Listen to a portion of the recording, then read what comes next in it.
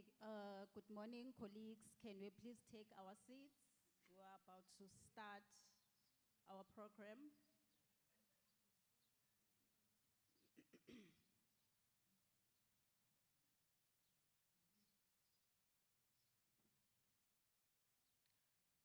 To start our program, before I can even introduce myself, let me allow the university choir to open with the South African national anthem as well as the AU anthem. Thank you very much. Over to you, choir.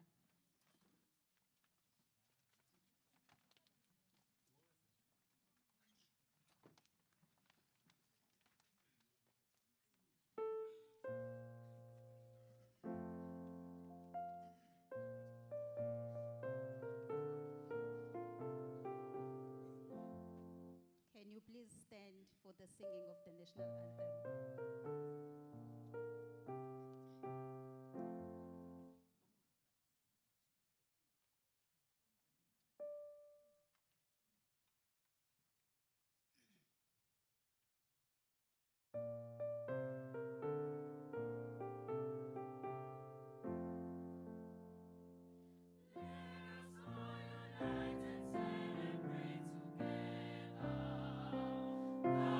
Victories of God.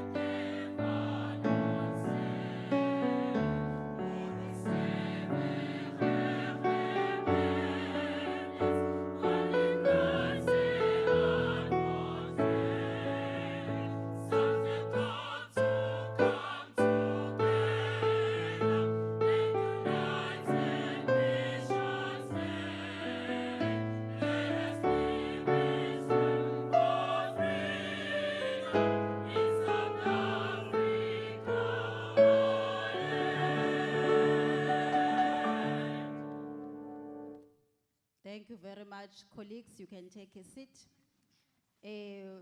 Vice Chancellor of the University of Zululand, Professor Mtose, Deputy Vice Chancellors who are here this morning, Professor Nomlomo as well as Professor Gunene, the Executive Director of Richards Bay Campus, Professor Moyo, the Deans of Faculties and Deputy Deans, the management, especially those who are in MENCO, partners, friends of University of Zululand, staff and students of University of Zululand. Please receive my warm greetings this morning. My name is Nogukanya Chili. I'm from the Faculty of Commerce, Administration and Law. I will be your program director this morning, and I will be directing this program together with Bishop Makanya. I would also like to greet the people who have joined visually, our distinguished guest, the one who will be giving us the presentation this morning is joining us visually, Prof. Wongonge, so greetings to him as well.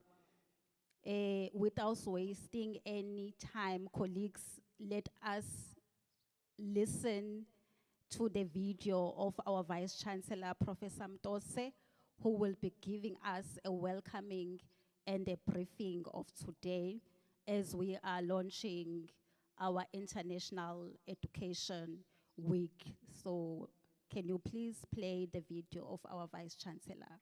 Thank you very much.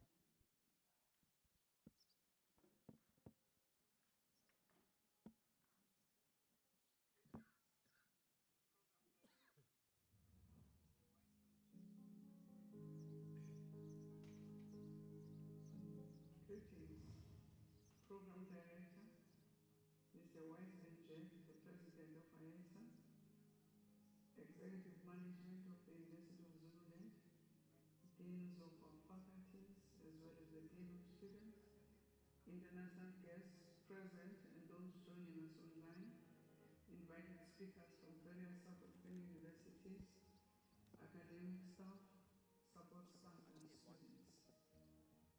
I have the great pleasure in welcoming you to the launch of the university's first International Education Week. I trust that this launch is a precursor of many of such events. This is a significant step in the evolution of the scholarship. The launch could not have come at the most opportune moment. It comes shortly after the Senate of the university adopted its internationalization strategy in higher education. At the same time, the launch builds on the strategic vision of turning University of Zululand into a node of African thought. The adoption of this ideological posture is to enable the university to advance African scholarship by exploiting its geostrategic location. We hope to tap onto the richness of the history of the African people Then and which the means I don't fountain need of this knowledge anymore. that remains largely unexplored. In adopting this mantra and invocation, UniZulu is positioning itself as one of the centers of African scholarship. Africans have for too long been reduced to mere objects of history, as a community of the people that are helplessly allowed things to happen to it. The commitment of turning UniZulu into a node of African thought is intended to recast Africans as subjects of the history. Ngwangi Watongo calls this moving into the center. It's about moving Africa from the periphery of scholarship so that Africans can assume frontline responsibility in the determination and the construction of their future. Ramosa describes this intent to move to the center as a quest for intellectual and epistemological epistemological independence. Ramosa argues that, I quote, a radical and critical questioning of dominant Western epistemological paradigm from an African standpoint, the latter talking to the experience in its totality in an inescapable point of departure for the construction and critique of knowledge. For too long, the African intellectuals, by extension, intellectuals with experience of colonial domination, have been fixated upon the Western epistemological paradigm. That is, the definition of meaning of experience, knowledge, and truth according to the Western understanding, close quote. According to Ramosa, he outlines, Africanization holds that the African experience in its totality is simultaneously the foundation and the source of the construction of all forms of knowledge. On this basis, it maintains that the African experience is by definition non-transferable to the nonetheless communicable. Accordingly, it is the African who is and must be the primary and principal communicator of the African experience. Africanization is a conscious and deliberate assertion of nothing more or less than the right to be African. Others have argued that the process of moving the sender is to ensure that higher education is reflective and informed by the culture, experiences, aspirations of people of Africa. It is about placing the African worldview at the center of analysis. Our concept of internationalization of higher education involves a situation where Africa is able to contribute to the foundation of global knowledge. In other words, we envisage that where all partners' participation is in the process of co-creation. In this context, Africa receives in as much as it contributes. This is about ensuring that Africans are equal partners in the creation of the new world. We envisage a situation where the university's international partnerships become a bedrock of international collaboration, research, and economic engagement. International partnerships can only be vibrant if they are accompanied by ongoing activities. The activities should be mutual and reciprocal. We have equally of the view internationalization activities, our various communities. This will help to infuse intercultural understanding and appreciation by both students and staff. As we embark on internationalization, it is equally important to place emphasis to inculcate the entrepreneurship culture to ensure that our graduates emerge on the process with requisite and entrepreneurial skills. Graduates that possess both entrepreneurial skills and intercultural understanding have a better chance to succeed in the world than that populated by foreign and multinational corporations. In appreciation of the role of international education can play in enhancing one's capabilities, the university displayed a remarkable foresight in establishing the International Office. The International Office is a pivotal in our support and facilitated of the initiatives that are aimed at fostering international partnerships, research collaborations, and global funding, to name a few. We are grateful to the appointment that we made of Professor Janovos to lead this initiative. Please feel at home. I wish you well in your deliberations. I look forward to receiving the report and recommendations on taking the International Office to the next level and to greater heights. I declare International Education Week open, and I thank you.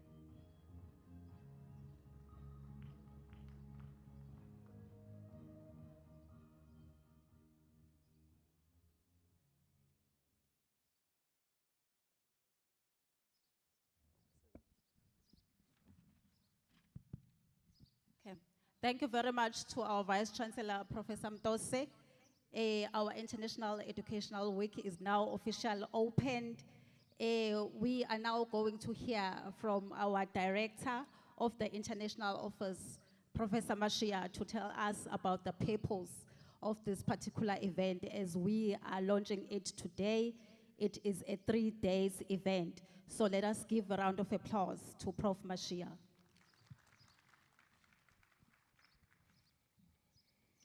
Program Director, Professor Chili, thank you. Vice Chancellor and Principal of the University of Zululand, Professor Mtose in absentia.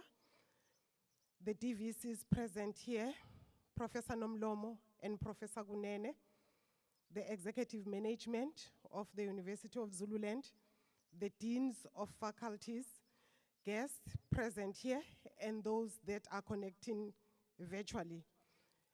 Greetings to all the participants, to staff and students. In particular, I want to acknowledge our speakers, Professor Wesonga from Jomo Kenyatta University of Technology, Professor Margaret from Karlstad University, Sweden, Professor Johnson from Malmö University, Sweden, Dr. Dwai from Walter Sisulu University, Dr. Shegun from University of Venda, and Mr. Wiseman Jack, who is the president of International Education Association of South Africa. And I also would like to acknowledge our colleagues from the sister university who are in our midst today from Mangosuthu University of Technikon. Thank you, colleagues. I greet you all. The day has eventually come. We were eagerly waiting for this day. To us, this day is very important because it marks one of our important milestones since the office was established. This is a very first event that is held at the institutional level since the office was revived in 2020. So the office is really new. That is why I'm saying that we are extremely excited as the international office to host this event. It is indeed a historical event for us because it's the first one of its kind, which is about international education. And we hope to have more. Since we have launched this one, we wish that next year and the other years to come, we are going to have this event. So because of that, we are extremely excited. This event actually reminds us of where we come from as the university. It also reminds us of a journey ahead of us. Just to share with you the purpose of the event, why are we here? We are here to celebrate our Africanness as an international African university. We are here to showcase the activities that are spearheaded by the faculties. Also, I think this opportunity was waited for a long time by the faculties. I realized that during the roadshows that I had with the faculties, where they were asking, when are you going to create the platform for us to engage on internationalization matters? So I'm happy to say that one of the purposes of this event, or the objectives of this event, was actually to create the platform for academics to engage on internationalization matters. And we also know that the university, in one of the goals, it wants to graduate students that are globally competitive. So the aim is to motivate staff and students that have not yet started to implement internationalization, to make sure that all the disciplines in faculties have that component of internationalization, so that at the end we can say we are indeed producing students or graduates that are globally competitive. So lastly, one of the main important goals in the strategic plan of the university is to enhance the international image of the university. And this event actually serves one of those goals of the university. There are so many activities that faculties are doing, but if we do not put them, we do not provide a platform for the world to see that the University of Zululand is doing something. So it means we are not actually enhancing the international profile of the university. So the sole purpose as well is to actually enhance the image of the university to ensure that the global community is aware of what we are doing as the university. So we are very happy to say the theme of this event is actually open. We didn't want to complicate it because this is the very first event we are hosting today. The theme is just internationalization at the University of Zululand. And it comes at the time that is very crucial for us as an institution, whereby we are implementing our strategic plan, the UniZulu 2027, for the first time. So we are happy that it's well aligned with the vision of the university, the one that positions the institution as a node of African thought. So just to share with you how the activities will unfold, we have this is a 3-day event. The first 2 days are formal activities whereby we are having the presenters, we'll be having discussions after the presentations, and then the day 2 as well, we'll be creating the platform for academics to discuss, having the round tables, and so on. And to talk about the third day, which is the last day of the event, we are very happy to say that it's going to be the day of a cultural extravaganza, because we want to showcase who we are as an African university. So that is how our program will proceed from now until the last day of the event. So with that, I want to say, I hope we are going to learn from this so that when we go back to our stations, we are able to implement and improve what we are doing. So thank you very much.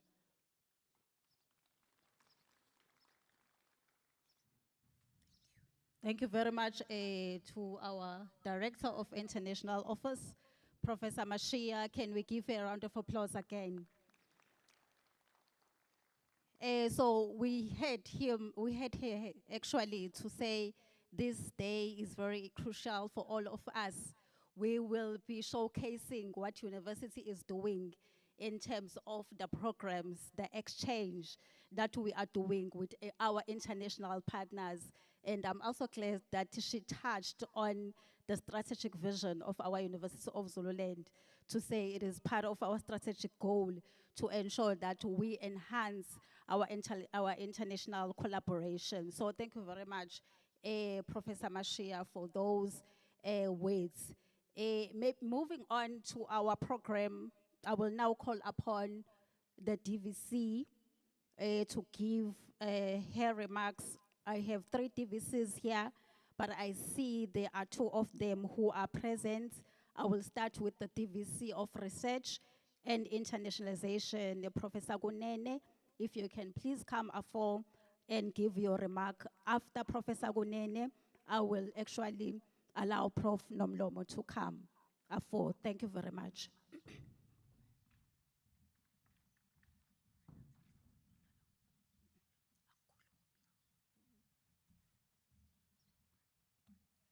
Greetings.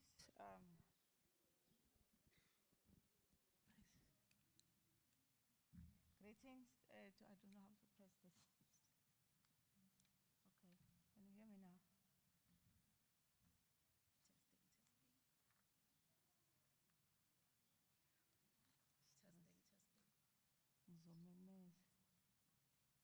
Oh, okay. So this one, okay, yes. Okay, is it on my level? I have to.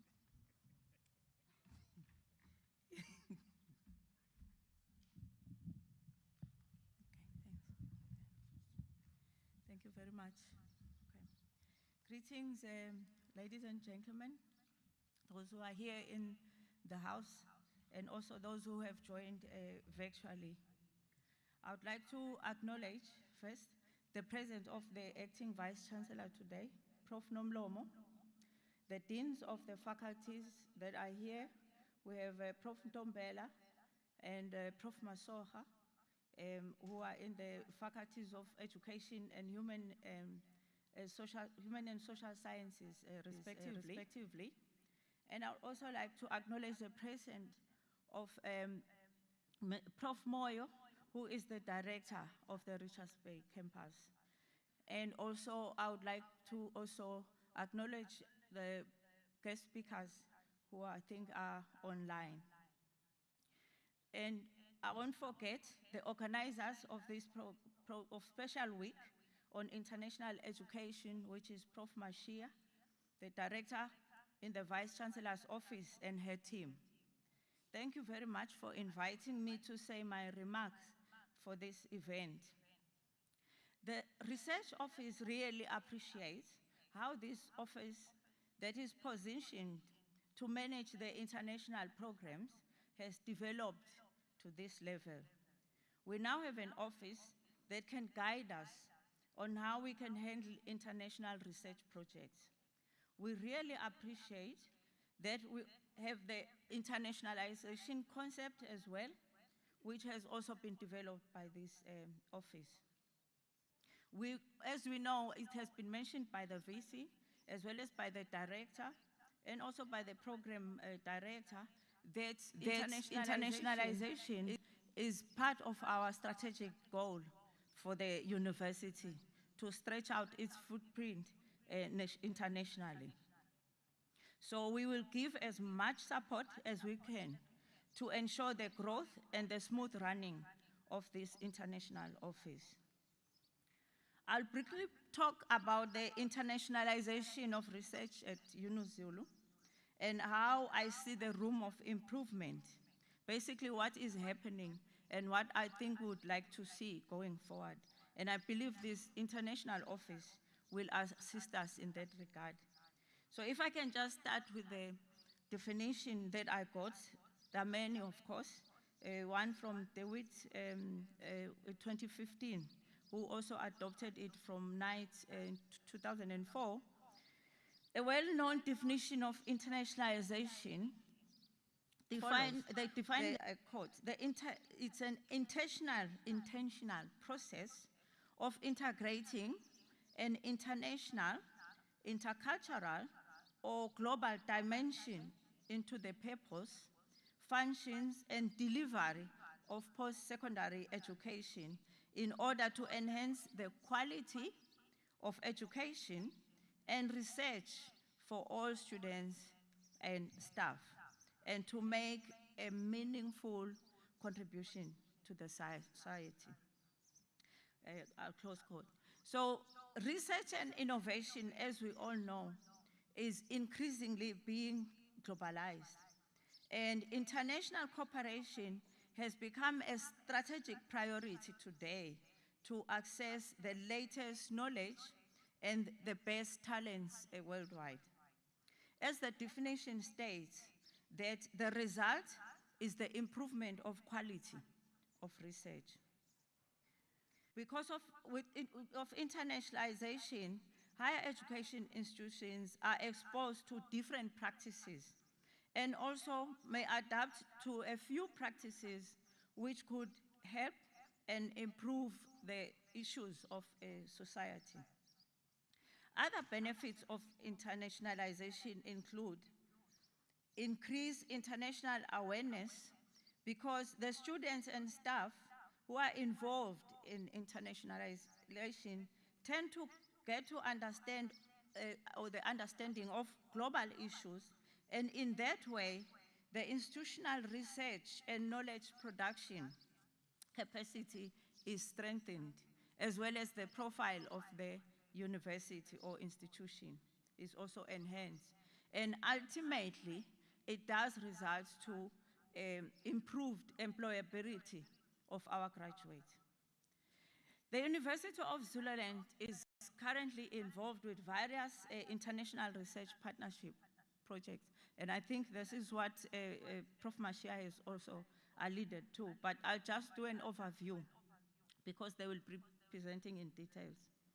So these include collaborative research, where projects are doing joint research projects, co-authorship of publications. So you find that some colleagues are international and others are here nationally in our university. Visitations of collaboration partners and exchange of students as well as the staff. There are certain bilateral relationships, many of them, there's France, South Africa, there's Italy, South Africa, and our colleagues are involved in that. As well as the co-supervision, and also in the appointment of research fellows or the associates, we also get that international part of collaboration. But also when our students, especially our PhDs, but also our master's students, we get external examiners that are coming from international countries. That is still part of internationalization. Our students and our staff, they participate in international conferences. And also we have also, especially even this year, I think we have a beneficiary of the Erasmus project. Dr. Fish is right here with us. And those are still part of the university in contributions or the involvement in internationalization. And also the use of facilities such as the lab laboratories and state-of-the-art equipment, where our students, they tend to go outside and use those kind of facilities.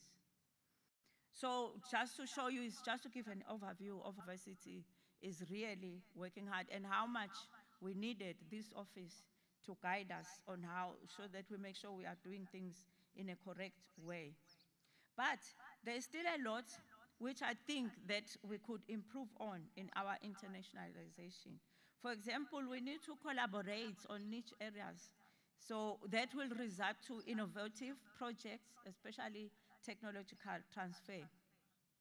And also explore collaborative joint degrees, and also attract more international students. We don't have the kind of percentage that we have is not what is have been stipulated, the amount of the numbers of international students. And also, we need to talk about specific topics like the climate change, environmental health, and food security. So we have to have those kind of specific relationships where we work with international counterparts to make sure that we solve these issues and collectively getting all sorts of ideas. But also we need to promote the node of African thought through the need to promote the vision of South Africa and of UNIZU during these collaborations. For example, also including collaborative research like indigenous knowledge. And just to add, collaboration that we are not so much into it, as much as we are working with the African institutions, it's not sufficient yet. Because the more we work with the African institutions, the more we ensure that we adopt the ideas that also have an impact on African situations. So that is so important that we improve on such collaborations. And also, we need to encourage our graduates to study in international university, in whichever way that we can have some kind of a program to try and promote that. So in my conclusion statement, internationalization empowers the student staff as well as an institution with learning and acquiring ways or different ways of solving issues. But mainly, it provides opportunities from learning from each other. And so we become innovative in that way. So we really thank you very much for this special week, and we hope that more will be discussed and we will learn more on the forward. We thank you very much, and I hope we have an informative week. Thanks.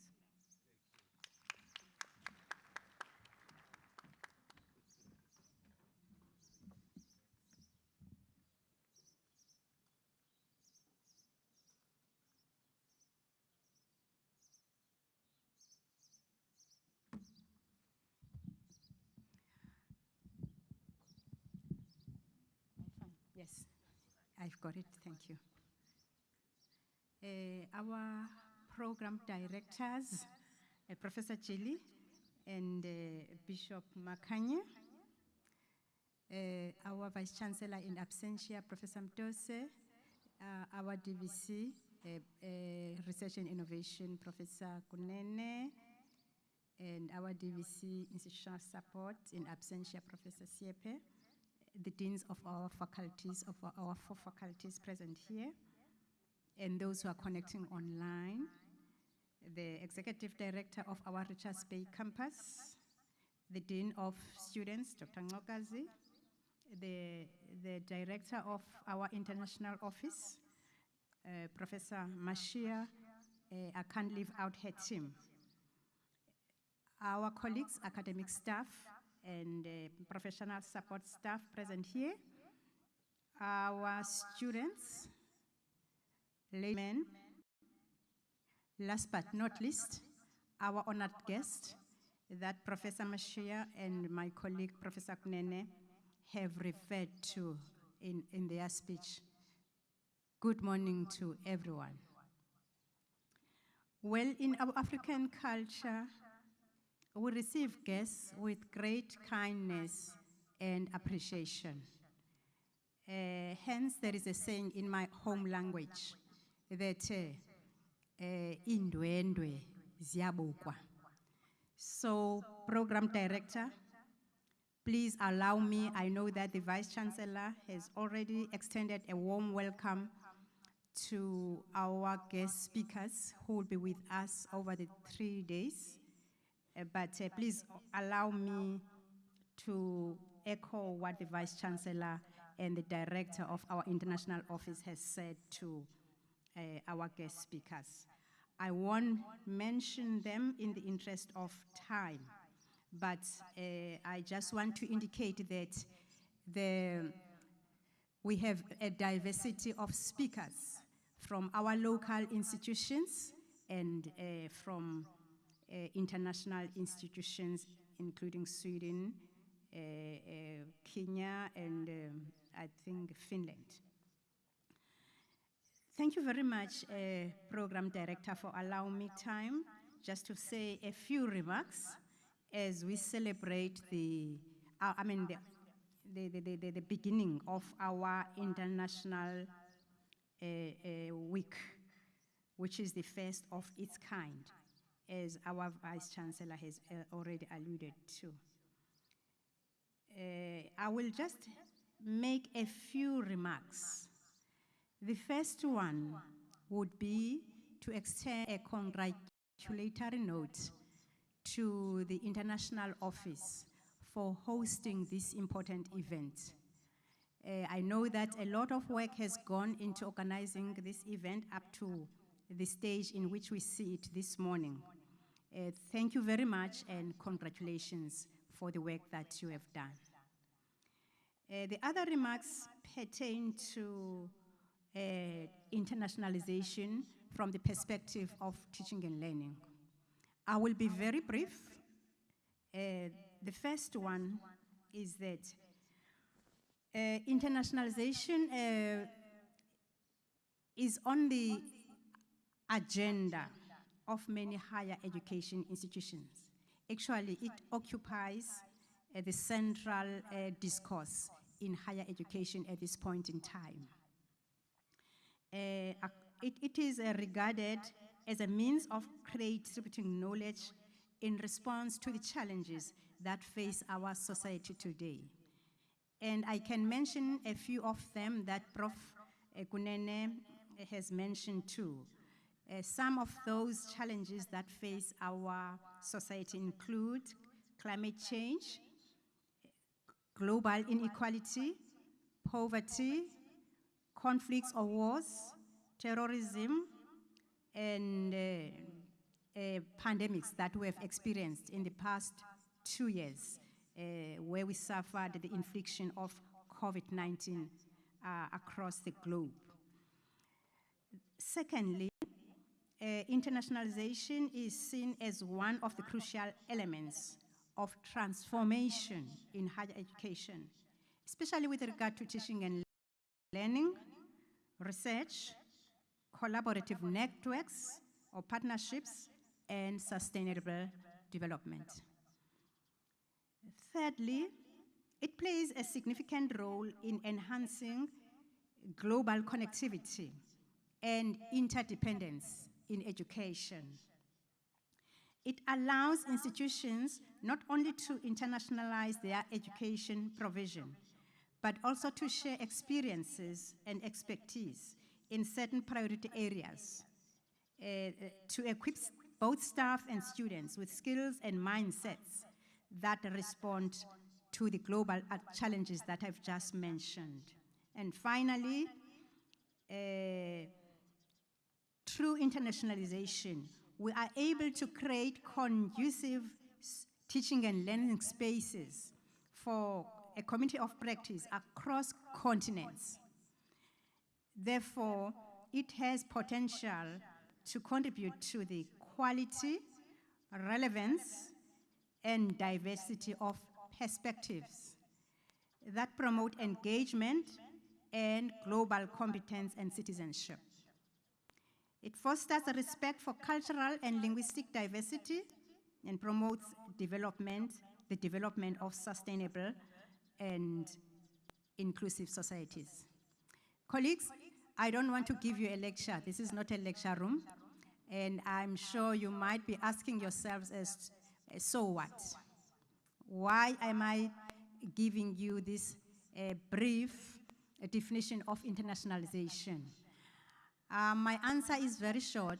It's just to say it is quite relevant because over the next 3 days, we will be talking about internationalization in education. Underline that. So that means we can't avoid thinking about internationalization in our curriculum, in our research, and in the way we engage with our communities surrounding us and those that are far away from us, that is the international world.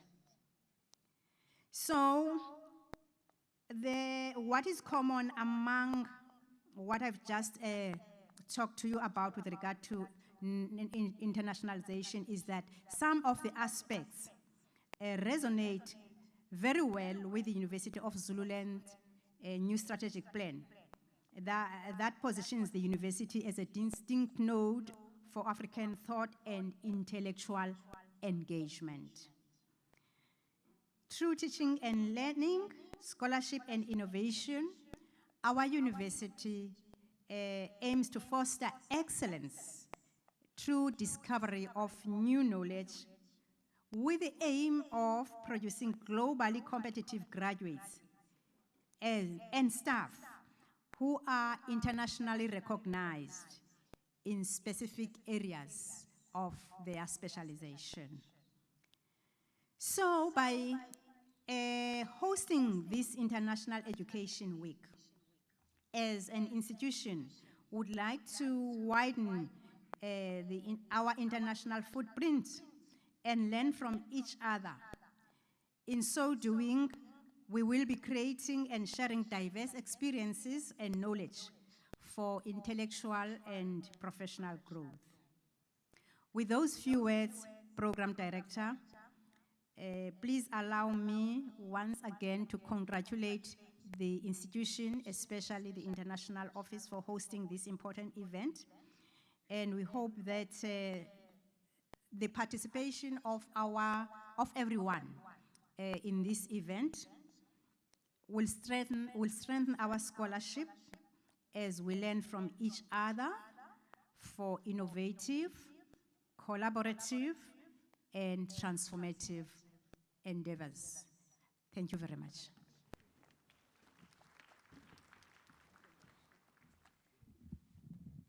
Thank you very much to our two DVCs for those congratulatory messages.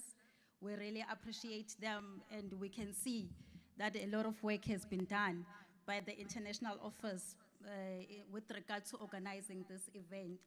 So well done, International Office.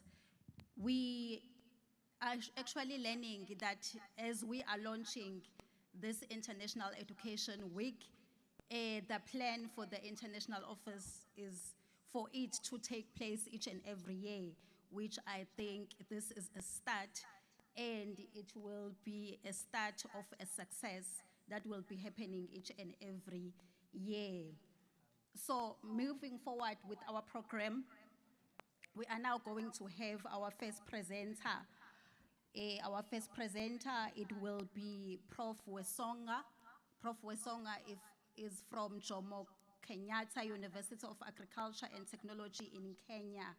I will allow my partner here, Bishop Makanya, to come afore and introduce our first presenter. Thank you very much. Good morning. Professor John Wesonga is a horticulturalist by profession, holding a bachelor's from the university where he works, Jomo Kenyatta, a master's from the University of Western Australia, and a PhD from Jomo Kenyatta. He has taught horticulture in the Department of Horticulture since '96, and he is an associate professor of horticulture from 2014. He has been actively involved in the profession of horticulture through the Horticultural Association of Kenya, where he has been a member since 1999 and has served as vice chairman and chairman respectively. He has served on various committees of Jomo Kenyatta, including Resource Mobilization Committee and University Strategic Plan Review, where he actively contributed, leading to excellent outcomes. He has been trained on gender issues and has been actively involved in projects that target integration of gender in development. He has been involved in the development of policy briefs on horticulture and climate change. He has served as a local coordinator for the regional workshop of the DIES training on management and internationalization in higher education. The training is jointly organized by German Academic Exchange Service, the German Rectors Conference, Jomo Kenyatta University of Agriculture and Technology, Leibniz Universität Hannover in Germany, Universidad Católica San Pablo in Peru, and Manipal University in India. Ladies and gentlemen, please receive Professor John Wesonga. He is going to present online.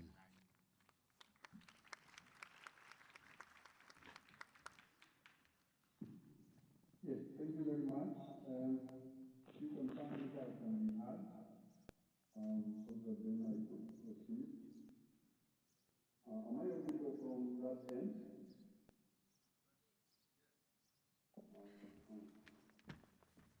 Yes, you are audible. You are audible. Okay. We can also see your picture. Thank you very much. Yes. Yes, and I'm using my phone because for some reason my laptop has issues. So if I could request if I could be assisted with sharing the slides, then I can be able to proceed.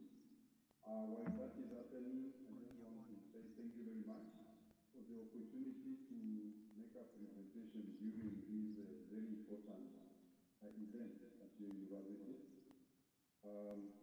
I'm particularly pleased because this is part of work that we have been doing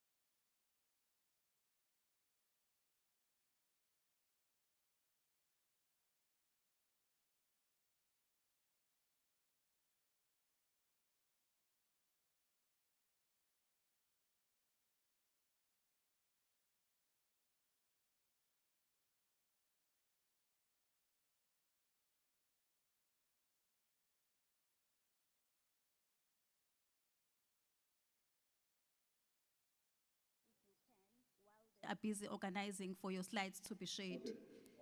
Thank you very much. Thanks for that, Okay. thanks a lot, yeah. Yeah, otherwise, yeah, I'm quite happy to join. And maybe as the slides were coming up, I have prepared to share with you a bit of maybe just some highlights about something about Kenya, very briefly, then my university. Then I want to share with you a bit of the higher education landscape in Kenya, some of the developments that have been happening, especially the rapid expansion of the university education.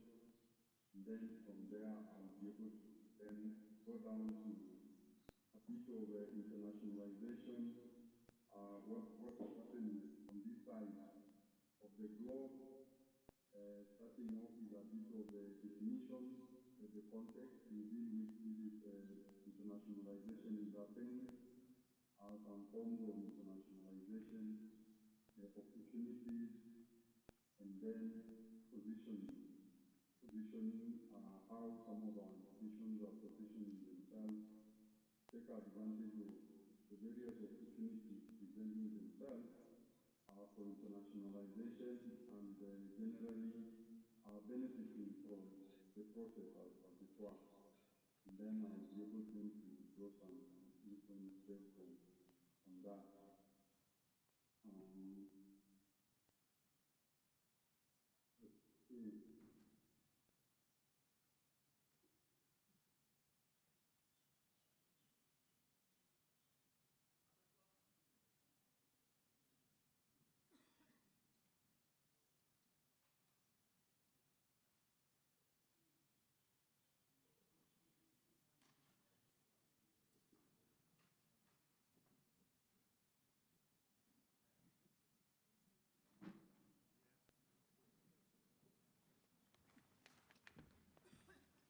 Okay. Prof, please give us a few more minutes, maybe 3 minutes. They are still trying to retrieve your slides.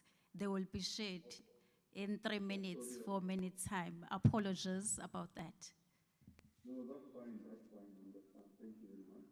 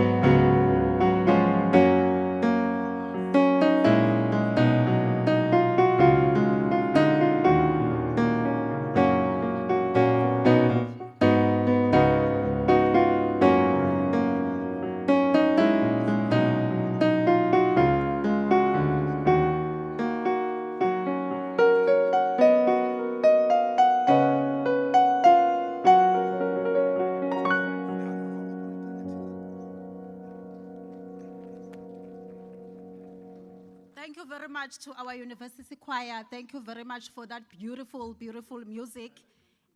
Colleagues, while we are still waiting for the slides of Professor Wesonga, we will proceed with our program. We have two vibrant deans here. You saw them dancing. We will allow them to actually give their remarks. Professor Ntombela from the Faculty of Education, as well as Professor Masocha from the Faculty of Humanities and Social Sciences. I will start with Professor Masocha. Over to you, Professor Masocha. Thank you very much. The program director, Professor Gili, and the core program director, Bishop Makanya, thank you very much for this opportunity. Mine is going to be very brief. Let me also acknowledge Professor Tose in absentia and the acting VC, Professor Nomlomo. I see that Professor Kunene has stepped out. I wanted also to acknowledge her. The deans, my colleagues who are here, including Dr. Ngogazi, the Dean of Students, Professor Moyo. I saw deputy deans, colleagues, and in particular the director, Professor Mashia, and the colleagues in the Office of International Office. Thank you very much for this opportunity. Mine is to convey a message of support to you colleagues on behalf of the faculty. I thought, and I'm not going to give a paper per se, that as we celebrate International Education Week, that we are taking into consideration as a faculty that the scholarship of internationalization is very broad and complex, and I'm glad that we have started the journey and that it is gaining traction, and we have seen this as we began as Senate to engage on the concept of internationalization, and I'm quite excited about that.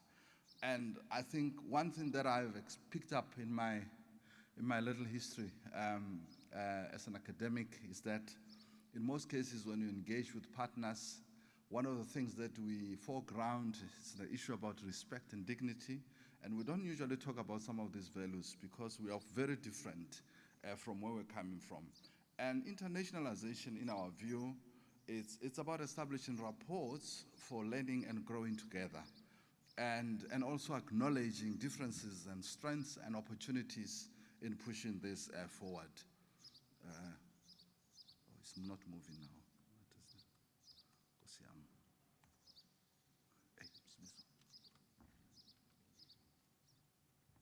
Sorry.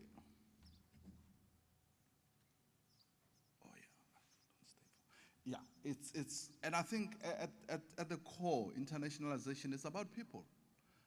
We can talk about all these machines and equipments and so on. I think for us in the social sciences, I think people are very critical in pushing this and so on. I'll be done now.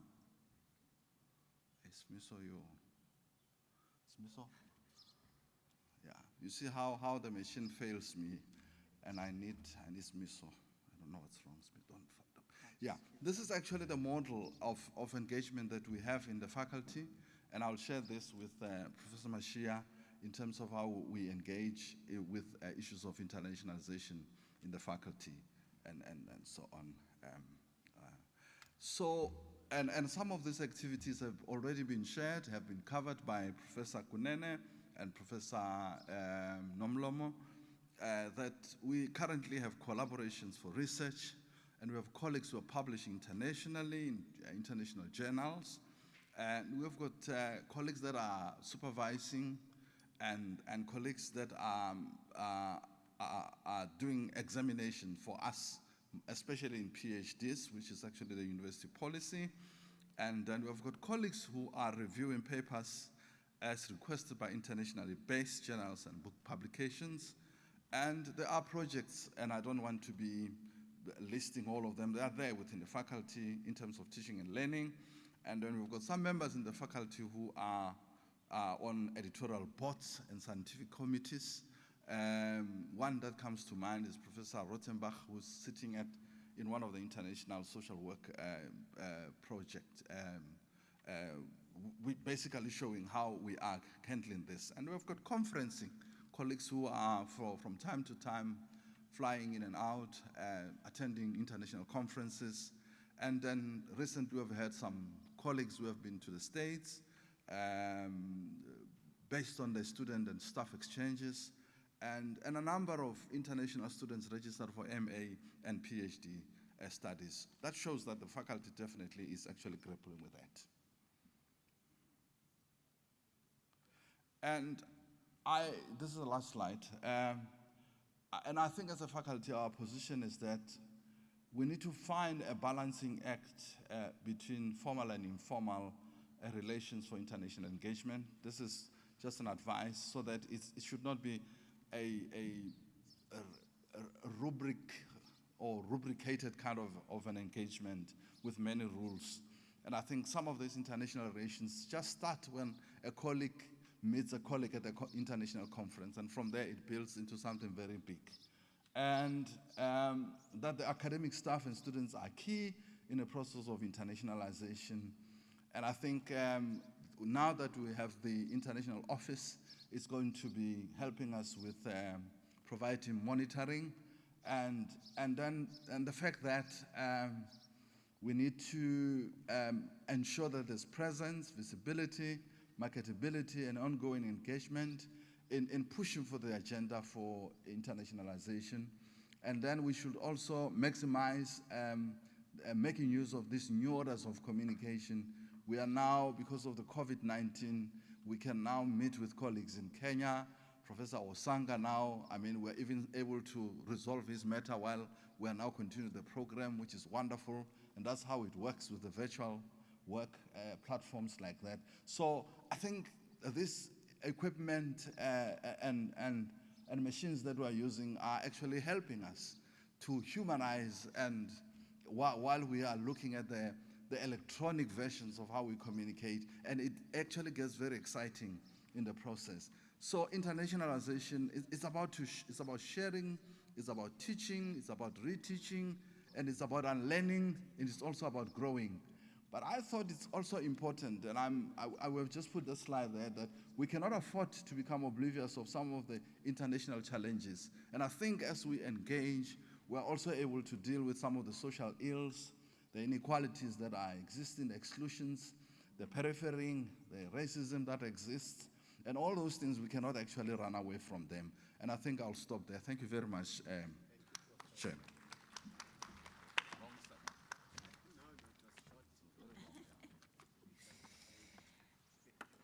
Good morning, colleagues. Good morning, students. Good morning. I want to start with the formalities and thank the program director, Professor Gili, and I want to greet the Vice Chancellor in absentia, the DVCs present and those not here, the executive management, the deans, the directors, the deputy deans. I want to greet staff and students, and I also send greetings to our international and national partners who are connected virtually. I am here to share briefly about what our faculty is doing. We do not have a lot of international linkages, and it's something that we are working on. But having benefited from international linkages as a student and as a worker in other spaces, I know the value. So it's something that I think as a faculty we need to really prioritize, because it's got benefits not only for staff, but for students and also for the reputation of the institution. We currently have one alive partnership. The other partnerships are dormant, and we are in the process of resuscitating them. We have a relationship with the University of West England, where our colleagues from Arts and Languages and Educational Foundations are developing a reading app that's meant to support the teaching of reading in primary schools.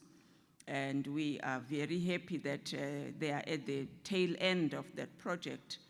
But as a faculty, we are really thin on international linkages. And Prof. Mashia, I am excited that your office is here to support us to develop as many relationships as we can, because we can't be isolated as a faculty of education. Now, if education is that important in the history and life of a country, I think it's very important that we also try and see what other people in other parts of the world are doing in the sphere of education, and learn with them and learn from them, and they learn from us as well. So that is my presentation, to say, as a faculty, we are committed to working with the international office, International Linkages Office, in identifying possible partnerships. Right now, we are talking to Karlstad University about the Keep It Cool climate change project. We are already talking to Professor Valerie, who will be addressing us sometime tomorrow. We are also talking to the Christ University in Bangalore, India, about a science project. We also, one of our classes, our early childhood education classes, third years, had the privilege of attending the same class with a class of Karlstad University on issues of literacy. So we are working towards becoming more and more involved in international education. But we are, as I said, it's just something that we are starting and we are working towards improving. Thank you very much.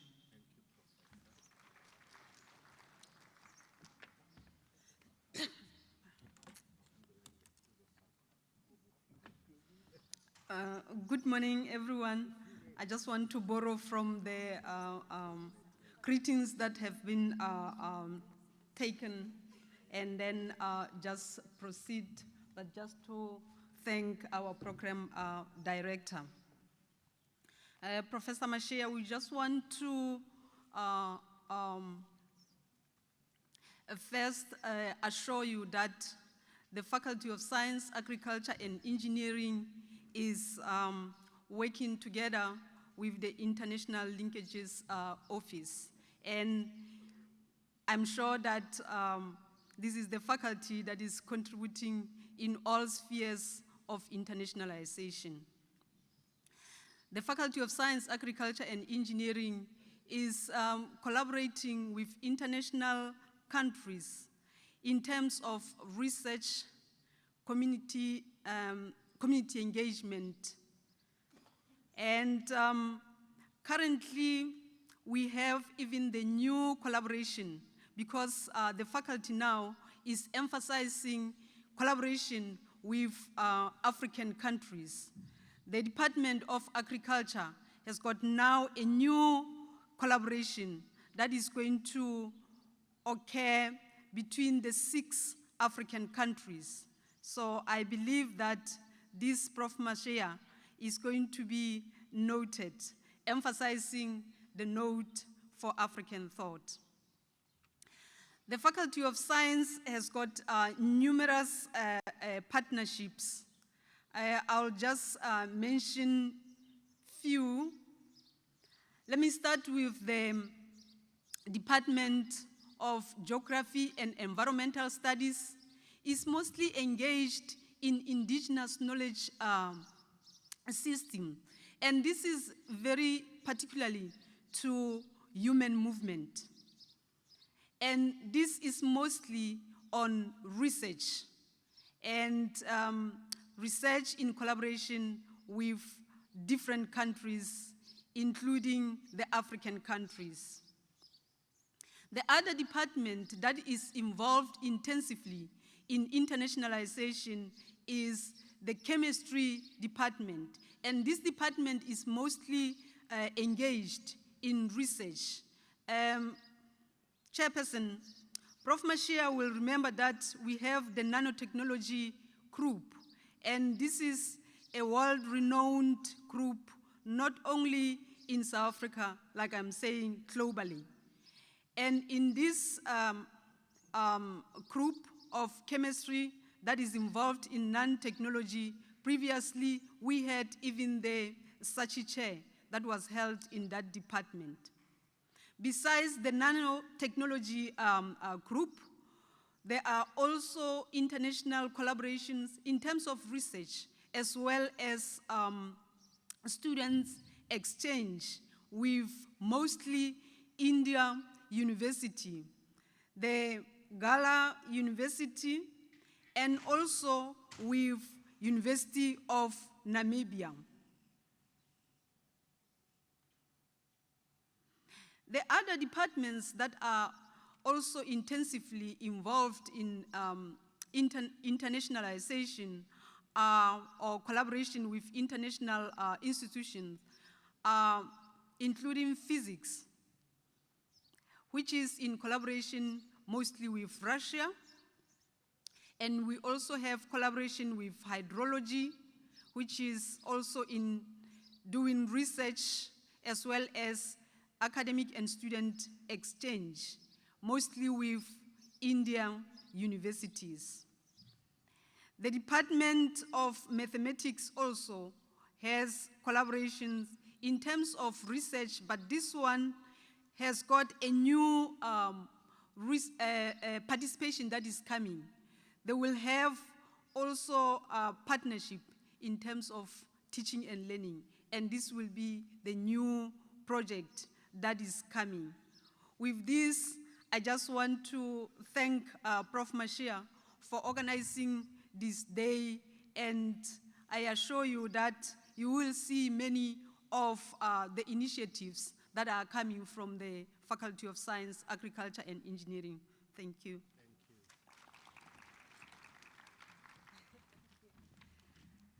Thank you very much to our deans of faculties. Can we give them a round of applause again?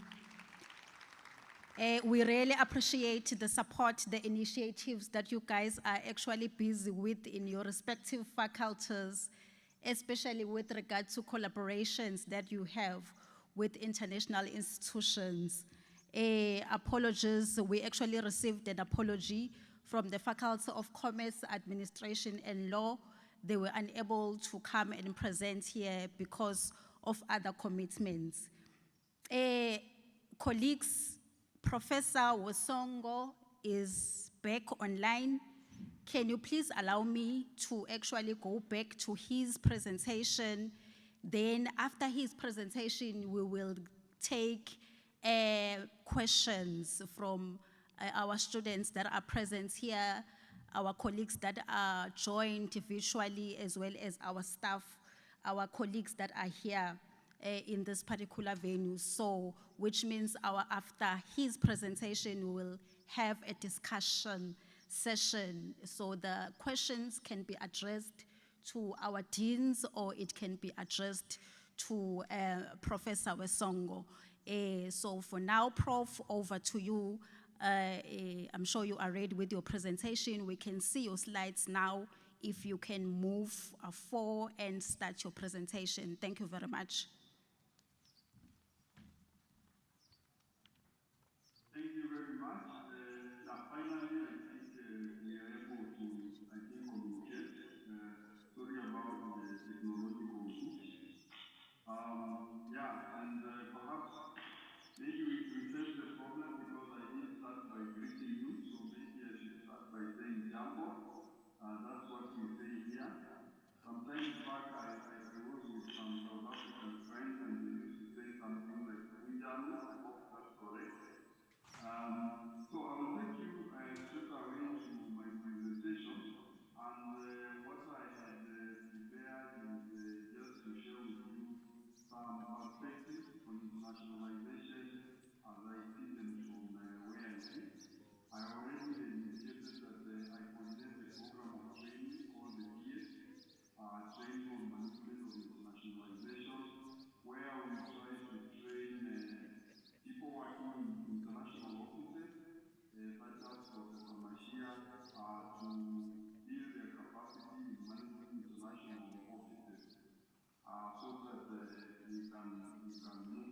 process of internationalization. And I'm quite happy already that what is happening at the University of Zululand are indicative of the kind of expectations that we have in the training. And I just want to congratulate Professor Mashia for his headship. It doesn't look like a beginning, it looks like something that is already been taken off. I just want to encourage you to keep moving forward with these Azamotis and those of the university. So I'll give you just a quick, these are the topics I want to cover with you. First, I give you a bit of what Kenya looks like, some of the key issues. For those perhaps who have no idea, then a bit of my university. Then I'll talk about higher education in Kenya, internationalization, and then conclusions.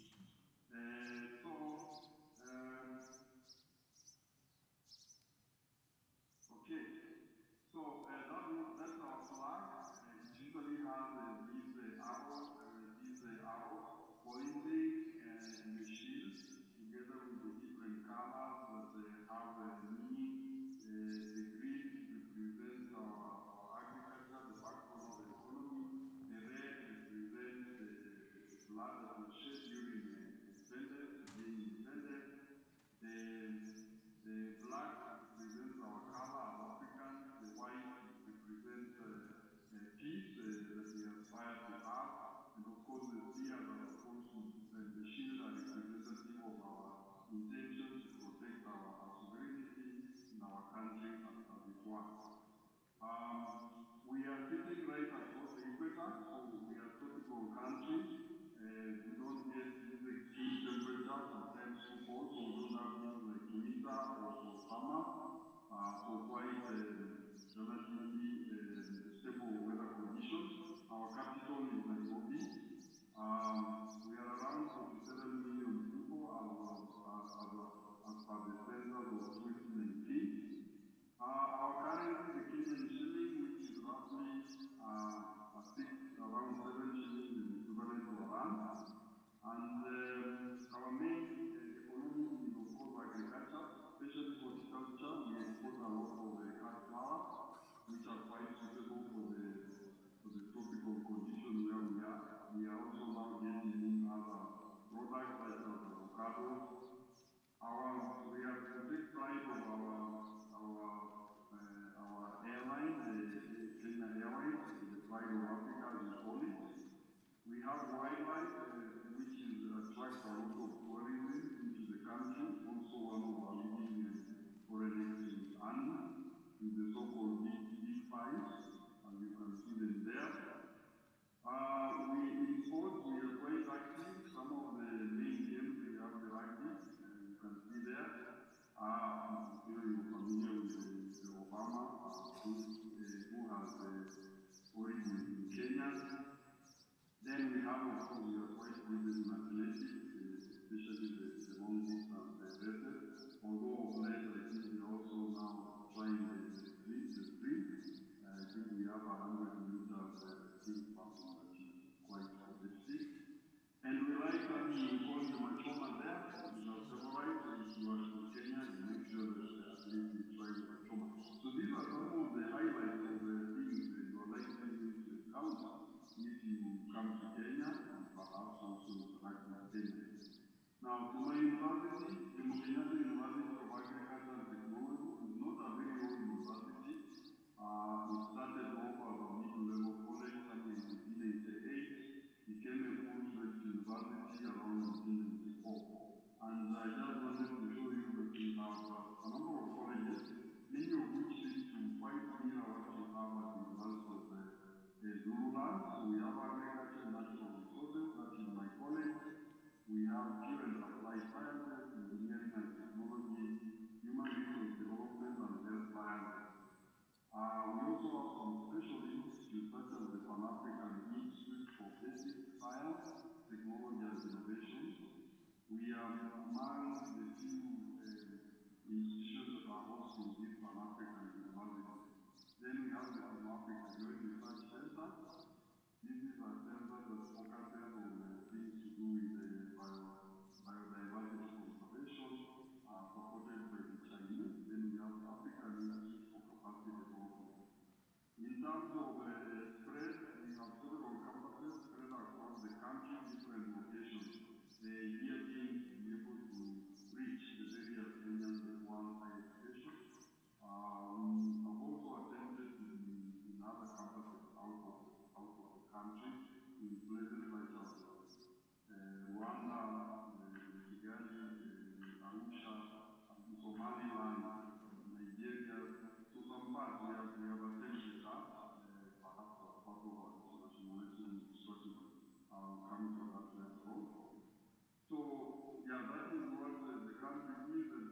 if some of these things are of interest, you can visit our website and you can see more information. I only picked a few aspects, perhaps to get us such as talking about the possibility of us engaging.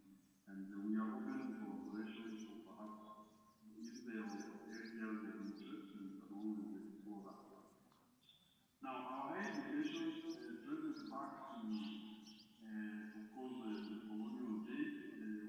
Most of the East African institutions of higher learning started off, I think, from the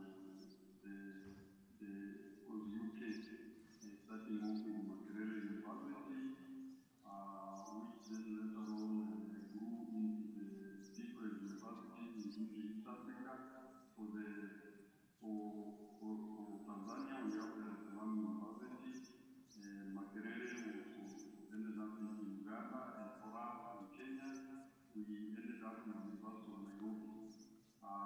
Then later on, other institutions came up, such as Kenyatta University, Moi University, and Egerton University. So by the year around 1988, it is about 4 universities. But then that has changed. There's a lot of growth in the recent past. So you can see here, the landscape has totally changed. Initially with the 4 universities we had in the 80s, we had gradual increase up to around the year 2012, where we were increasing very steadily.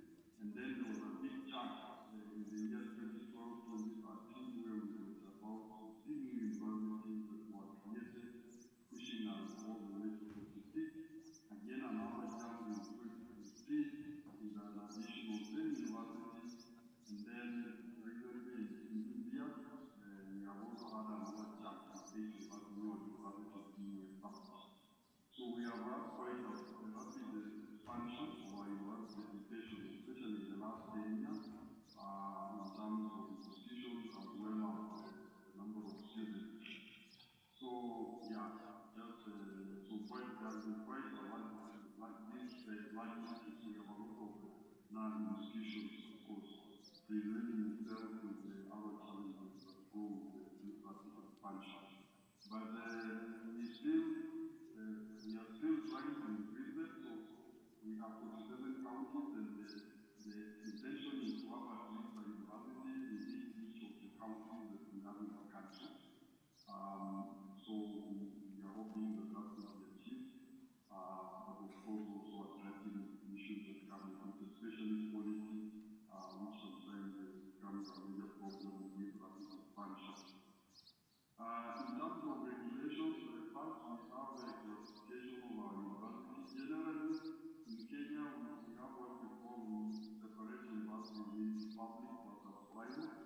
So a large number of our universities are public, but we also have quite a large presence of private universities.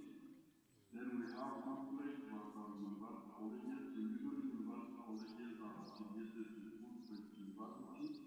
Often they develop into footprint universities in the long term.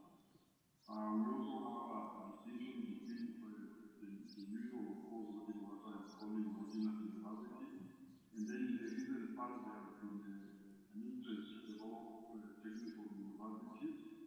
The reason being that we have a problem of skill gap, where ordinary universities are still looking to academics and perhaps not producing graduates that have hands-on skills.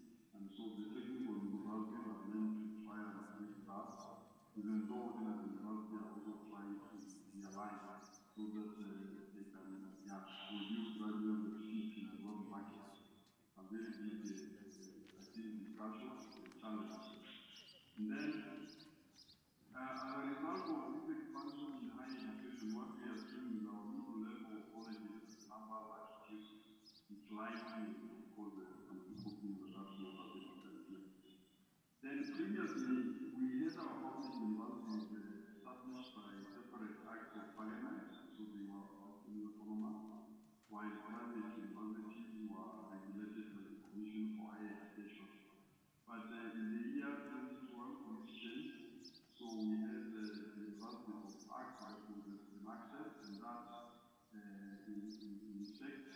all the other Universities Act was repealed.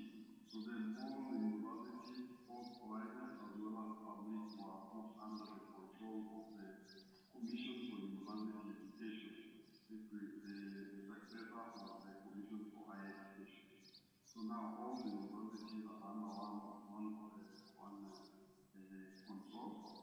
Then in addition to that, the other development was also the provision for now establishment of technical universities, because previously we did not have that provision. I was also just wanted to also show you some of the pathways in which our universities come. One, they can grow up from student colleges. Otherwise, they can also have totally new universities established from scratch, and then they can also be upgraded to level colleges. So that is how our universities have grown to become universities where they are now. In terms of regulations, I've already alluded that previously we had universities with independent acts, but after that now, all of them are under the Universities Act, which is the control of the Commission for University Education. We then have also a joint admission that admits all students to the university, both public as well as private universities, as well as colleges. And financial support, which used to be only extended by the government, which used to be extended only to public universities, now it is extended to also students in private universities. As a consequence of this, we have quite a serious competition for students on the side of public universities from the private universities, because there is no longer preferential treatment for public universities. There is also other development in the education space, where we have pre-primary education and also subsequent secondary education, which is also now creating high demand for education for those kids coming from the lower education systems. Except that we also had some reforms around examination processes that led to fewer and fewer students that are coming out of school qualified to get into the university. And of course, that has serious impact on some of our universities, because as a means of dealing with budget deficits, some of these institutions started programs that were fee-based and were depending on some of the fees paid by the students to actually run their program. So when the number of students that qualify to come to the university reduced, these are seriously affected, especially the public universities. So this is the scenario that we have. Just a mention of funding, like I mentioned, originally they were fully funded by the government public universities. Then later on, we get the introduction of cost sharing, where students were meeting part of the cost. And with the time, I think universities are now expected to invest a lot of funds to support their programs. And as such, most of our universities now are looking beyond the government, looking at student fees as a possible way of meeting their budgetary deficit, looking for donors, partnerships as key opportunities for them to raise additional funds. Of course, private universities were mainly relying on student fees, charge market rates, to take care of the costs. But some of them are also charges, so some of them get their funding from the government, the charges. And so, in terms of now, based on these changing funding mechanisms, internationalization to most of the institutions in Kenya is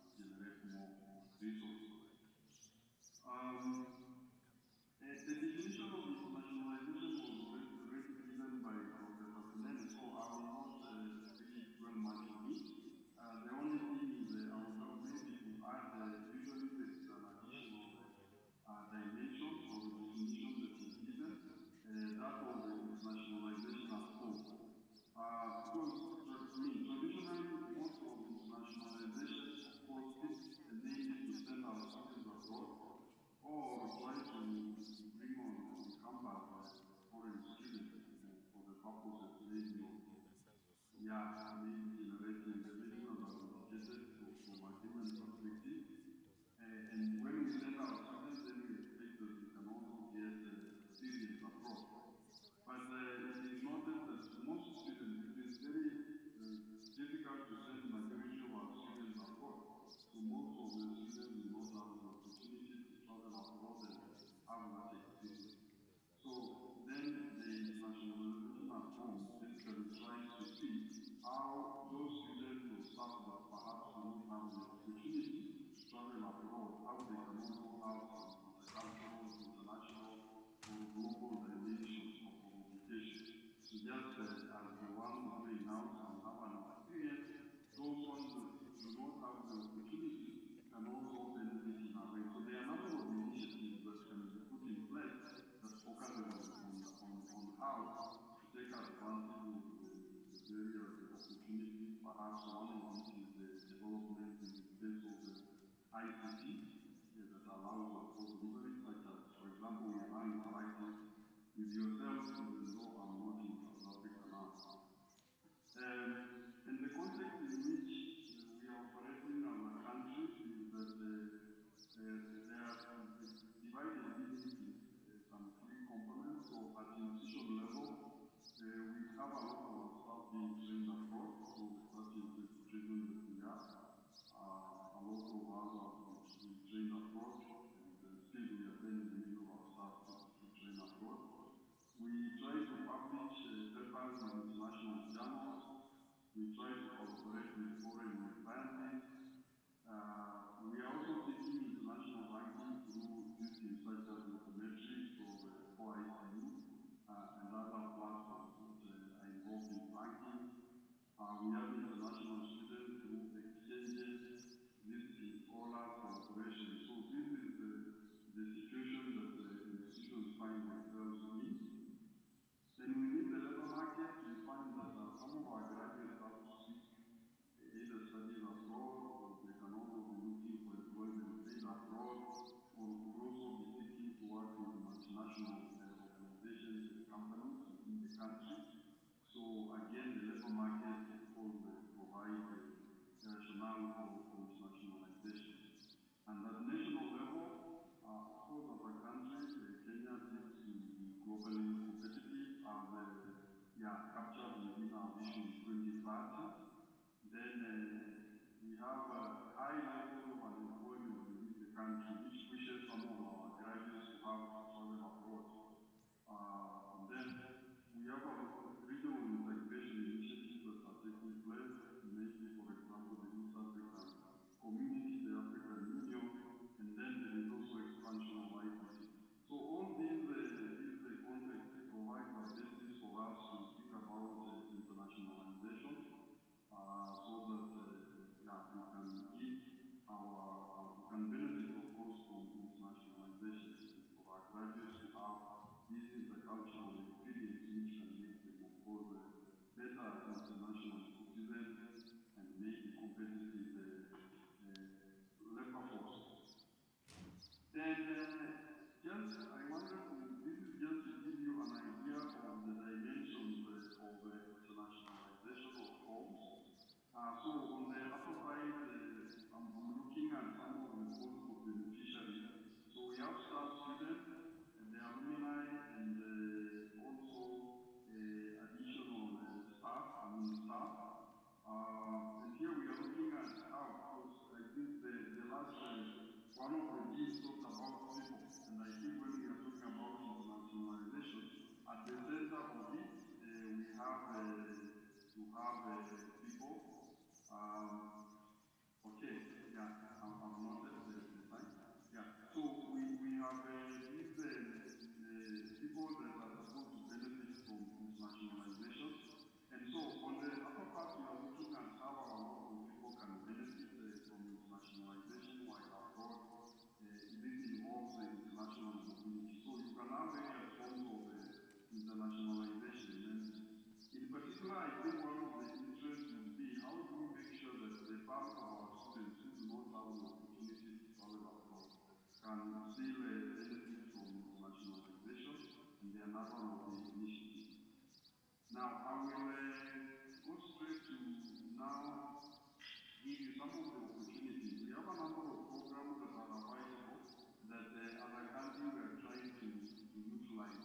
to promote internationalization.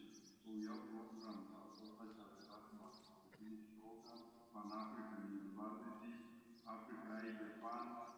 We have initiatives like Mwalimu Nyerere African Union Scholarship Program, Masumai International Fellowship. Just to give an example, these are opportunities that we have. We also have international networks such as the Forum, the African Network for Internationalization of Higher Education, Association of Commonwealth University. All of these provide opportunities that we can use. We also have programs that mainly target students like IASTE and ISEC that allow student exchanges. We also have WIPAD, especially for agricultural students. So a number of these organizations also have opportunities for internationalization.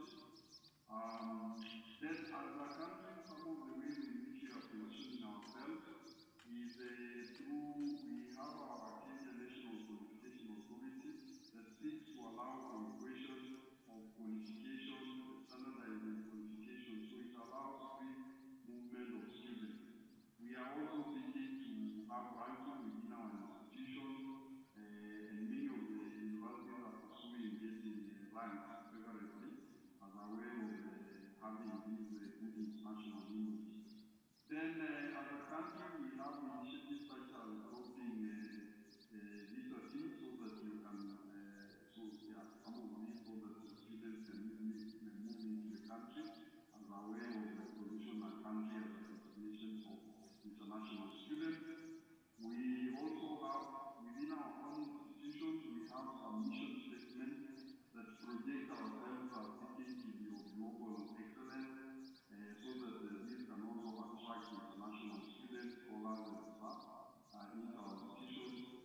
We have established international offices. For example, University of Nairobi has, there are several other, most of other universities have. We also provide information to international students, and also online courses and registration to facilitate international disciplinary processing of applications. So these are some of the ways. Offshore campuses, we tried this with our university, but this didn't work very well. So we try to be present in some of the East African countries as a way of also internationalizing. Basically, in short, what we are saying is Kenya's higher education landscape is rapidly expanding with increased institutions and students.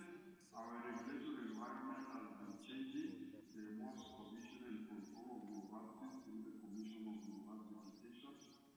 There is, of course, pressure on the universities to generate revenue, and internationalization is seen as a way of bridging that gap. Whether that works or not, we are not quite sure. There are a number of opportunities that can be harnessed to internationalize, and many of the institutions are trying to position themselves to benefit from internationalization.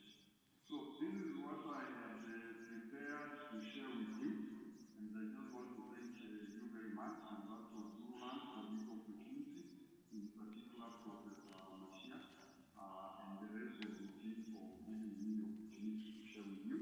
And thank also my university that I'm able to share with you and the audience. Thank you very much. Thank you very much, Professor Wesonga. Thank you for your informative presentation. Please don't go away. We are going to take questions from the audience. If there are any, I'll just take the first 5. And then Professor Wesonga will respond if there are any questions.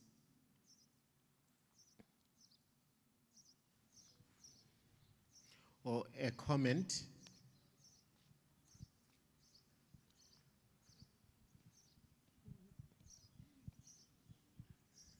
Thank you. Questions or comments to the deans?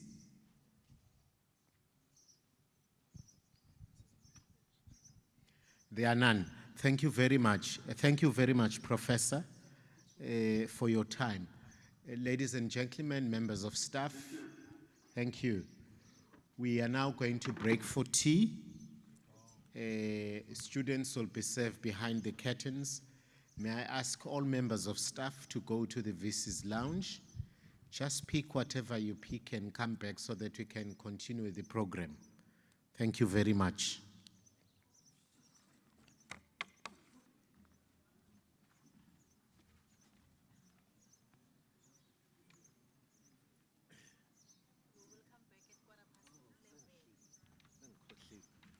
We will come back at 11:15. So let's move.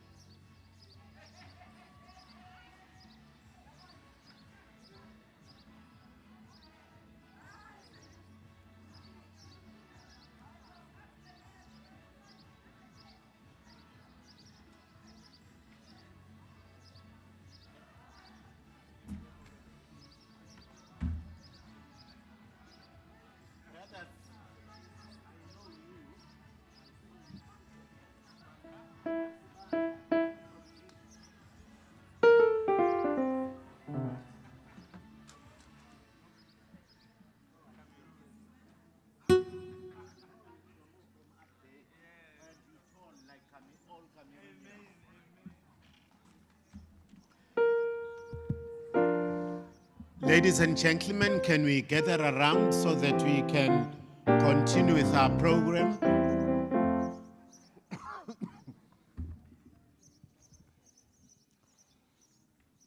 Thank you.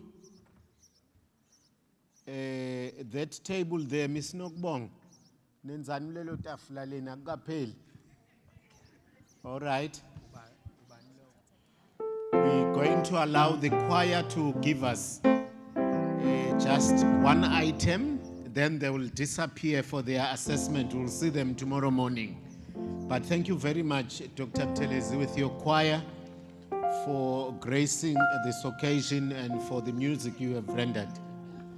Thank you. Students, let's gather around so that we can continue. Over to you, choir.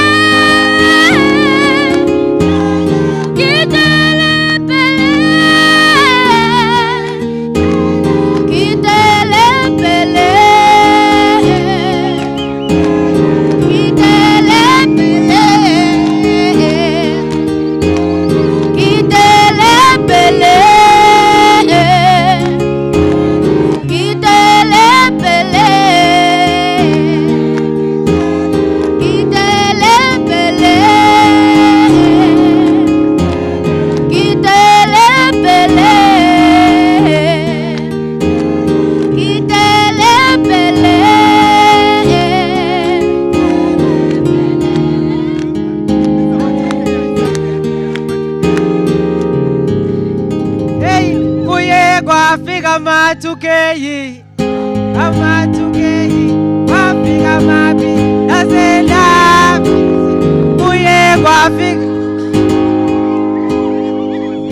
kuye kwafika matukeyi, kuye kwafika mapi, nasela, fisolo baba, nasela, fisolo baba.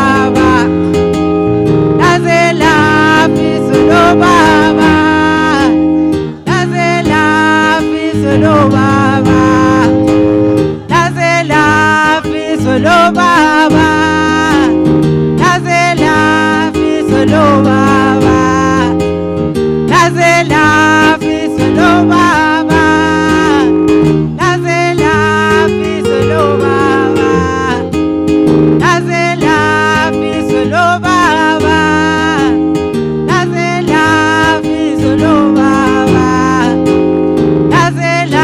fi solo baba, Nazela fi solo baba.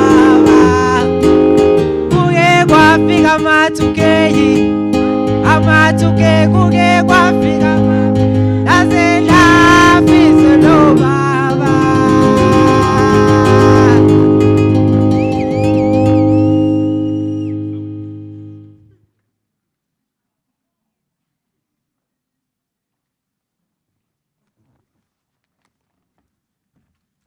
Thank you, choir.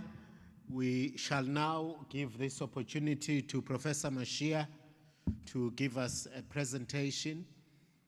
Choir, you may quietly leave. I understand that you have to go for your assessment. You can just quietly leave before Professor Mashia comes up. Over to you, Professor Mashia.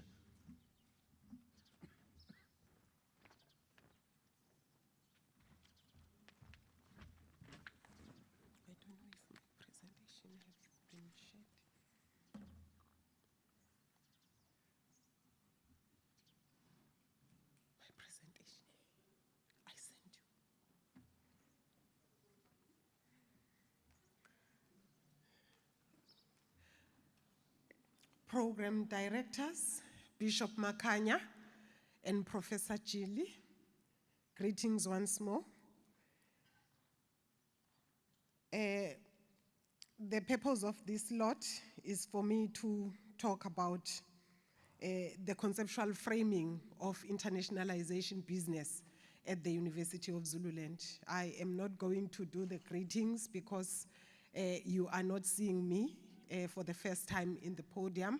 I've done that in the morning, so I'm proceeding from where I ended. I had shared my presentation with Mr. Makubane. Seemingly does not see it, but by the way, I will not waste time because we are behind the schedule in terms of time. Fortunately, I had printed my presentation. I will read from what I have right now since we cannot project at the moment. So just to give you an overview of my presentation, I'm going to talk about the purpose of internationalization. Why do we implement internationalization at the University of Zululand? And for those that are joining us virtually, they would also like to understand our context, the context of the University of Zululand, because it plays a very important role in the implementation of internationalization. And I'll then talk about the focal areas, what activities do we do? Because we here at UniZulu, we are implementing what is called comprehensive internationalization. So I'm going to unpack as to what we mean by comprehensive internationalization. And towards the end, I'll then talk about the underpinning principles, which are the philosophical foundations of internationalization at the University of Zululand. First of all, I want to reiterate that as the international office, we embarked on a very exciting journey when we started reviving the office. Our mandate was to first develop the concept on internationalization, the concept that defines what we mean by internationalization at the University of Zululand, because there may be many definitions, but to us as the University of Zululand, what is it that we mean by that? So that was a long process which we started in year 2020 and finalized it this year when the council approved our concept as an institution. Of course, it has to go through different structures and be looked at and get the feedbacks and so on. So it was actually a very long journey to get the concept on internationalization at the University of Zululand approved. But before I talk about the concept itself, I first want to acknowledge the contribution that was made by the faculties. It's important to say, as an international office, we are not an academic entity. We render support to the university. Our mandate is actually to create an enabling environment for faculties to implement internationalization. So I want to appreciate the contribution by the faculties, the deans of faculties. We had to meet all the time to work on the concept until we were content that no, the concept has now taken a good shape. It can now embark on the approval structures to the Teaching and Learning Committee, and lastly to the Senate, which is the highest body that approves academic projects. So I'm very grateful for the support we received from the faculties, because without them really would not have been able to say the University of Zululand now has a concept on internationalization. So why conceptualizing the office? We needed to be on the same understanding as to institution so that we pull towards the same direction by developing a concept that is understood by all of us. I must state that the development of the concept of internationalization does not actually mean that we were starting internationalization from scratch at the University of Zululand. Internationalization has been there from the time memorial. There have been research projects that are collaborated with international partners and many other activities that were there. It's only that we did not have the office that pulls everything together.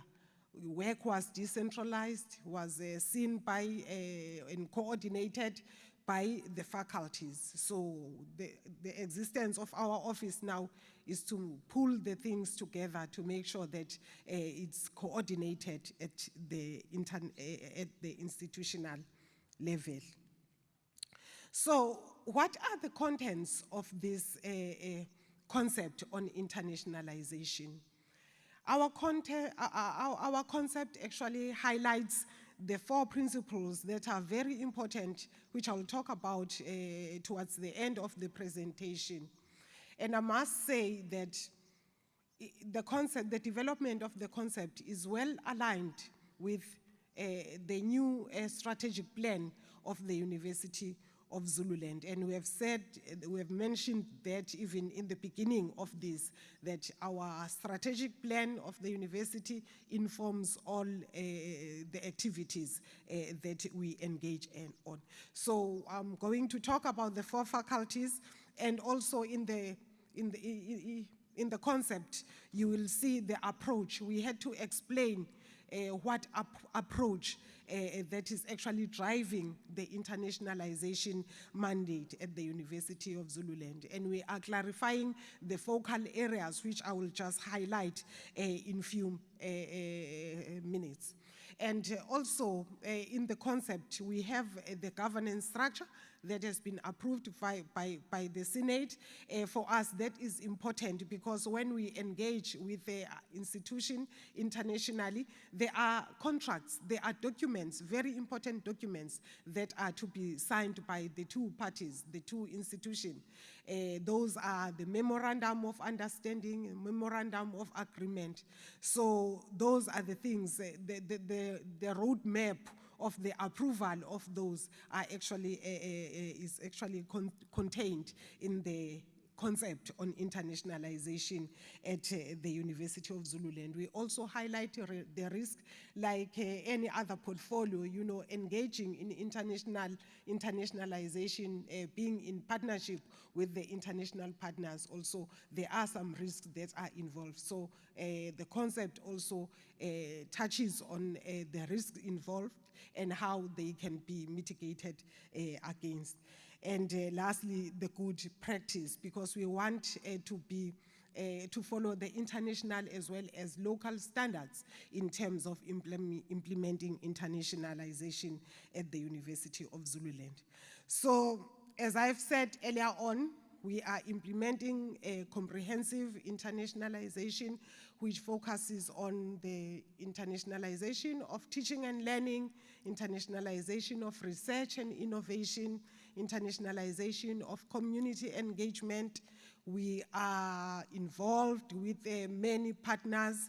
Many partnerships are being developed or established by the institution because we also want to expand.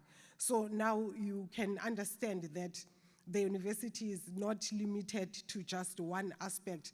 Like long ago, it used to happen where the focus was mainly on research. Now the focus on internationalization is no longer on research alone, it's on the internationalization of teaching and learning and also on community engagement. So because of the expansion of the mandate of the office, we've seen it proper to change the name of the office, because initially when the office was established in the late 90s, the aim was just to facilitate the connections, and now that is no longer the only activity we are interested in. There are so many other activities we are doing, and now we are known as the International Office, a name that has been approved by the Council, by the Senate about a few weeks ago, because we want to be relevant and also accurate in the way we use our terminology. I don't know who's controlling the PowerPoint, since I can't control it here, but I'll proceed with my presentation. So I'm on the purpose of internationalization. Why are we implementing internationalization at the University of Zululand? The purpose is to foreground and affirm the status of our institution as an African international university. By that, we want to remain an African university. We are proud of being an African university, but we want to take that Africanness abroad, beyond the shores of South Africa.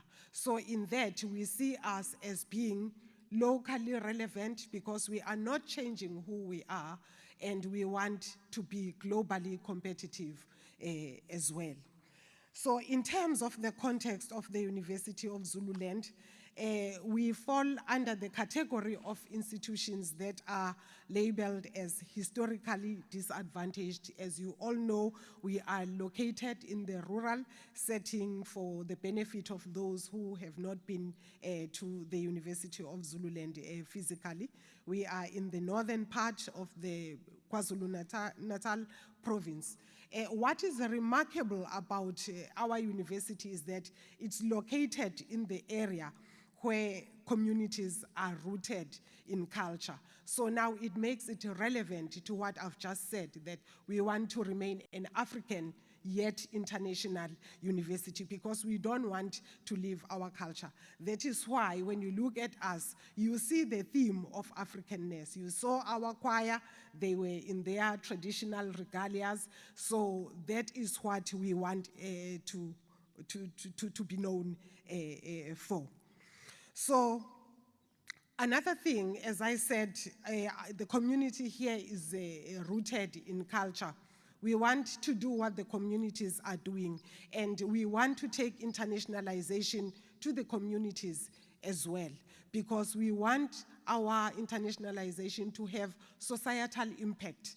Internationalization is not only meant for the University of Zululand, but we want it to have the impact on our communities. And I'm very happy to say that we have a very good projects that are spearheaded by the faculty that involve the communities. We have one of them, just to mention a few, the one that is very new in its, the SASUF project, which is also led by students. They are doing amazing work. The SASUF is the project that involves Swedish universities. So there is a lot that is happening, and we are happy as an institution to have reached that mark. And we want to continue leave a footprint in terms of what we are doing in internationalization. I have already mentioned the new strategy of the university, that it drives everything that we are doing, and that by this, which I mentioned earlier on in the morning, that we want to enhance the international image of the university. We are doing exactly that. We are not a big university, but we have all 4 faculties, as you know them, and as they appear here. It's so unfortunate that I'm not on par with my presentation. I can see now it's a conclusion, but I'm still on the context. But to cut matters short, we have a diverse students' body of about 16,000. We have about 16, more or less 16,000 students. And in terms of staffing as well, we have a diverse staff, which also speak to internationalization. Which means that our staffing, the staff component, also has a proportion of staff from outside, because we observe what the policy is saying in terms of brain circulation. So the University of Zululand also is very concerned about that. That is why we try to strike the balance in terms of human capital as well as our students. So we are still developing some other programs that aim to support students in terms of internationalization. As you know that we are reviving the office, we are doing things step by step. Right now we are developing more, and one of the programs that we are actually conceptualizing right now is Internationalization at Home, which is the program that aims to support our international students, so that when they come here, they find home as well, a home away from home. So this is one of the projects that we are keen to implement in 2023, if all goes well.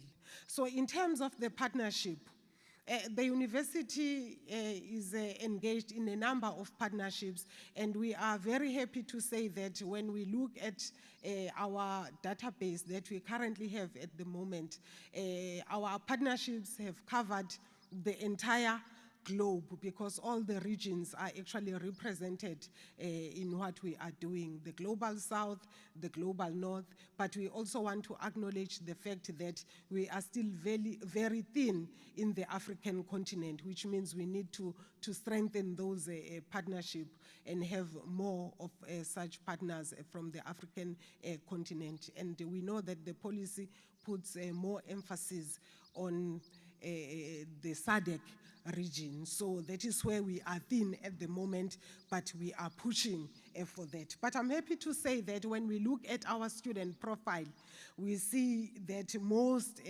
countries in the African continent are actually represented in terms of the student body.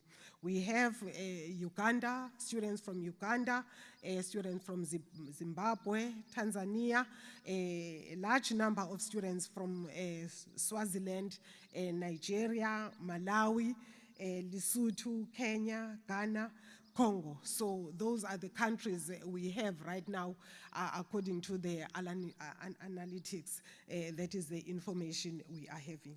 So coming back to the 4 principles that I highlighted earlier on.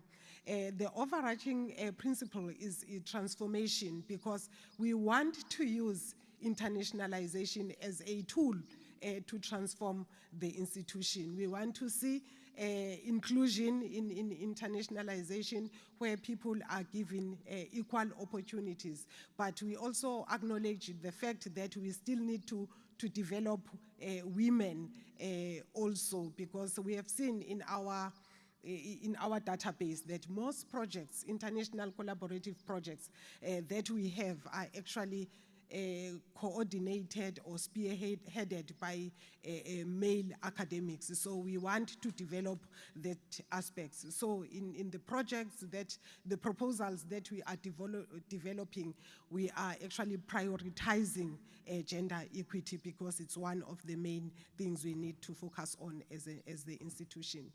So another area is the area of Africanization. That one has been mentioned a number of times because the university positions itself right now as a node for African thought. So even in the teaching and learning, I know the DVC, teaching and learning, DVC research, and also the community engagement, they are busy working on Africanization because we want that to be remarkable. We cannot be a node for African thought if we do not have the Africanization in our teaching and learning curriculum and in the research. The indigenous knowledge systems are really at the forefront of everything that we are doing. And another principle that is very important is the principle of digitalization. We know that it's very expensive to engage in inbound and outbound mobility programs. We don't have that kind of money. Would love our students to go out and see what is happening outside South Africa, but those programs are very expensive and we don't have means to take our students out. Only a few of students benefit from the inbound and outbound mobility programs. So one of the ways to benefit most of our students is to actually use the digital platforms to engage on internationalization. Right now, we are, as an institution, we are developing on virtual exchanges. That is what we want to promote as the international office so that our students can be taught by anyone who is not here in South Africa through the virtual platform. So I believe that COVID taught us a lot, and we are now confident to say we can make things happen through the virtual platforms. As we are connected, as we are having this event right now, we have our participants connecting through the virtual platforms. So this is what we want to promote as an international office, to say, no, let us benefit all our students by using digitalization. And faculties are busy with that to make it happen. And lastly, one of the themes that underpin our internationalization at UniZulu is the entrepreneurship. We have an entrepreneurship project that is doing a lot of work. We have seen that in order for our we know here in South Africa, we have the problem of our students graduating and not getting employment. And it's not happening here in South Africa only. We listened to one of our speakers, Professor Wesonga, talking about the high level of unemployment in Kenya. So seemingly that is happening across Africa. So as the university, entrepreneurship is at the center of everything that is taking place, because the university wants to be an entrepreneurial university, and entrepreneurship is one of the game changers in the new vision of the university, Vision 2027. So we have a good project that is spearheaded by the Faculty of Commerce, Administration and Law, but which involves all other faculties. They are part of this, because at the end, at least we want our students to graduate with some entrepreneurship skill. So that is where we are in terms of internationalization. I have highlighted the key areas of the implementation of internationalization at UniZulu, and I believe that the activities presented are actually going to foreground and affirm our status as an African international university. Thank you very much.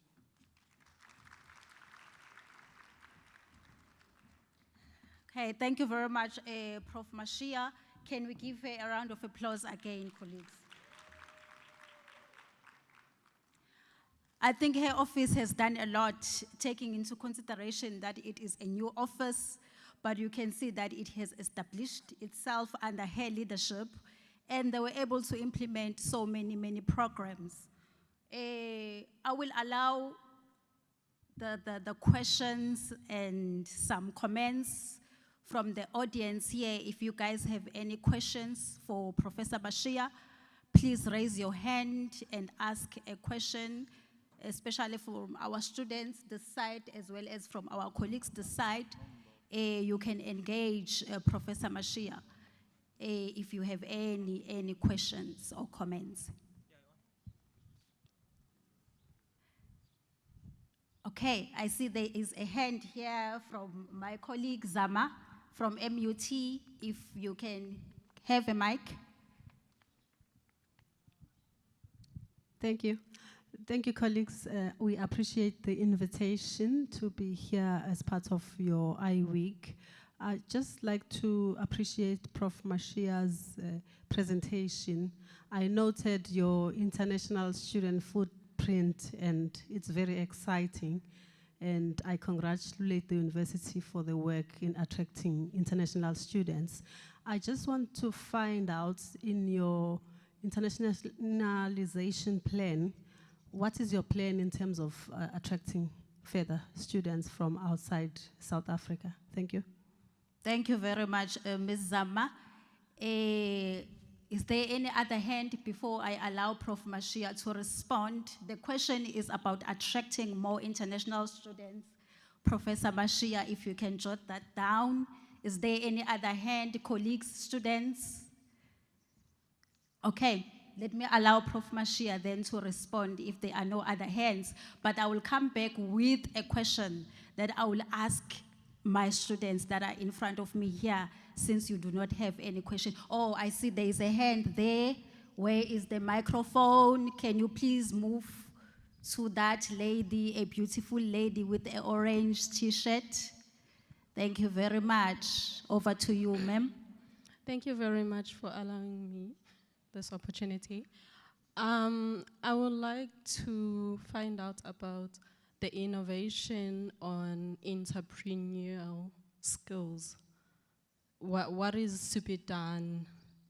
What is the plan? Because I had Professor Mashia talking about that. Thank you.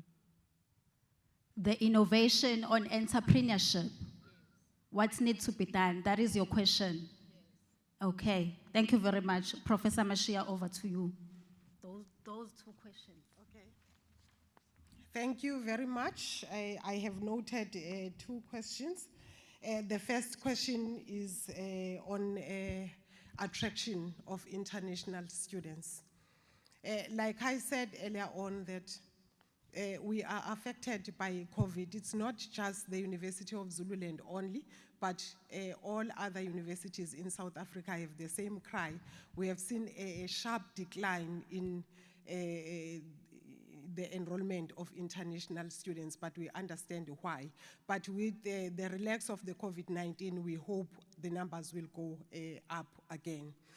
But also, the institution is doing something to address that issue.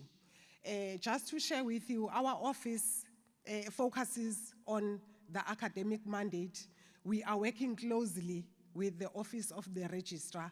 That is where the admission of students is actually taking place. So we had held several meetings whereby we're talking about how are we going to deal with this issue at hand, because we cannot claim to be an international university only to find that we have 2 or 3 international students. It's a cause for concern for us as an international office. But we are engaging on the matter with the Office of the Registrar, and I believe before the end of the year, we would have come up with the solution as to how do we attract. We are also talking with the embassies in terms of that. We are recruiting on the side, but the matter is actually in front of our desk, both offices, the international office as well as the office of the registrar, which is the one that actually is working with students, the admissions and registration and all that. And also, as I said earlier on, we are trying to improve our services. I spoke about one of the programs that we are working on, the Internationalization at Home program, because we felt that maybe yes, we can say during COVID, the numbers went down, but when we do the introspection, we've realized that there is more that we should do actually to attract students to the University of Zululand. And one of them is to implement one of the programs, which I said it's the Internationalization at Home program, because the stay of international students at UniZulu should be remarkable. So those are the things we are trying to work on to make sure that those who are with us here enjoy their stay while we go out and recruit. And this event is actually one of the tools that we are using to say University of Zululand wants to be an international university, so you are welcome if you want to engage on study abroad programs. The second one is on entrepreneurship. The university, as I said, is having the project on entrepreneurship, and the objectives of the project are to develop a qualification on entrepreneurship. I'm happy that we have the Deputy Dean of Teaching and Learning, Professor Vezima Gigaba, who is in our midst now, who is replacing the Dean, Professor Hreileng, who could not make it during the earlier session of the program where other faculty, other deans were presenting. So Professor Makigaba is going to touch on that. But in summary, I would like to say the Faculty of Commerce, Administration, and Law is actually developing a qualification on called Bachelor of Commerce in Entrepreneurship, because the aim is to equip students with those skills. And for those students who are not in the Faculty of Commerce, there are short courses that are being developed by the same faculty. I don't know where the process is right now, but they are working with that to make sure that any student who is interested in having this skill, they enroll for the short courses, including the staff members as well. And the most crucial thing also is that we want to infuse entrepreneurship into the curriculum so that all our students benefit. So where possible, we are trying that. We had a workshop a few months ago, I think in June, July, where we had the DVC of Teaching and Learning actually leading the workshop, where we were talking about the infusion of entrepreneurship into the curriculum, because we want all our students to leave the campus with those basic skills. But I'm not going to preempt this because I'm not the specialist in this. We have Professor Makigaba, who is actually the coordinator of this project that I'm talking about. He has been even to the US because we want to borrow knowledge from other countries in terms of how they infuse entrepreneurship into curriculum so that we come back and implement. And I'm happy to say that she came back on Sunday from the US to learn about how entrepreneurship is infused into curriculum for the benefit of our staff and students. So that is where we are in terms of entrepreneurship and what the university is currently doing to equip students with skills. So thank you.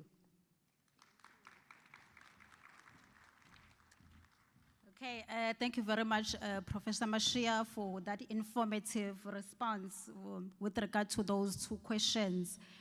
Colleagues, because of time, I will actually reserve my questions to my students here, because I wanted to ask some few questions based on Professor Mashia's presentation.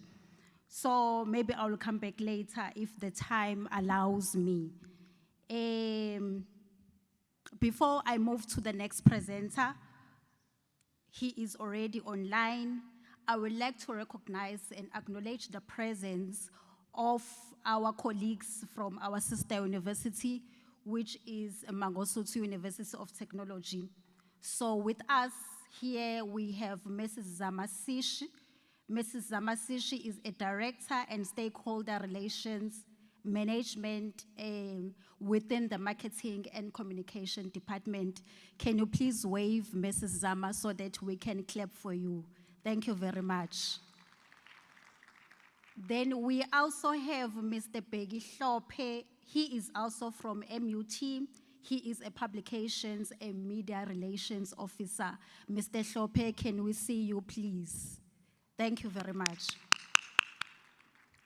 We also have Mrs. Tembile Ndlovu. Mrs. Tembile Ndlovu is also from MUT, a school liaison officer. Mrs. Ndlovu, thank you very much. Then we have Miss Nganele Dube, Alumni Relations Assistant. She's also from MUT. If you can wave, Miss Dube. Thank you very much. Thank you very much, colleagues, for gracing us with your presence today. We really appreciate it. Then online, we have our guest speaker. Our guest speaker, it is Professor Matt Johnson. I will now read a short bio of Professor Matt Johnson just to introduce him before I hand over to him so that he can actually share his presentation with us. So Professor Matt Johnson is the assistant professor in the pedagogy. He's also a senior lecturer in sports science. He works at Malmo University Faculty of Education and Society Department of Sports Sciences. Prof. Johnson have more than 20 years of experience in working with students from bachelor's degree level to PhD level. For 15 years, Professor Johnson have had a head of internationalization and have been leading in the Faculty of Education International Work Development and have during many years been lecturing around the world and also been actively working in the several international projects linked to education. Professor Johnson, since 2018, is the president of European Teacher Education Network, with more than 70 partner universities in teacher training and enrolling. Professor Johnson mainly research area is in Lepoko Methodi Naturela, linked to physical literacy. Professor Johnson have a background of PE at secondary school and upper secondary schooling as the head teacher of several schools during 20 years. Professor Johnson was leading in Malmo Municipality Curricular Development Team for teachers and lecturers to create a school for all. Ladies and gentlemen, please help me and welcome Professor Johnson. He is actually joining online. Over to you, Professor Johnson. Thank you so much for the nice presentation here. And thank you also for inviting me to your International Week. I have been listening a little bit when I had some time this morning, and I can hear you are all very much engaged in internationalization, and you can see the importance of internationalization. I'm actually here because of internationalization.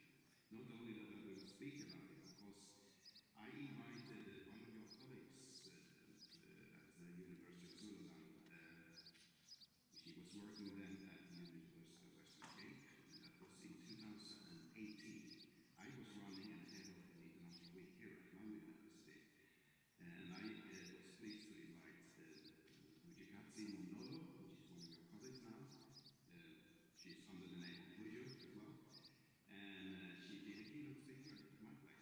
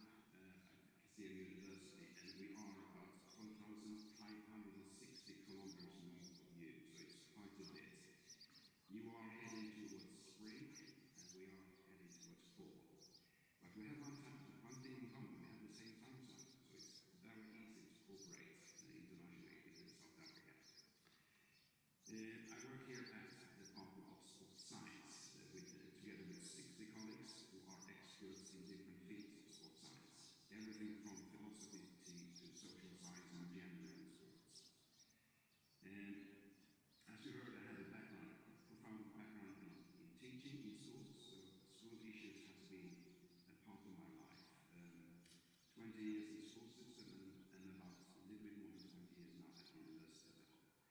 So I have some of the good experience we need to work with internationalization. Actually, internationalization, during the time I speak, I will share my presentation with you. I started my career in internationalization. Actually, it was actually sports that took me around the world. And I happened to be in a sport where it actually needed to travel. And I travel around the world, and I see that when I did my travels, I could also see things that I was visiting schools and so on, and I could see that there was a big need in many countries about changing things and so on, as well as in Sweden. I mean, there is no such thing as a perfect school. We all need to improve teaching and so on. We are all under the pressure of every now and then changing the curriculum and so on. So we are facing some of the same kind of problems, even if we live in different parts of the world. I learned that quite quick. In my presentation, I will give you a little bit about the background of why internationalization is important, and I will also highlight some of the things that I have learned when it comes to my field in fiscal literacy. During a presentation here of me, there was mentioned two things that I am actually doing my research on, which is for me most interesting. And it's the French thing that's called the Baku, and I would think it's Methodology. I will come back to that later on. But we can say internationalization of teacher education. Why? Why should we do that? I mean, it's always good to ask you why are we doing it. I can hear from some of your presentations here that, I mean, looking at how other people do, learning from others is most important. If you think that you can only stay within your own system, I think you limit your possibilities quite a lot. But there is a tradition, especially when it comes to teacher education and teacher training. It's regarded as something domestic. I mean, our curriculum is our curriculum. If you are a student working with this curriculum and you would like to make a student exchange, for example, it's kind of complicated in many countries actually, because you need to follow your own curriculum. And if you are regarded not qualified teacher if you haven't fulfilled all the things in your own curriculum at your own university. And I think that's a little bit too square to look at it. I think if you study, for example, history, I mean, you could study the history of Sweden when you're here, but if you go to South Africa, you can read about the history of apartheid and all the history back before apartheid and so on. I mean, you should just change what you do, but into something which is equivalent. Of course, you also need to know about Swedish history when you start to teach here, but I think students are smart on that, so they will actually cope with that as well. I took here something that is important for teacher training and teacher education. One of the most important things is it should not be an ad hoc. It should be something that is integrated into the curriculum of teacher training. Maybe not the priority. It should not compete against other educational outcomes. It should be integral to the fabric of the program and produce teachers who are globally competent and who can help their students to be globally competent in turn. I think this is most important, that we, lecturers, teachers, we have these kind of skills. We should be aware of all the good research that is done around the world and so on, and bring it back to our students. You mentioned here before internationalization at home. It's actually an expression that started at my university by Professor Pertain,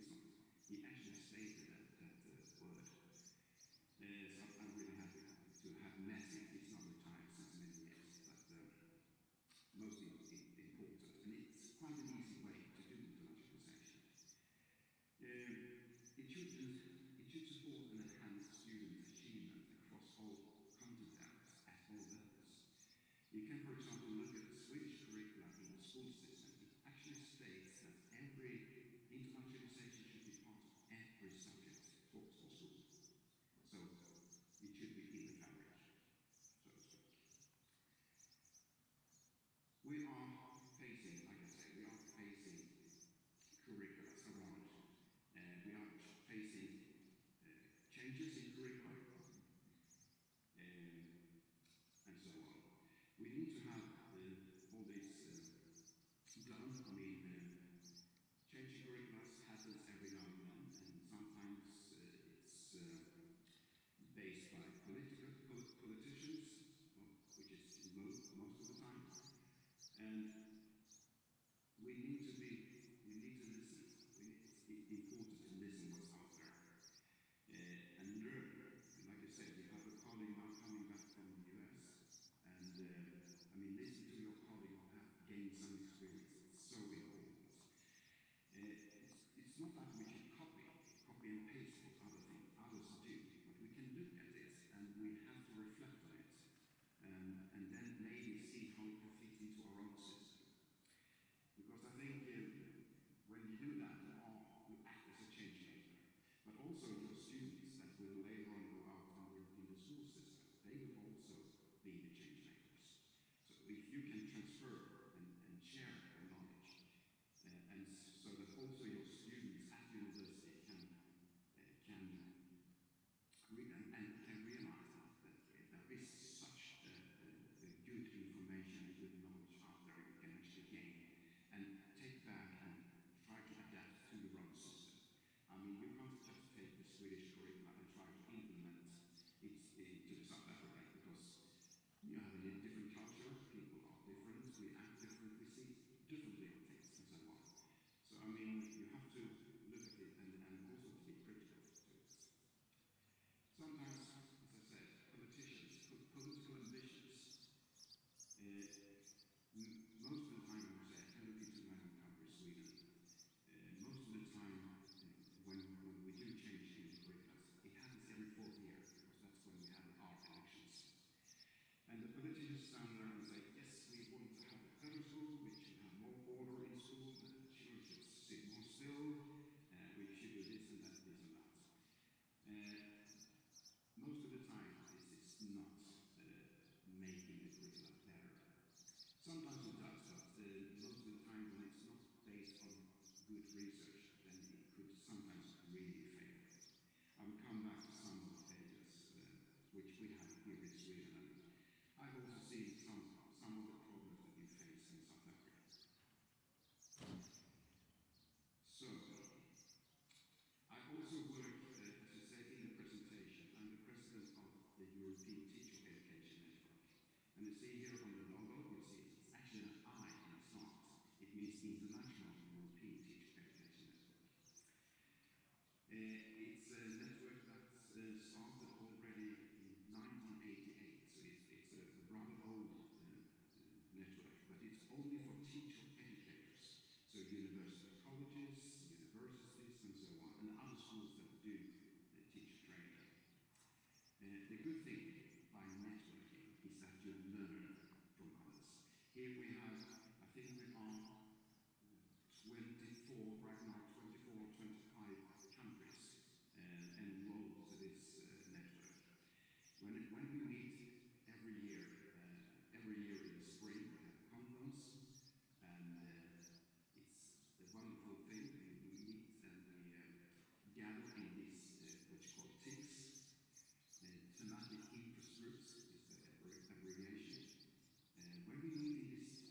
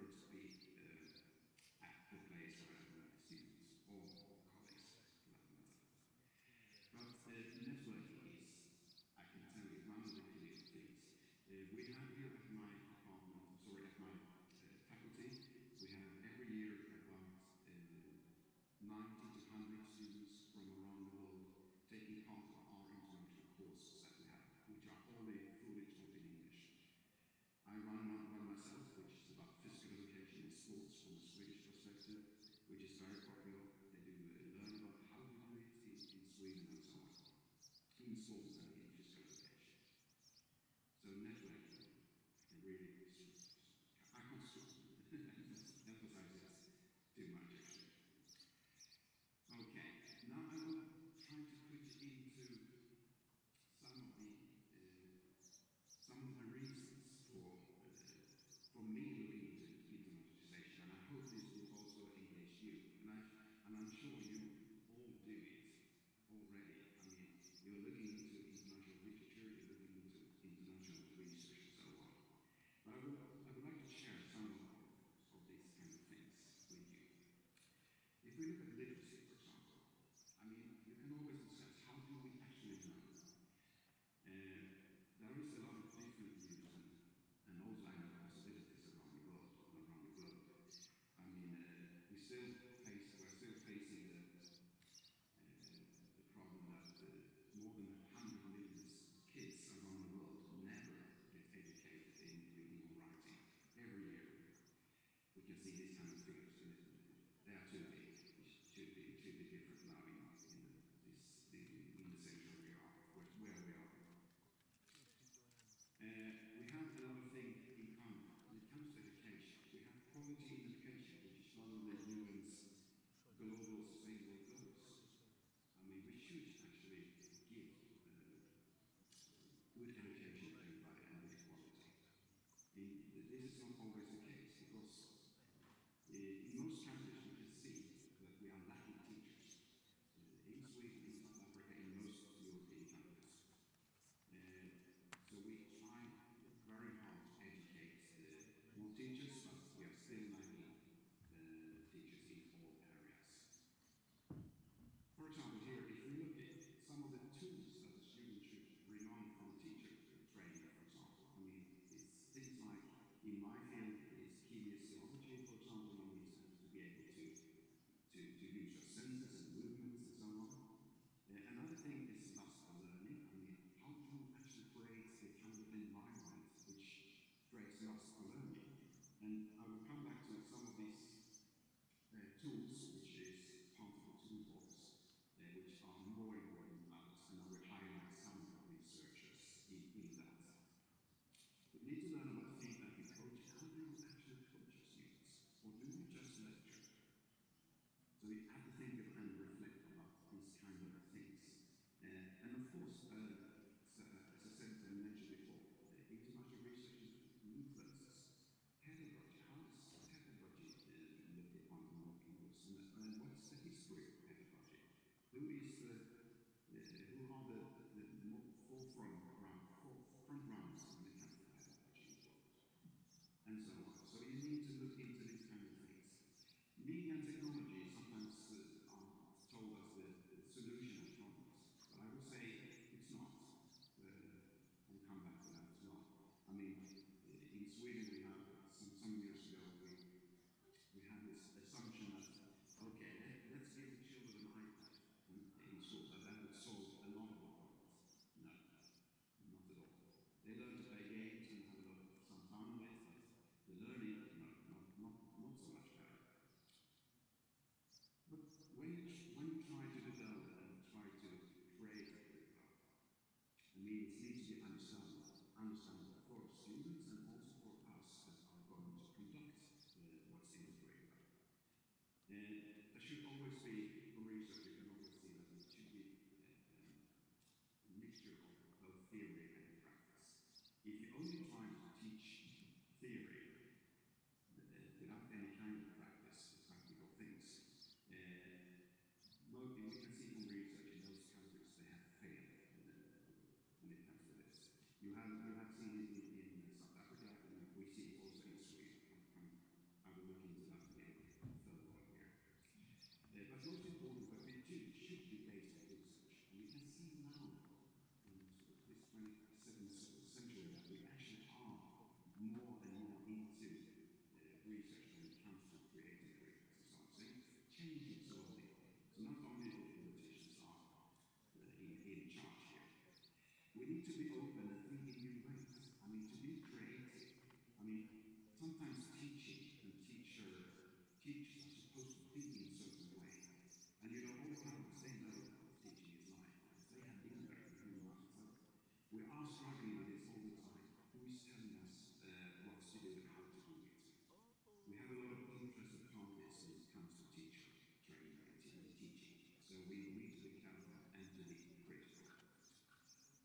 also should, and hopefully we think in a student-centered way when it comes to teaching. It's not the teachers who are the most important person in the room, it's always the students.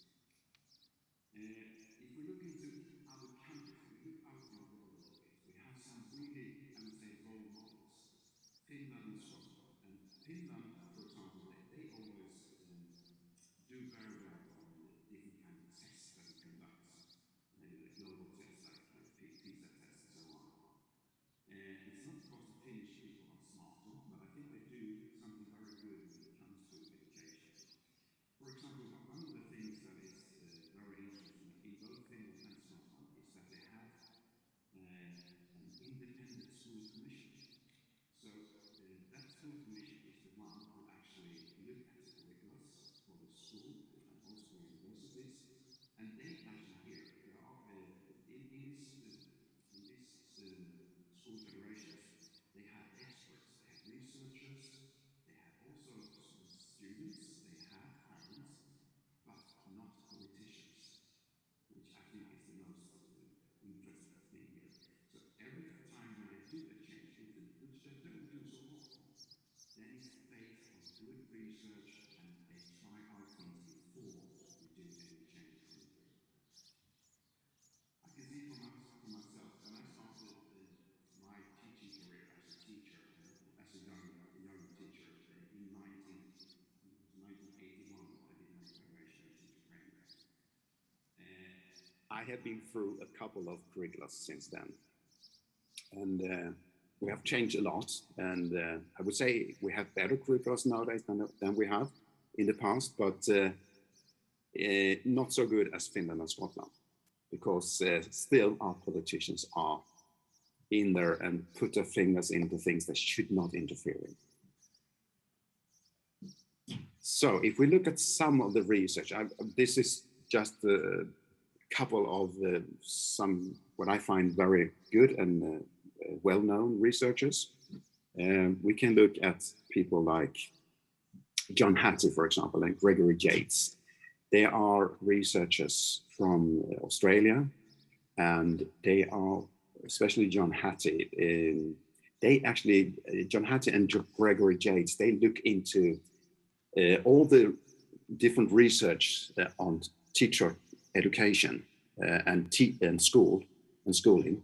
They look upon what is the crucial things, what is actually the thing you can see in all kind of research. So they gather all the research that was done on the whole planet, and they look into to try to find out what are the crucial things when it comes to the best evidence, and how do we actually make the best learning situation and so on. And one of the things they highlight in their reports is the one and only most important thing is the teacher, and how the teacher actually acts in teaching and learning situations. So we know it's important to educate good teachers, because they are most needed out there. I look into another researcher is Mr. Peter Janovos. He is actually a researcher from Sweden.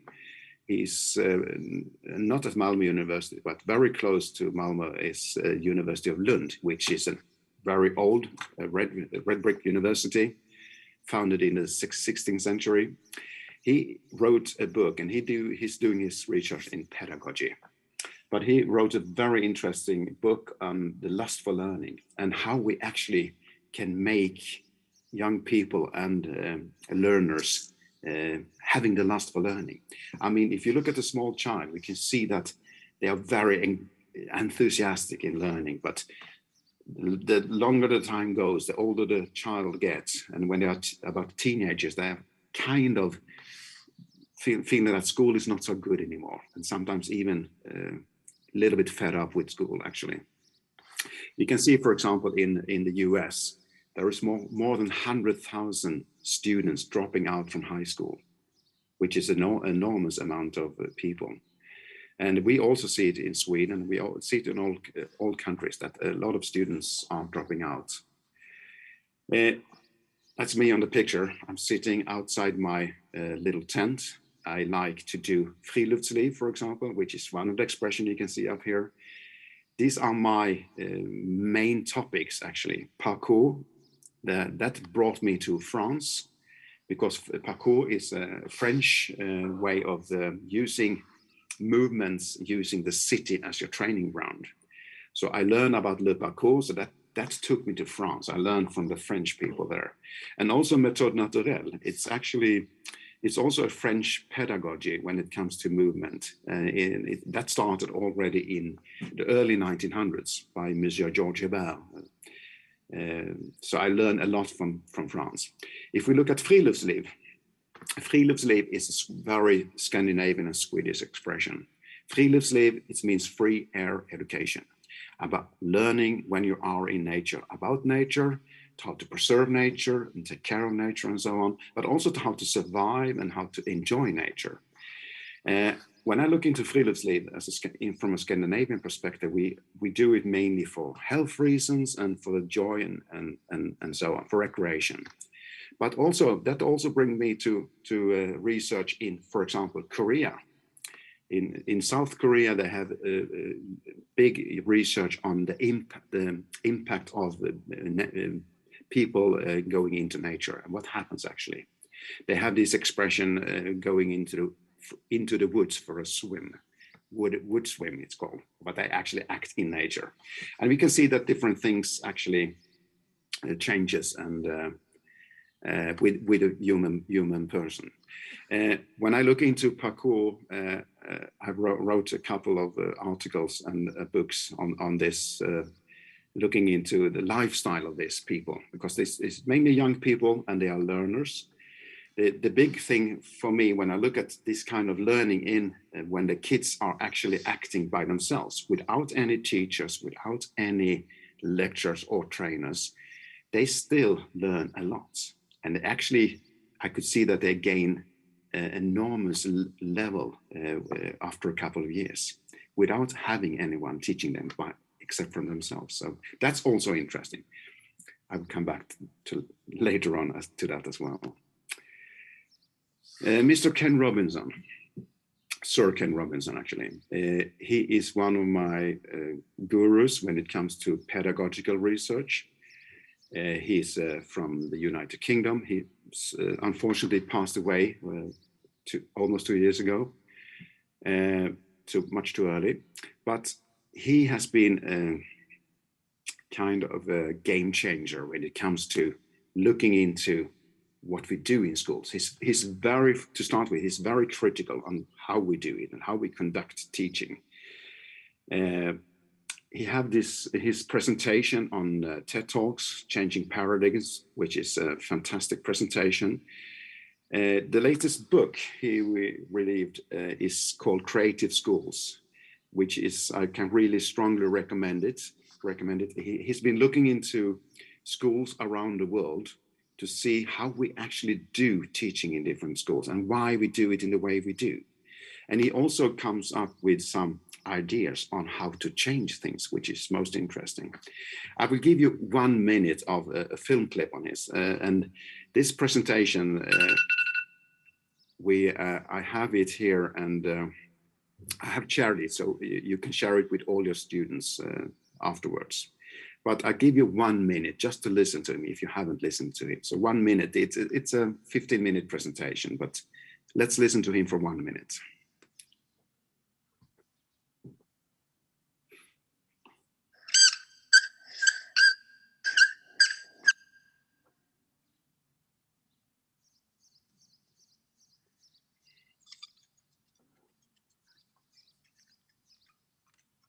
Every country on earth at the moment is reforming public education. There are 2 reasons for it. The first of them is economic. People are trying to work out, how do we educate our children to take their place in the economies of the 21st century? How do we do that? Given that we can't anticipate what the economy will look like at the end of next week, as the recent turmoil is demonstrating. How do we do that? The second, though, is cultural. Every country on earth is trying to figure out, how do we educate our children so they have a sense of cultural identity and so that we can pass on the cultural genes of our communities while being part of the process of globalization? How do you square that circle? The problem is they're trying to meet the future by doing what they did in the past. And on the way, they're alienating millions of kids who don't see any purpose in going to school. When we went to school, we were kept there with a story, which is if you worked hard and did well and got a college degree, you would have a job. Our kids don't believe that. And they're right not to, by the way. You're better having a degree than not, but it's not a guarantee anymore. And particularly not if the route to it marginalizes most of the things that you think are important about yourself. Some people say we have to raise standards if this is a breakthrough. You know, like really, yes, we should. Why would you lower them? You know, I mean, I haven't come across an argument that persuades me of lowering them. But raising them, of course we should raise them. The problem is that the current system of education was designed and conceived and structured for a different age. It was conceived in the intellectual culture of the Enlightenment and in the economic circumstances of the Industrial Revolution. Before the middle of the 19th century, there were no systems of public education. Not really. I mean, you could get educated by Jesuits, you know, if you had the money. But public education, paid for from taxation, compulsory to everybody and free at the point of delivery, that was a revolutionary idea. And many people objected to it. They said it's not possible for many street kids, working class children to benefit from public education. They're incapable of learning to read and write, and why are we spending time on this? So there's also built into it a whole series of assumptions about social structure and capacity.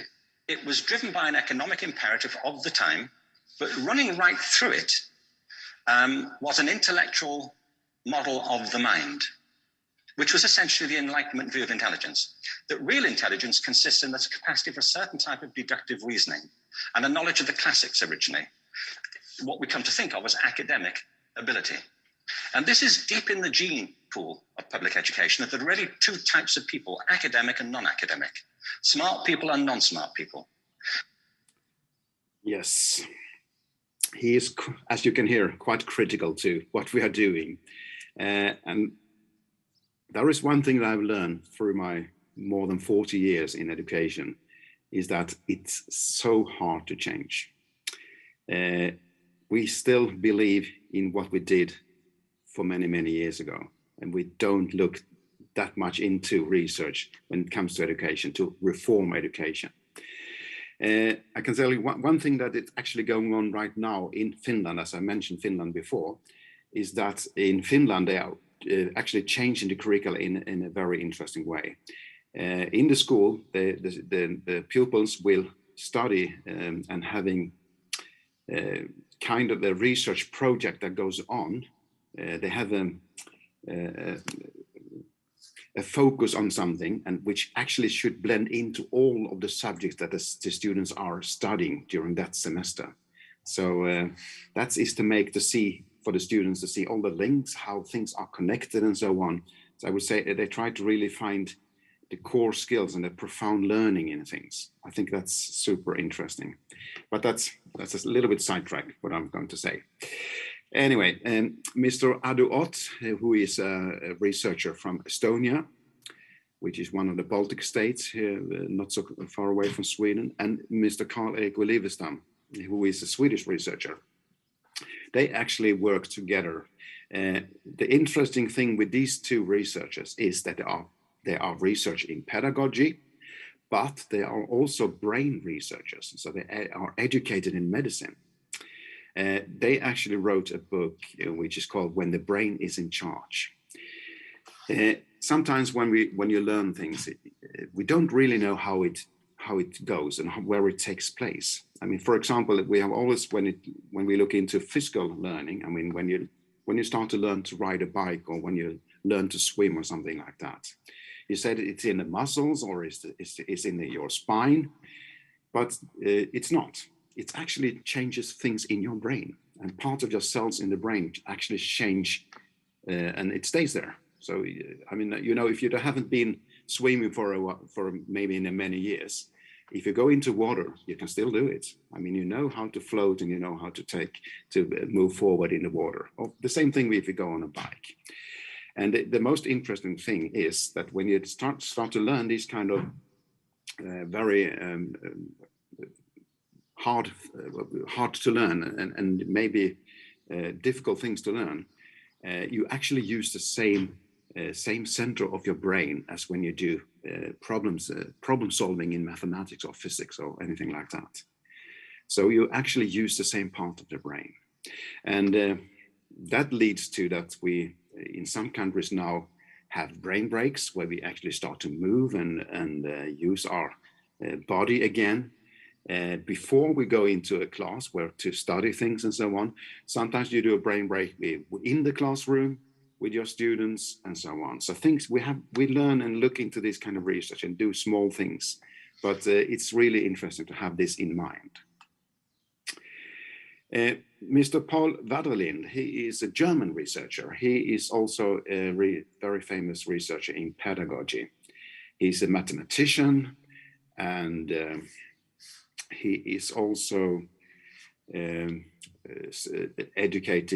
teaching at universities, and exactly like me, we have actually met him when I was lecturing in Arusha in Tanzania. I actually met him there, so we became friends.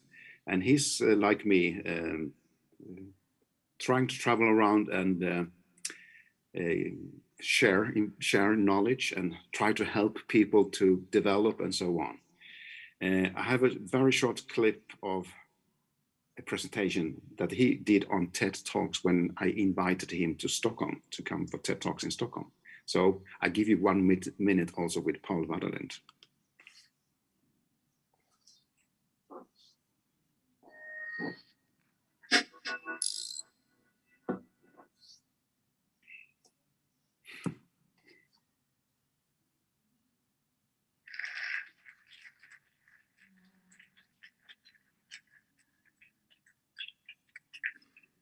Some of us explore space, even walk the moon. Most of us have access to vast knowledge right at our fingertips and advanced technologies in our homes, offices, and cars. Most of us do, but not all of us. I would like you to meet two of my friends. This is Tilahun Abebau. He comes from a small village in southern Ethiopia. A few years ago, he presented me with this spear. And he said that as a kid, he used a spear just like this to hunt antelopes and hyenas. At 18 years of age, Tilahun got his first shoes. Every Monday, he walked 15 kilometers, still barefoot, to his school, carrying with him the food for the whole week. He slept and worked on a piece of rented floor. Despite all his hardships, Tilahun in 2009 got a PhD in mathematics in Sweden. And today he's responsible for postgraduate studies and research at the Department of Mathematics at the University of Addis Ababa. And this is Fanja Rakotandrayo. She's from Antananarivo, Madagascar, and is the first female PhD holder at her country. Her way to success was far from easy and obvious. In spite of being internationally recognized as a brilliant scientist, she was for many years opposed and marginalized by her male colleagues. But she never gave up. She fought hard and stood up not only for herself, but also for other female PhD candidates, which now already are 4 at her department in Antananarivo. Tilahun and Fanja made it. But I would like to ask you, how many other gifted students from developing countries are given a chance to get an appropriate education? Let's have a look at some odds they are up against compared to some of their Western peers. The developing countries are spread across 3 continents. Out of Africa's 55 countries, almost all are among the poorest in the world.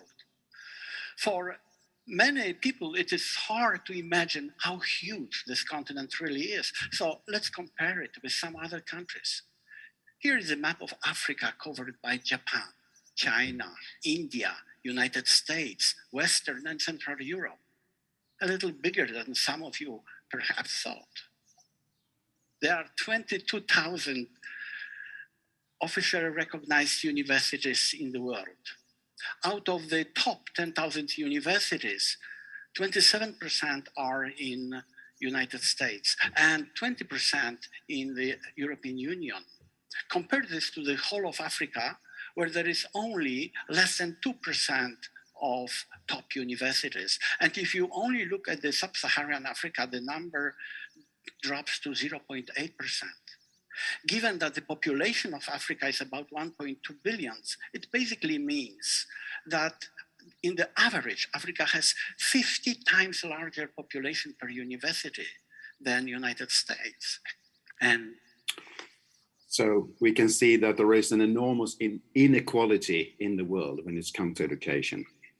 It actually, Paul Wadelin, he actually taught me this, that, for example, the African continent only have 2% of the leading universities in the world. And that surprises me a lot. But you are improving, I know that, and things are changing, but it takes time. Another researcher, which is in my field most important and interesting, is Margaret Whitehead. She's an Australian researcher who actually stated the physical literacy, that there is such a thing as physical literacy. I mean, sometimes you don't regard physical literacy, or for example, if we look at physical education in school, or as you have in South Africa, life orientation. I know you are struggling with that subject. I will, in short, come forward to that as well.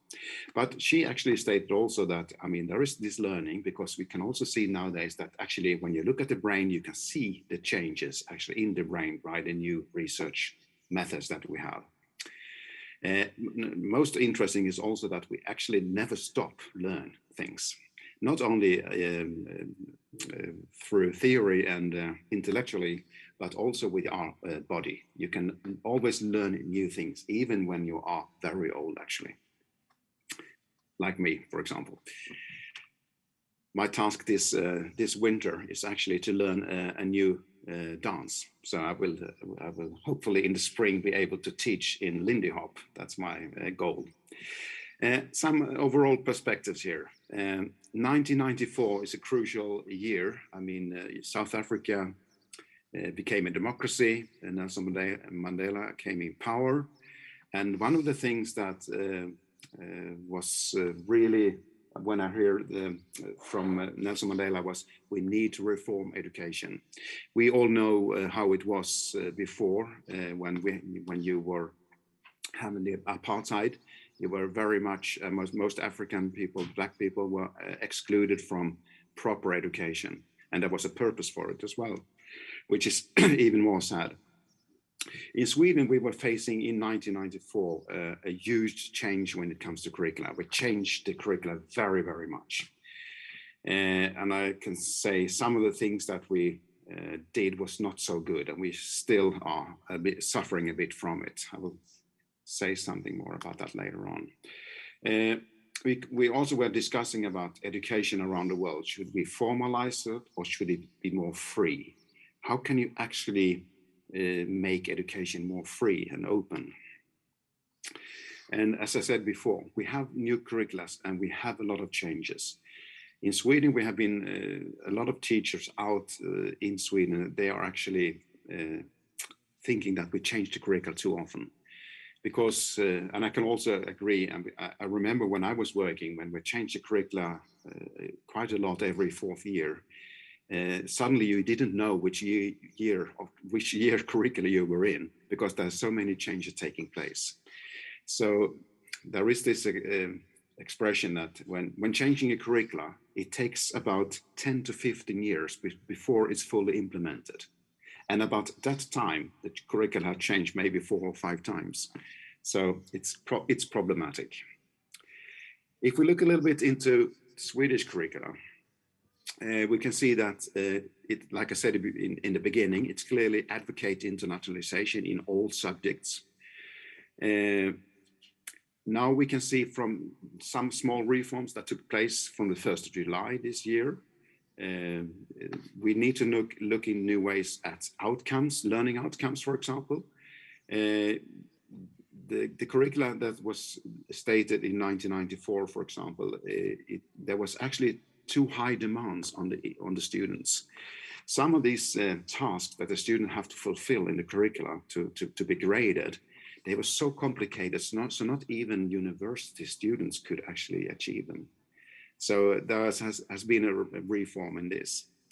We also look into pathways between subjects. I mean, how can we work together in the different subjects? And I mean, thank you very much. How can we actually work together? Sorry? I'm saying thank you very much. We have students here who want to take questions to ask you questions. Okay. I only have one slide more, then I will finish off. Okay, if unless that's okay. It's a minute. Thank you. I have my time here, and I still have 4 minutes to go. Okay, I move on. If we look at the physical education, for example, in Sweden, it's about health and health orientation and so on. And the student should be physically active and learn through their experiences. The subject should offer a wide range of activities and so on, and the student should have the opportunity to try things. If we look at what's done in Sweden, it's very similar to what you have in life orientation in South Africa.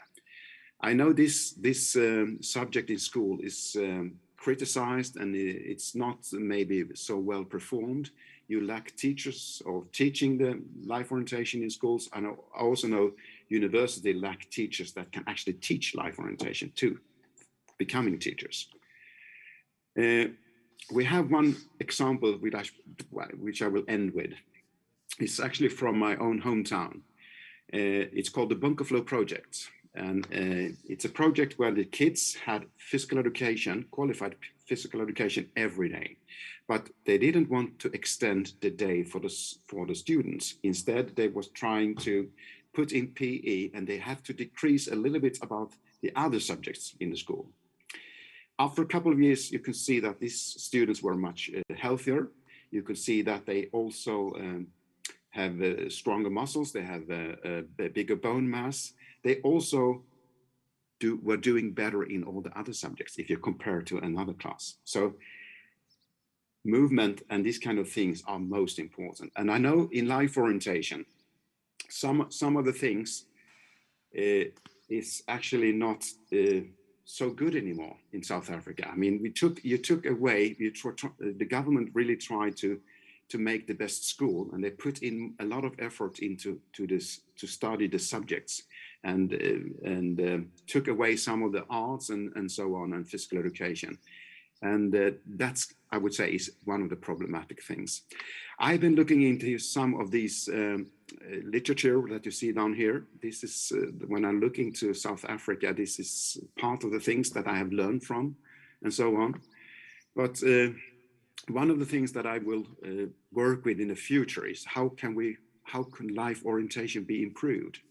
And I'm actually now in a project where this spring I will invite 8 students from University of Western Cape to come here, and I will tailor a special course for them for the whole semester about how to teach and how to conduct life orientation. Okay, so I see now that my time is 55 seconds on my watch here. I've been looking also into your curricular and assessment policy statement, which is very interesting, but I see that the time to discuss that is maybe not so much. But thank you so much. Thank you. Thank you, Prof. Any questions or comments to Professor Johnson? But thank you very much for your informative presentation. Questions, comments? If there is none, thank you very much, Prof. May I You're ask, welcome. My pleasure. My pleasure. Thank you. May I ask for the person who's going to render an item to come forward, a performance?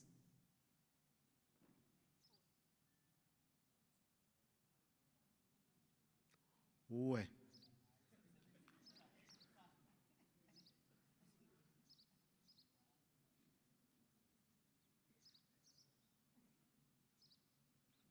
Woza ngapha mntana muwe uzayo.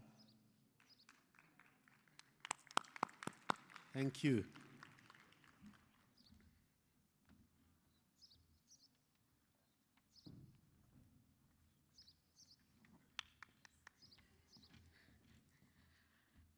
Ndiabulela.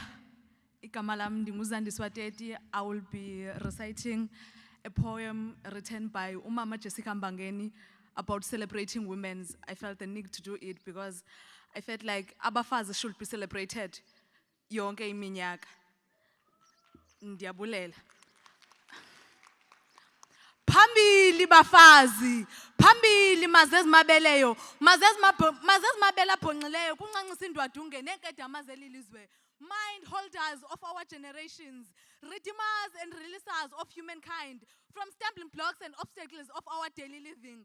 Phambili zimbokodo, ezigaya kuxoleke kusilwa kudidiyele kuhluthwe, xhantsi zombelele indlu kaXhosa, ixhantsi unongelemba. Phambili magorha amnyama, phambili magorha endlu kakhokho, hloniphani ibhongo neqhayiya lomzontsundu. Kaloku asibhinqanga ngankangeleko nakujongeka kokokuba sibhinqile. Sibhinqa umbhinqo wesinqa sengqondo ngenjongo yokugcina isidima nesithozela somzontsundu. Phambili bafazi, we salute you. Indeed, we are standing on the shoulders of our giants. Charlotte Maxeke, Winnie Madikizela Mandela, Mama Nosiviwe Maphisa Nqakula, we salute you. You are our African gold.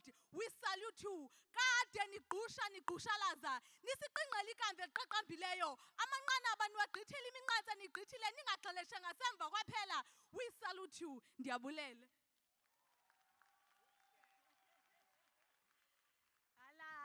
Well done, Sisomncane. You see, we are very proud of our young girls, and today it is an international day of celebrating our young girls.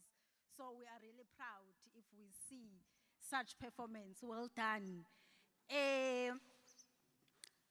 Now we are going to have one item before we go to our lunch.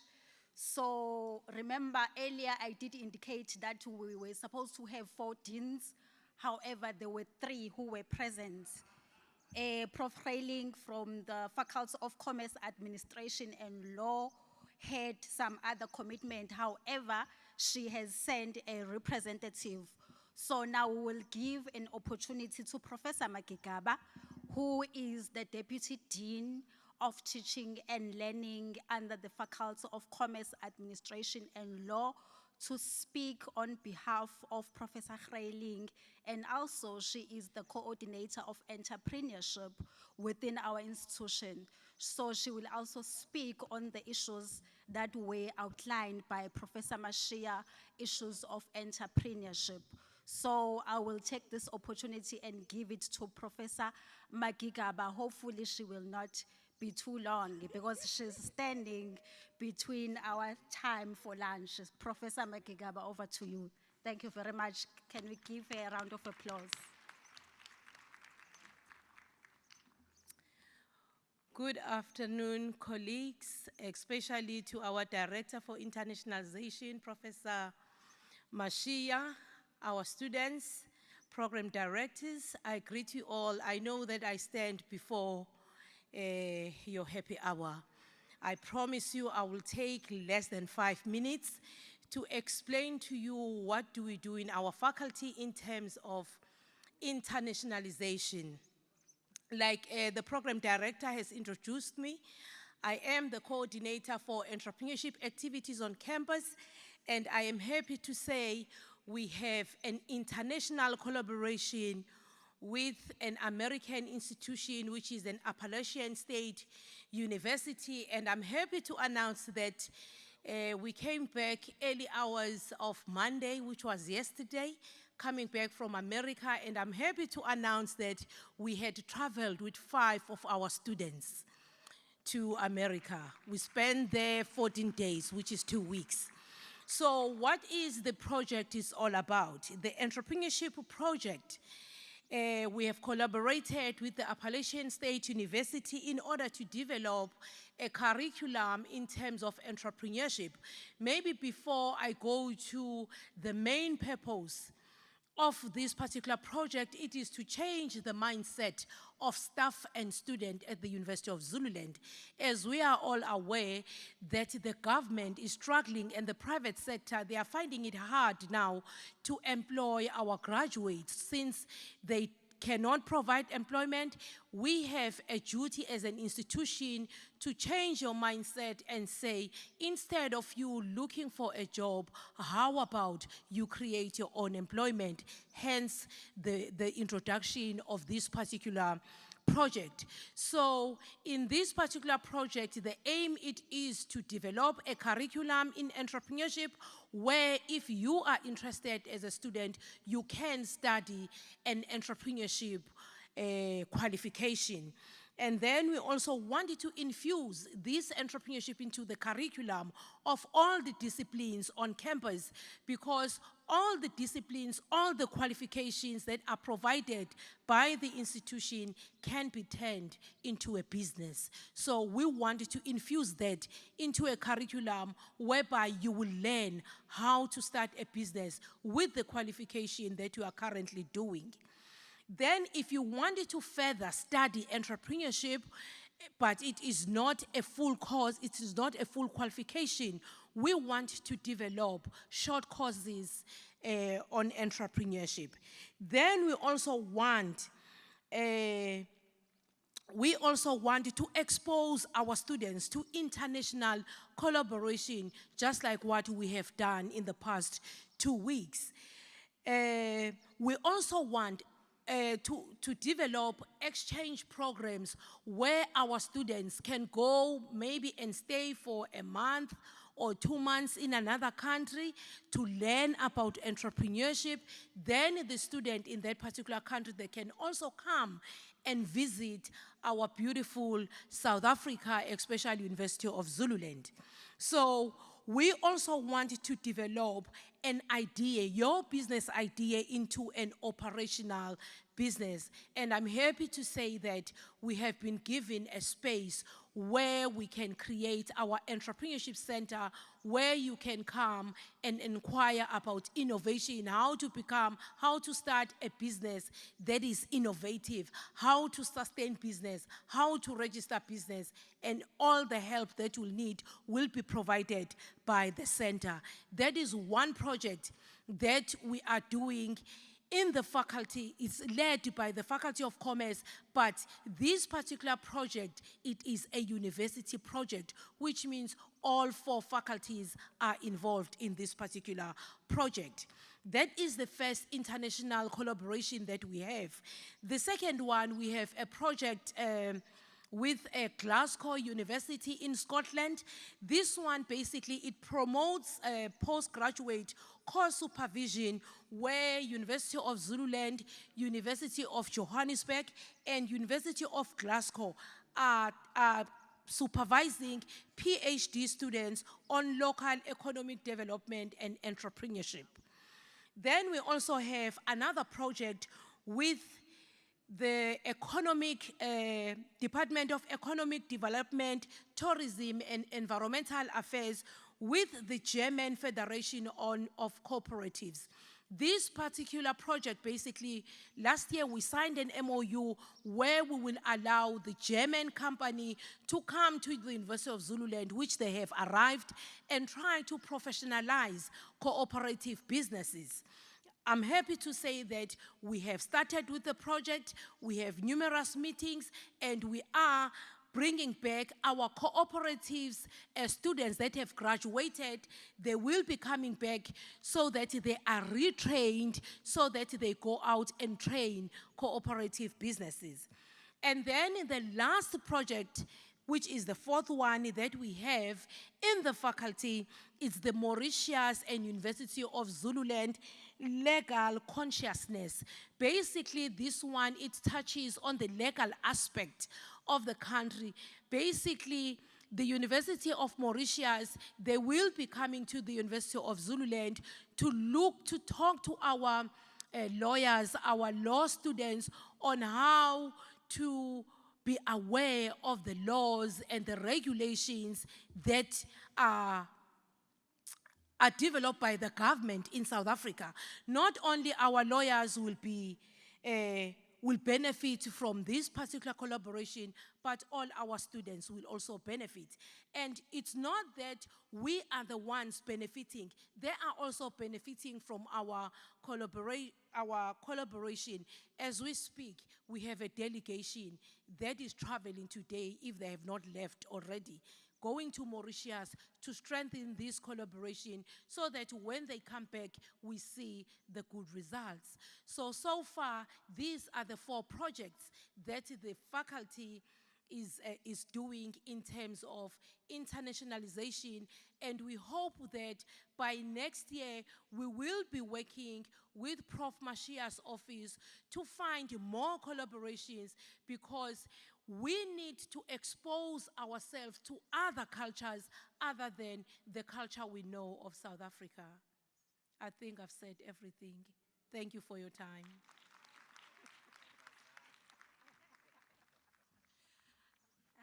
Okay, thank you very much to the Faculty of Commerce, Administration and Law that is represented by Professor Makigaba.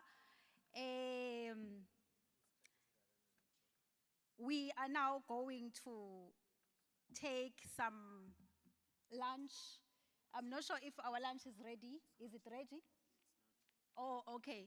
There is an indication here that our lunch is not yet ready. So we will have one more presentation while we are still waiting for our lunch to be ready.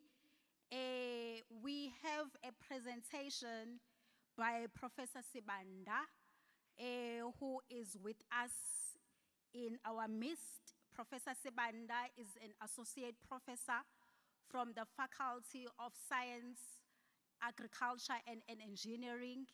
So Professor Sibanda, please come forward and do your presentation so that we can wait for our lunch organizers to be ready.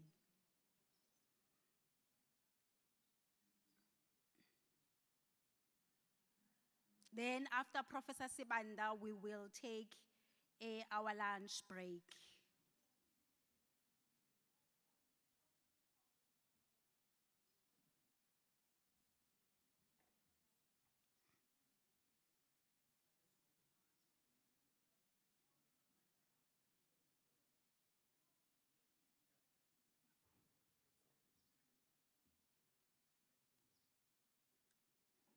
Okay, maybe while Professor Sibanda is organizing himself, do you have any questions for Professor Makigaba? You know, she presented on the project that they are busy undertaking within the Faculty of Commerce, Administration and Law. She's also the coordinator of entrepreneurship in our university. Is there any point, questions, comments that you want to ask Professor Makigaba, especially our students this side?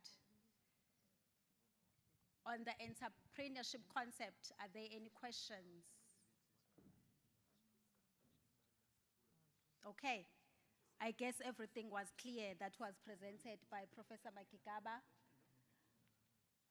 Professor Sibanda, are you ready? Okay, you can come. Can you give a round of applause of Professor Sibanda?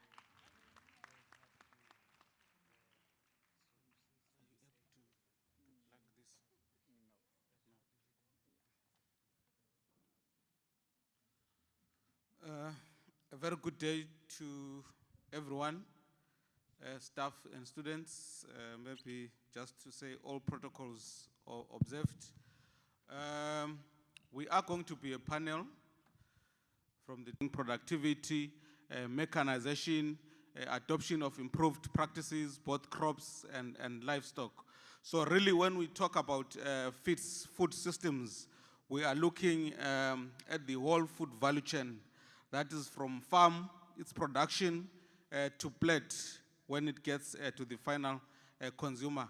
So however, although the Green Revolution was meant to have some positive benefit of the farm sector, it is also argued that it benefited mostly the high-income countries and us as developing countries, we could have been left behind. So as a result, again, along with the Green Revolution, some of the westernized foods tended to be promoted, and then there was some erosion of indigenous food systems. So when we look at food systems, we'll be referring to, when we look at indigenous food systems rather, we'll be referring to crops and livestock or foods that are naturally occurring in our own geographic locations. So the panel of experts will be giving you some of those examples and also telling you some of the projects that we are engaged in agriculture in terms of trying to promote these indigenous food systems. So these may include indigenous vegetables, grains, and also wild fruits, and also various livestock species. So again, if we look at global challenges, some of the emerging threats currently include climate change, hunger, malnutrition, and these are very prominent in Africa. So that includes food and nutrition insecurity.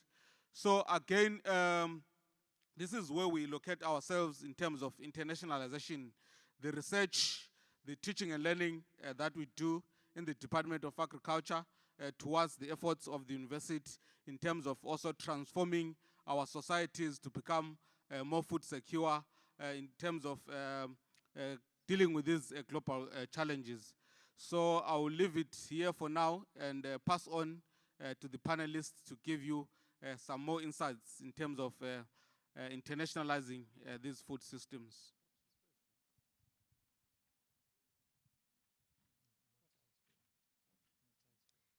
Okay.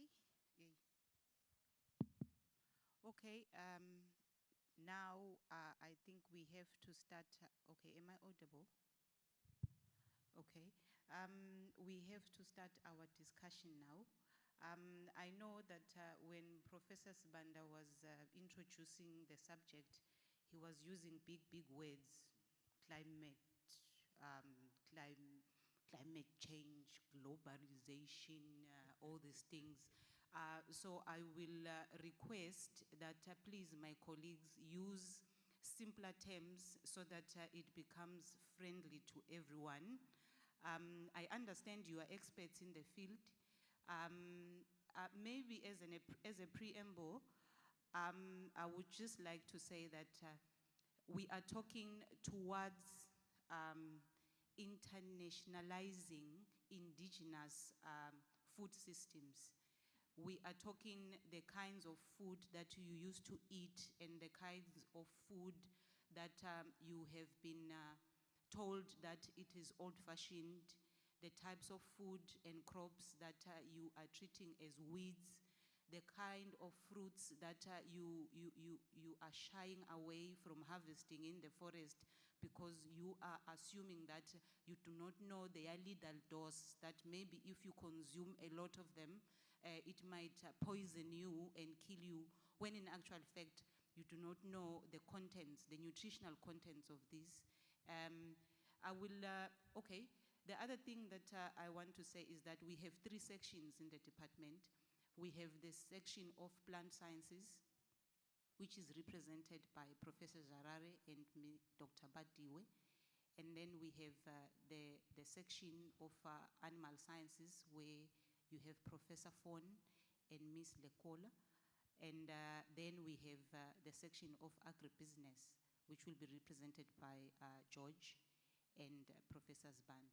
I am going to give over to Professor Jarare to give us what they are doing towards internationalizing indigenous food systems.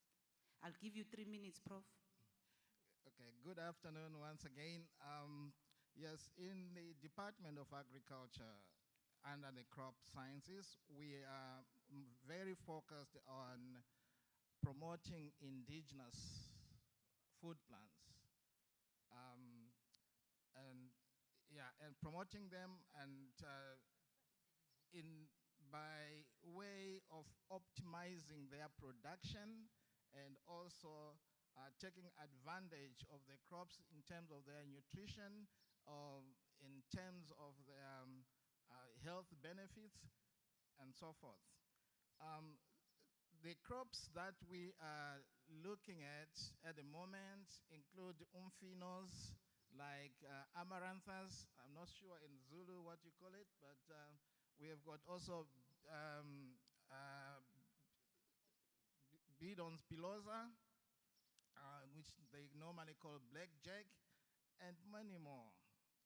We are at the moment also in this collaborating with institutions that are within the country, but we want to take it further to internationalize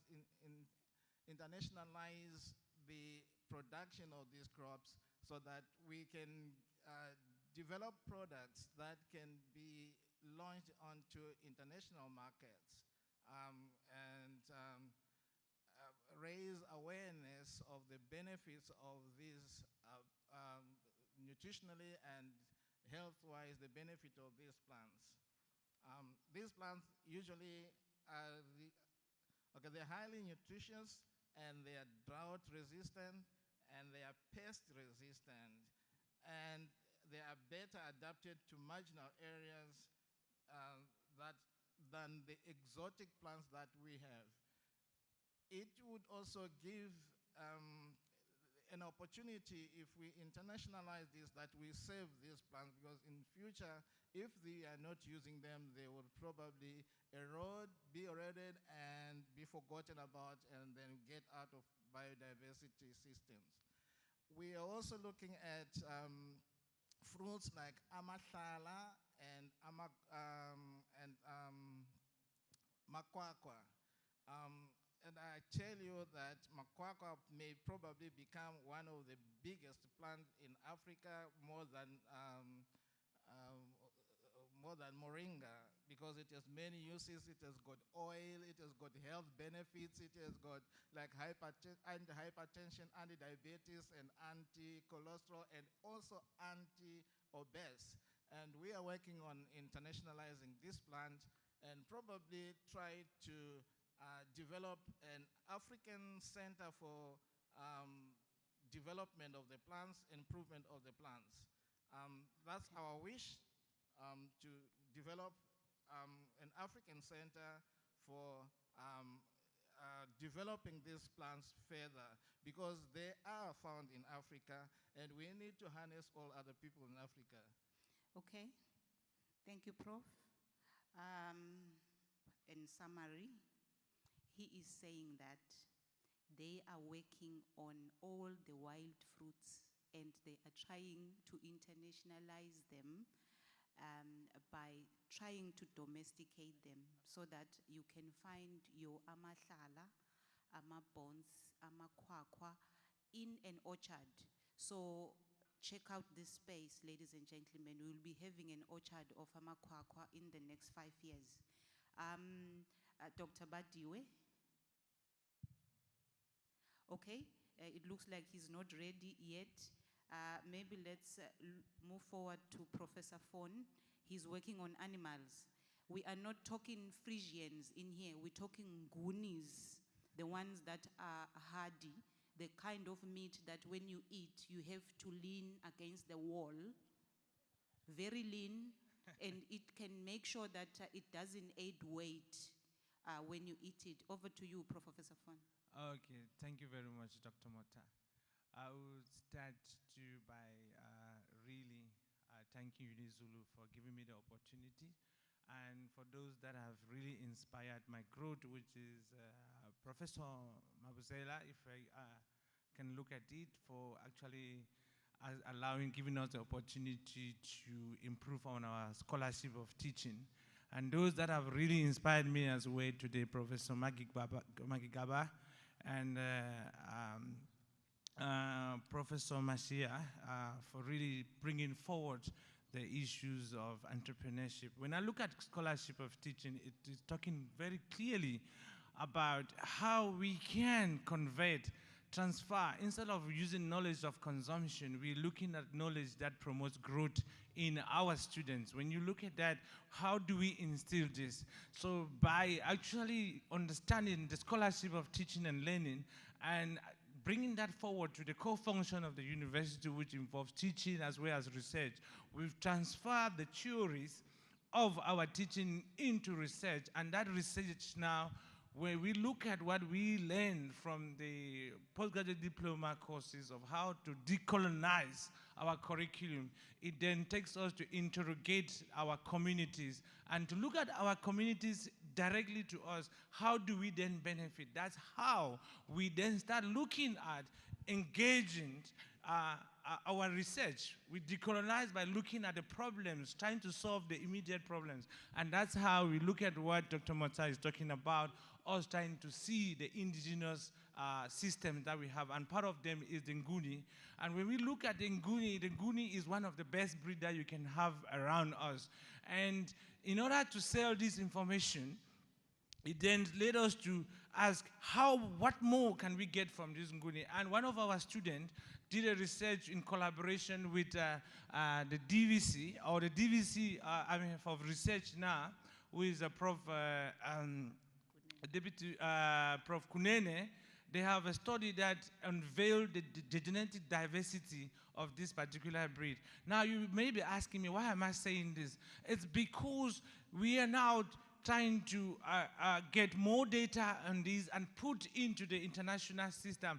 And by so doing that, we found out that we are one of the only few countries who have complete data of this Nguni breed. And in our very own University of Zululand, we have the pure breed of Nguni, which is not mixed with any of the exotic breeds, which means that people from out there can come all the way from out there and come to UniZulu because they are looking for a system that is genuine and clean, and it can serve as a germplasm, which will give people opportunity to work. Is that not a good thing that is happening in the Department of Agriculture? Yes, yeah. it is. So we're leading by example.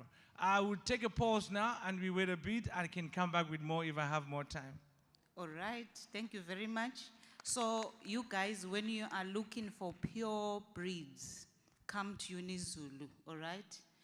Go anywhere else, they are mixed. They are mixed breeds, so they will not give you the resistance that the one that we have here will give you.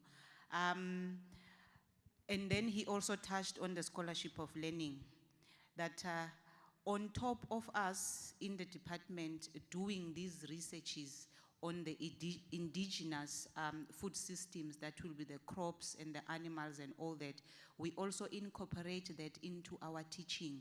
So we are also spreading the gospel into our students, that the indigenous food systems are here to stay, and they are the ones that are more sustainable. George? Thank you. I want to talk a little bit about the forgotten part of agricultural production, and that is the marketing. If we look at Africa and South Africa in particular, there are thousands of small-scale farmers that are trying to make a living, and where they run into problems is when it comes to the marketing. And they often produce goods without looking at where they are going to produce this. And particularly if we're looking at indigenous crops, I think there's a fantastic future for indigenous crops. Worldwide, there's a movement towards using natural products, which is good for our people in this country. But we need to organize these communities into focus groups. Professor Magigaba mentioned cooperatives. I'm very glad she's so passionate about cooperatives. We in our department are also passionate about cooperatives, but what we need to do is be very careful of the cooperatives that we do get people to join. And the government is doing huge work in promoting cooperatives, but I'm afraid that the cooperative model that they're using, the business model, might create problems. I think we need to change the business model that the cooperatives are being used, and maybe Professor Kigaba and this university, we can do something together to ensure that the appropriate business model is used to promote these indigenous crops, because they really do have a fantastic potential. If we look at the advantages they have, they've come through years and years of developing themselves into being resistant to crops, being resistant to drought. so there's lots of advantages that these have that the commercial crops, as we know them today, don't have. So I think there's a fantastic potential future for these things. We just need to help organize these small-scale farmers into groups, into production groups, so that we can assist them with the marketing. And international markets are wide open for these things, so there's a great future. Thank you. All right, thank you, George. That's the only guy in the department that we refer to using his first name. The rest, we use their surnames, but he's one very informal guy. Okay, ladies and gentlemen, now the department has presented to you how they are thriving towards internationalizing the indigenous food systems. In summary, they talked about the indigenous crops that they are involved in, either in research and in teaching. They talked about the types of animals that they do their research and they are teaching about. And then George came up with the issue of cooperatives. The oldest business in Africa, it's cooperatives. It is what has made most African houses to thrive. It has taken kids to school. It has given skills to people. Either it's in agriculture or in any kind of other form of cooperatives. But mainly in agriculture, it is what has put most of us in schools. That is where they rear and where they grow most of these indigenous crops. The same crops that you refer to as crops for the poor, the kind of animals that you say you cannot eat because they are too tough, the kinds of fruits are collected by them in the wild, the ones that we are trying to bring in now so that we can make them known, they are not forgotten, and they also feature into our diets. I'm going to give Professor Sibanda to just give a sentence or two in closing, and then, no, not in closing, and then I'll come back for questions. Make sure you have good questions, okay?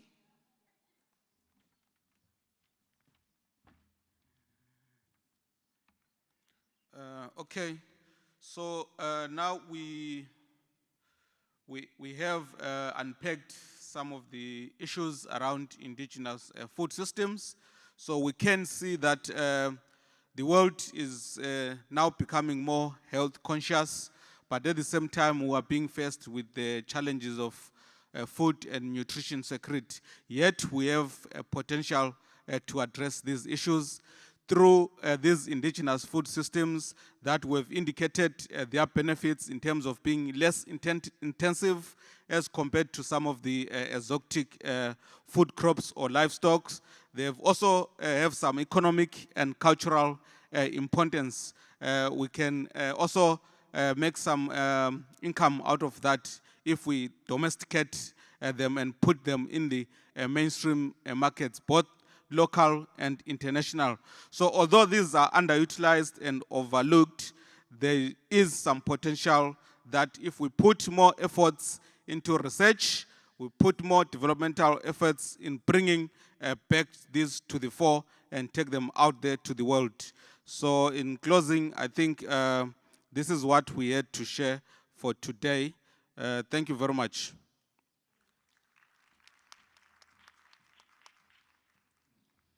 Okay, do we have any questions? Okay, I see one hand. Can I have another one somewhere?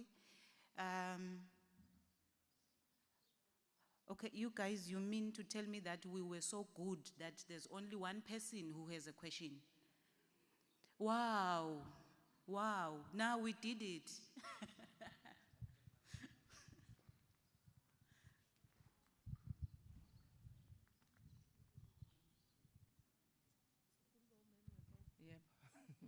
Thank you very much for a very explicit presentation and very educational as well. My name is Dr. Cele. I'm in the Department of Sociology. What interested me most, I don't know whether it's going to be a question or a comment which they can also respond to. Okay. The team mentioned indigenous food plants, and I'm interested in indigenous medicinal plants as well. Amahlala, in as much as they are a fruit, but they also play a role in terms of curing certain illnesses. And in your plan of the indigenous food orchard, don't you think it would also be good to have indigenous medicinal plants orchard? Because there is a high demand of indigenous medicinal plants. And then you also made mention of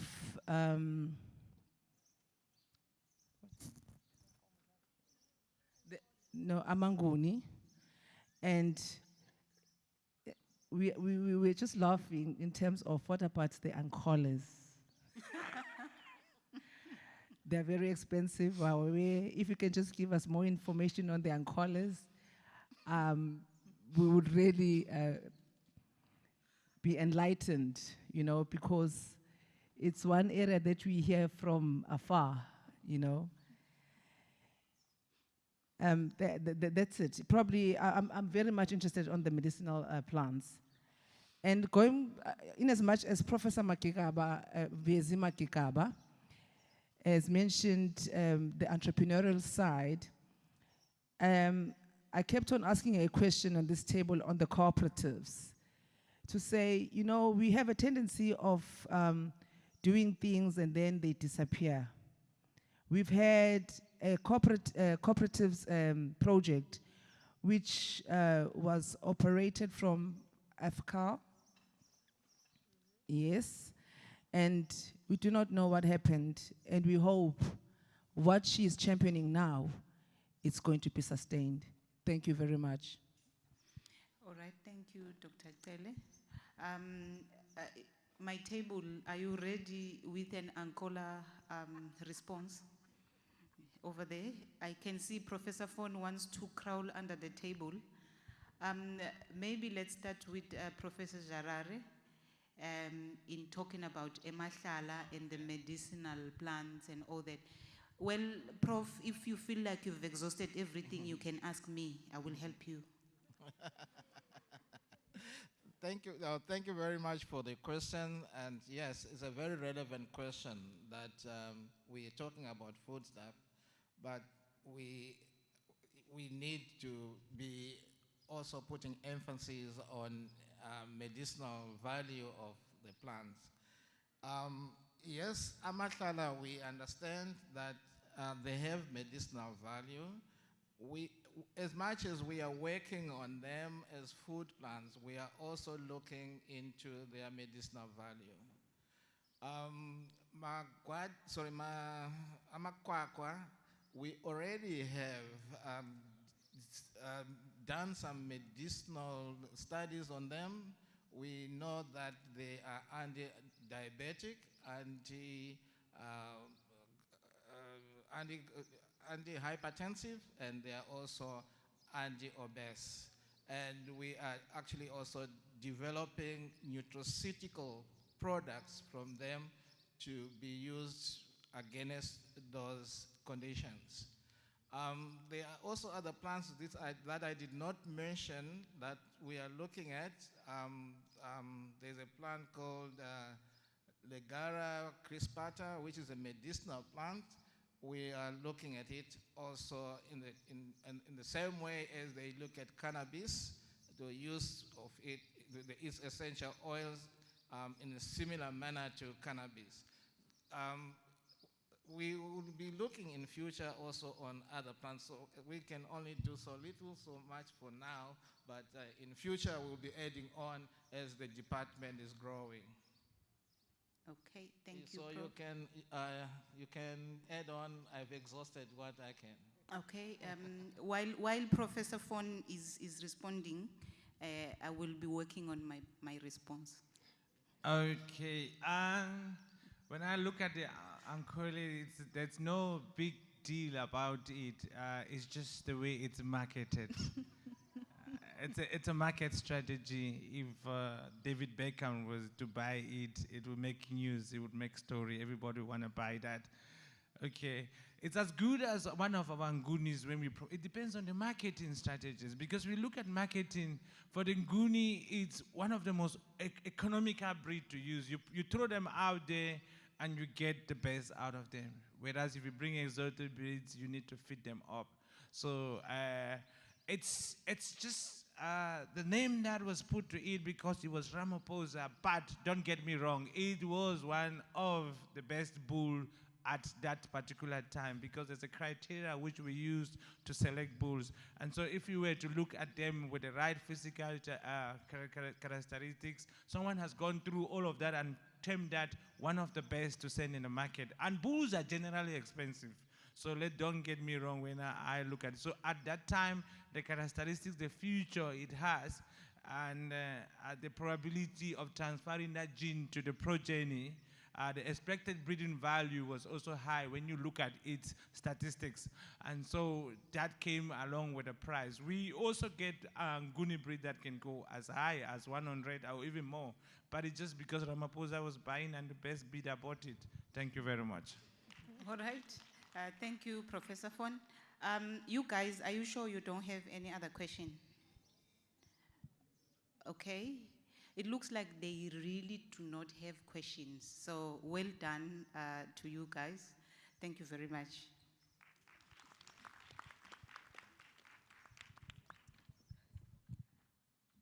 Okay, well done to the team from the Faculty of Science. Can we give them a round of applause again?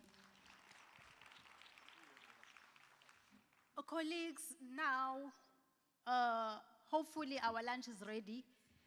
But let me hear from you guys. You know, after lunch, we only have one presentation. So if we take our lunch now, we will come back around 2:30. So we have a choice. It's either we take our lunch now and come back for one presentation from Mr. Jack. Then after that, we will have the closing remarks from Mr. Mdleche, then we are done. Or we finish our program now by taking the presentation of Mr. Jack, close our program, then we go for lunch. After lunch, now you want to come back? Okay, let us take lunch and come back at 2:30 then. Thank you very much.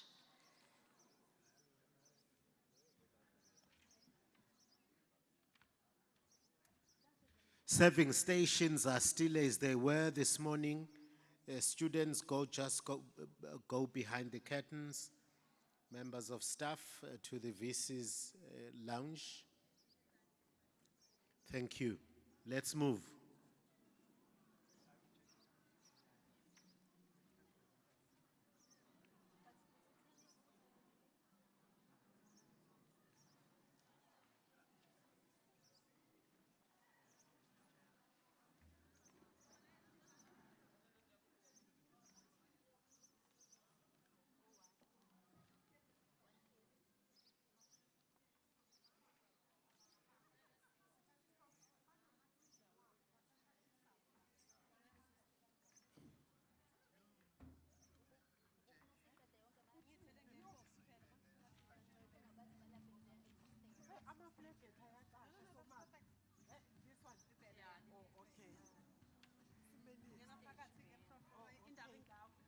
Thank you guys for supporting us. Okay. That is what support again. Yes, please. In November. Oh, November.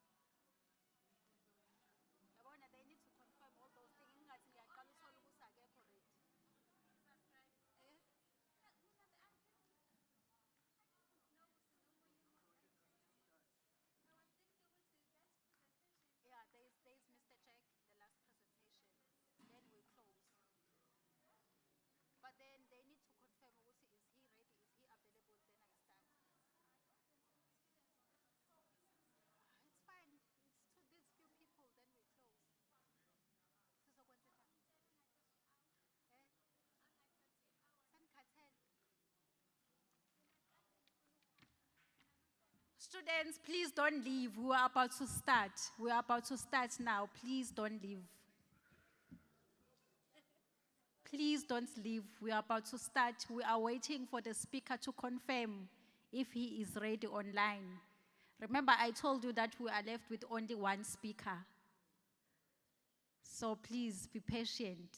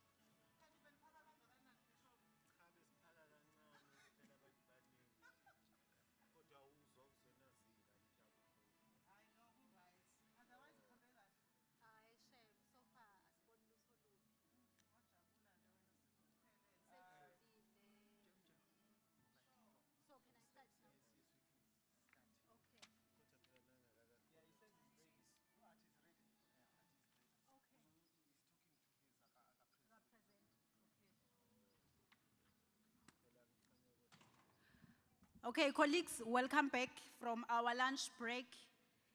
Our speaker is ready online, so we are about to start. Can you please take your seat so that I can introduce Mr. Wiseman Jack, who will be our presenter for this afternoon. Then after him, we will close our session for today. So let me introduce Mr. Jack, Wiseman Jack. Is currently a president of the International Education Association of South Africa for the term of 2021 to 2022. Wiseman has over 20 years experience in higher education and serves as an independent consultant and is currently attached to the IEP Directorate at Durban University of Technology from 2020-2022. He is a specialist and advisor in strategic engagement and outreach programs. He served as an executive director for international relations and advancement at Vaal University of Technology for 10 years, so which means from 2011 to 2021. The position provided a strategic leadership in all internationalization activities. Its primary mandate was to build a visible and recognizable presence for the Vaal University of Technology internationally. He has created a wide range of international projects, joint research, funded projects, and staff and student mobility partnerships, which has created intercultural competencies and confidence amongst VUT staff, members, and students. Prior joining a VUT, Wiseman was an executive dean at Cedar City campus, positioning the institutional as an innovative leader in business education. Under his leadership, SEDA has received the following accolades: Center for Public Service Innovation, Innovative Service Delivery Institutions Category Awards for 2009-2010 service year, CPSI Public Sector Innovator of the Year Award, the African Business National Business Award in 2010, and honorary recognition in the category of Business Education and Training. His professional experience spanned over 25 years in both corporate and academic sector as a business manager and an academic at various institutions and at various levels. He serves as an active member of ISA for several years, and he had a privilege to serve as a chair of the Directors Forum and a member of ISA Management Council. He has attended several international conferences in various continents. His current research areas are international relations, cultural diplomacy, leadership development, and social entrepreneurship. So, ladies and gentlemen, let me welcome Mr. Jack. Over to you, Mr. Jack. He's also joining online. Thank you very much.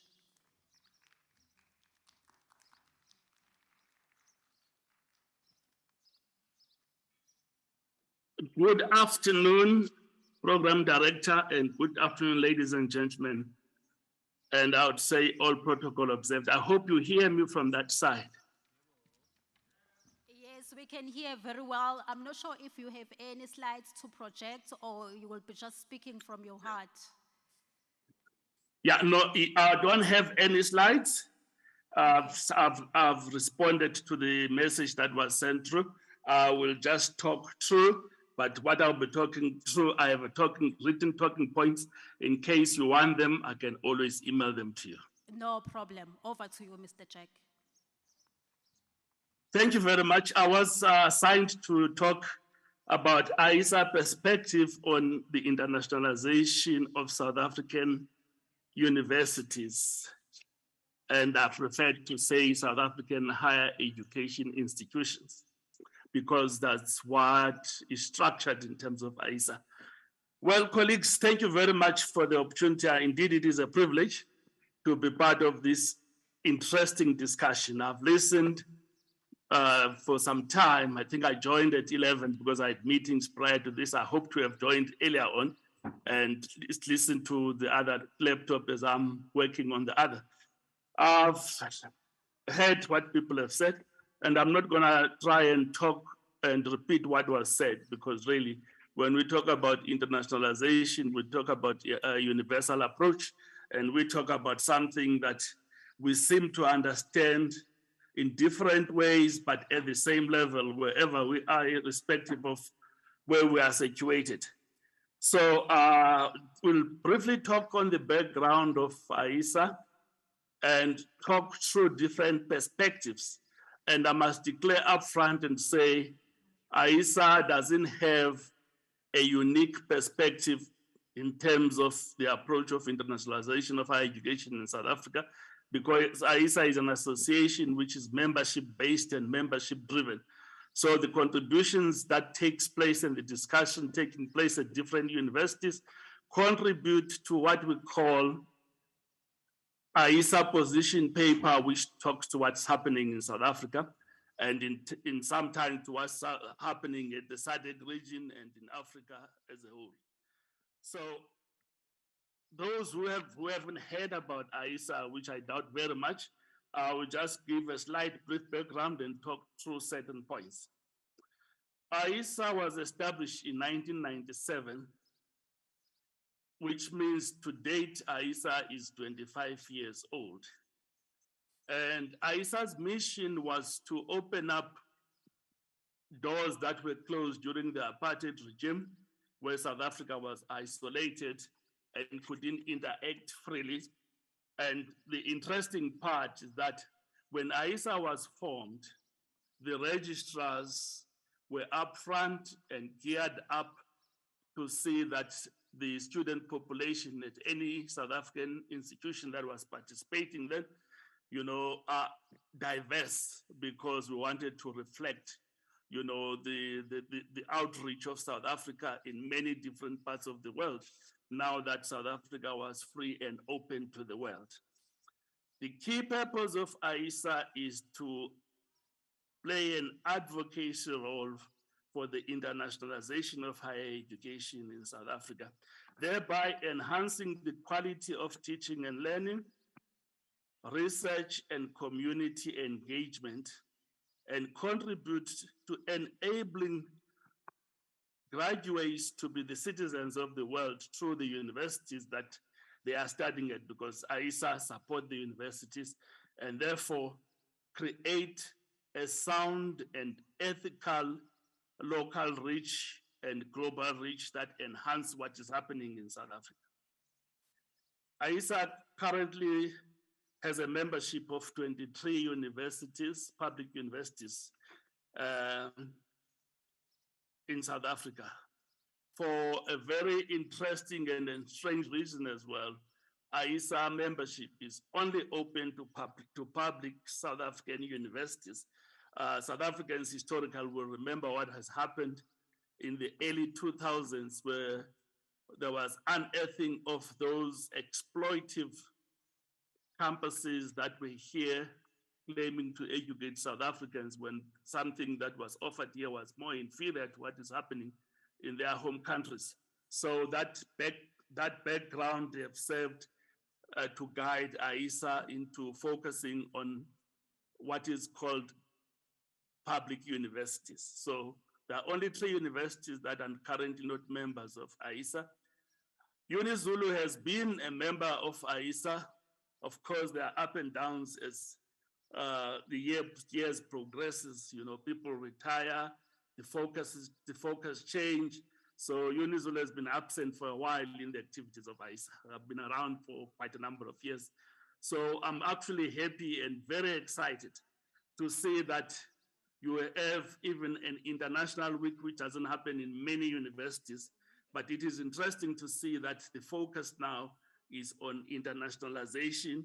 And I heard from the deans, I heard from various colleagues who were presenting, it is quite heartwarming to see that internationalization is no longer taking periphery at the UniZulu, but its focus is one of the central themes that will drive, the development of young people and staff who are employed at UniZulu.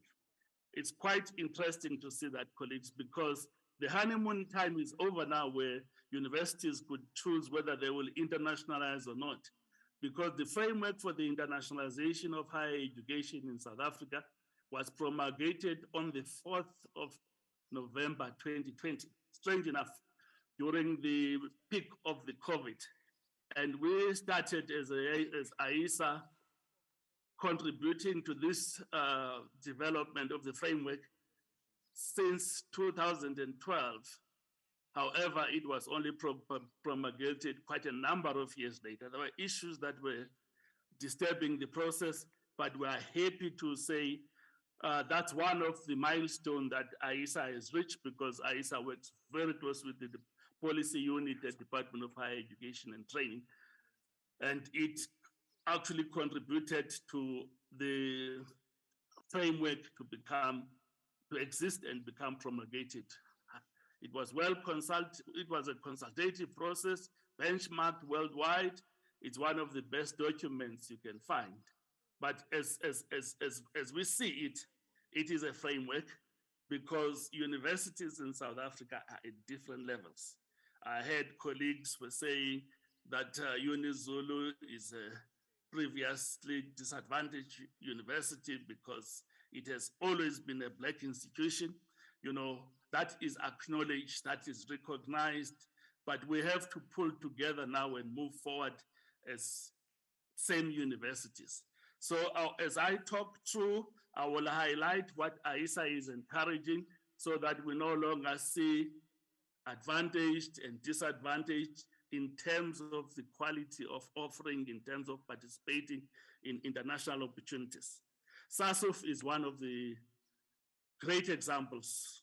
All South African universities, initially when the discussion started, I remember I started at the University of Western Cape during Professor Brian O'Connell's time. So today is something that we pride of ourselves to say Sweden and South Africa have a forum for universities.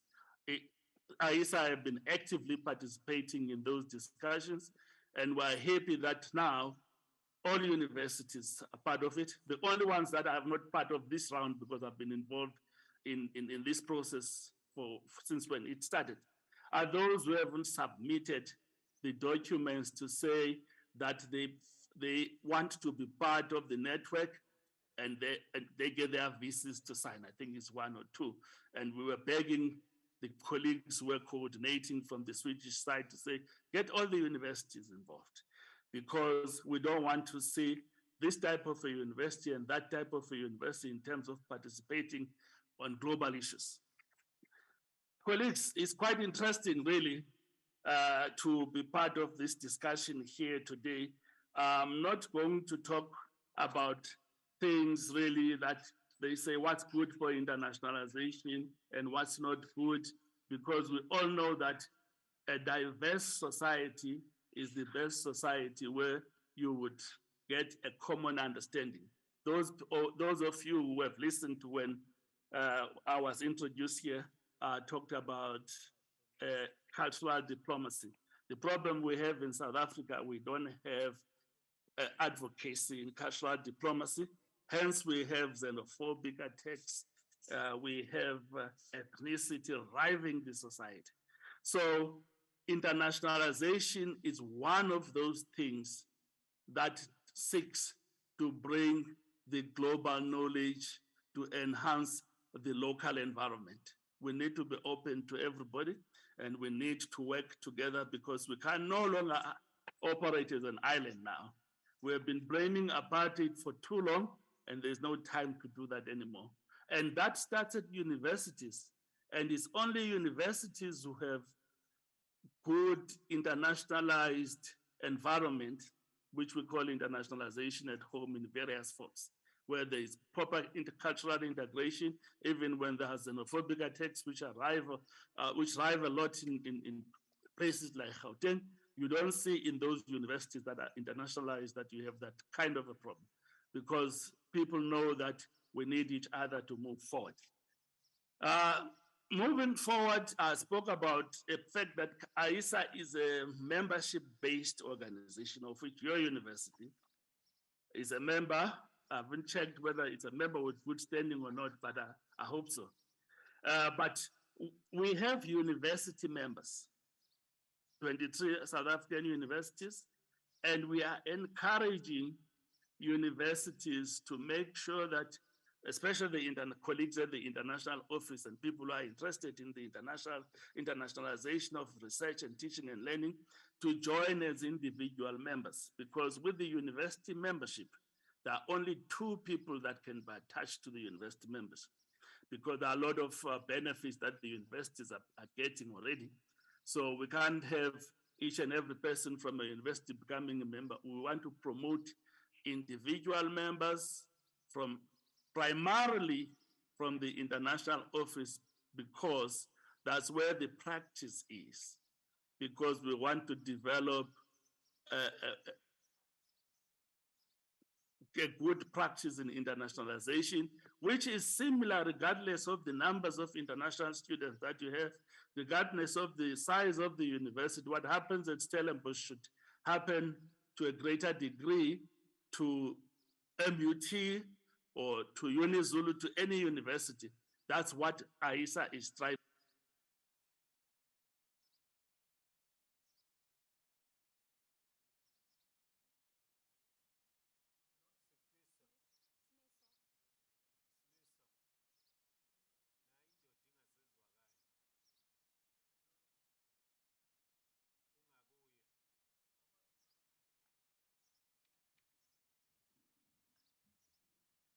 Sorry, Mr. Jack.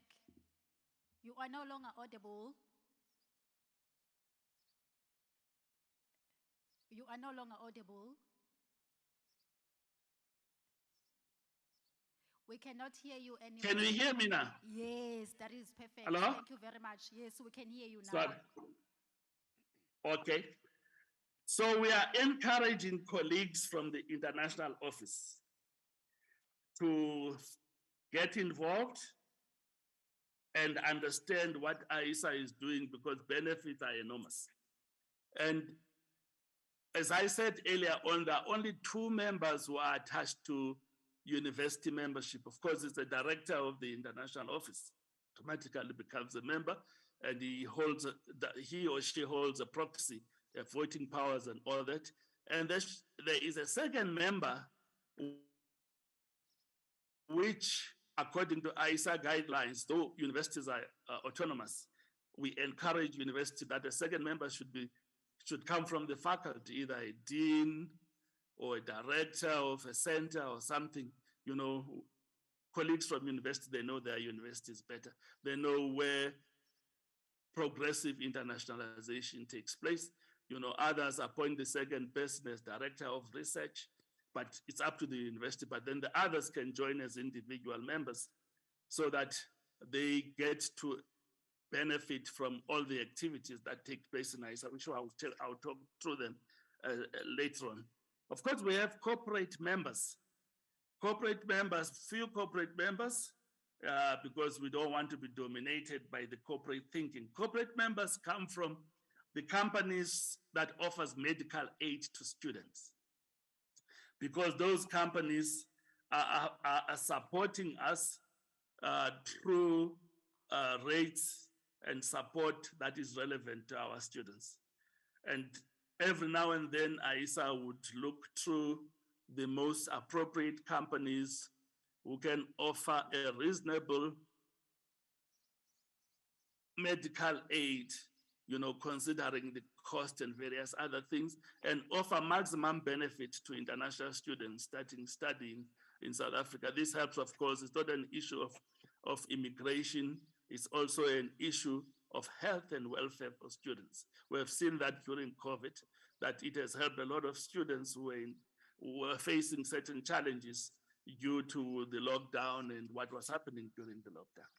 And of course, some of the companies who are corporate members are companies who are supporting and are offering services that is related to the quality of services that are offered for international students and international student payments, and that clears things around that.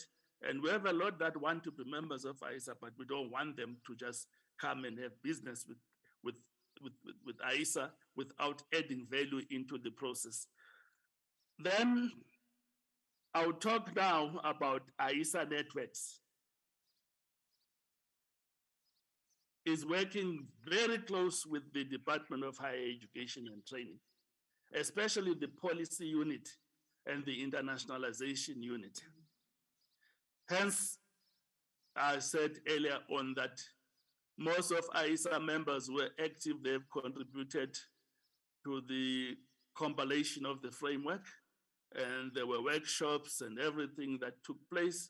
And we have been influencing the process to have that promulgated, because at the tail end of the process, we want South Africa to be like any other national state that is supporting internationalization, to have a fund that supports the internationalization of higher education in universities.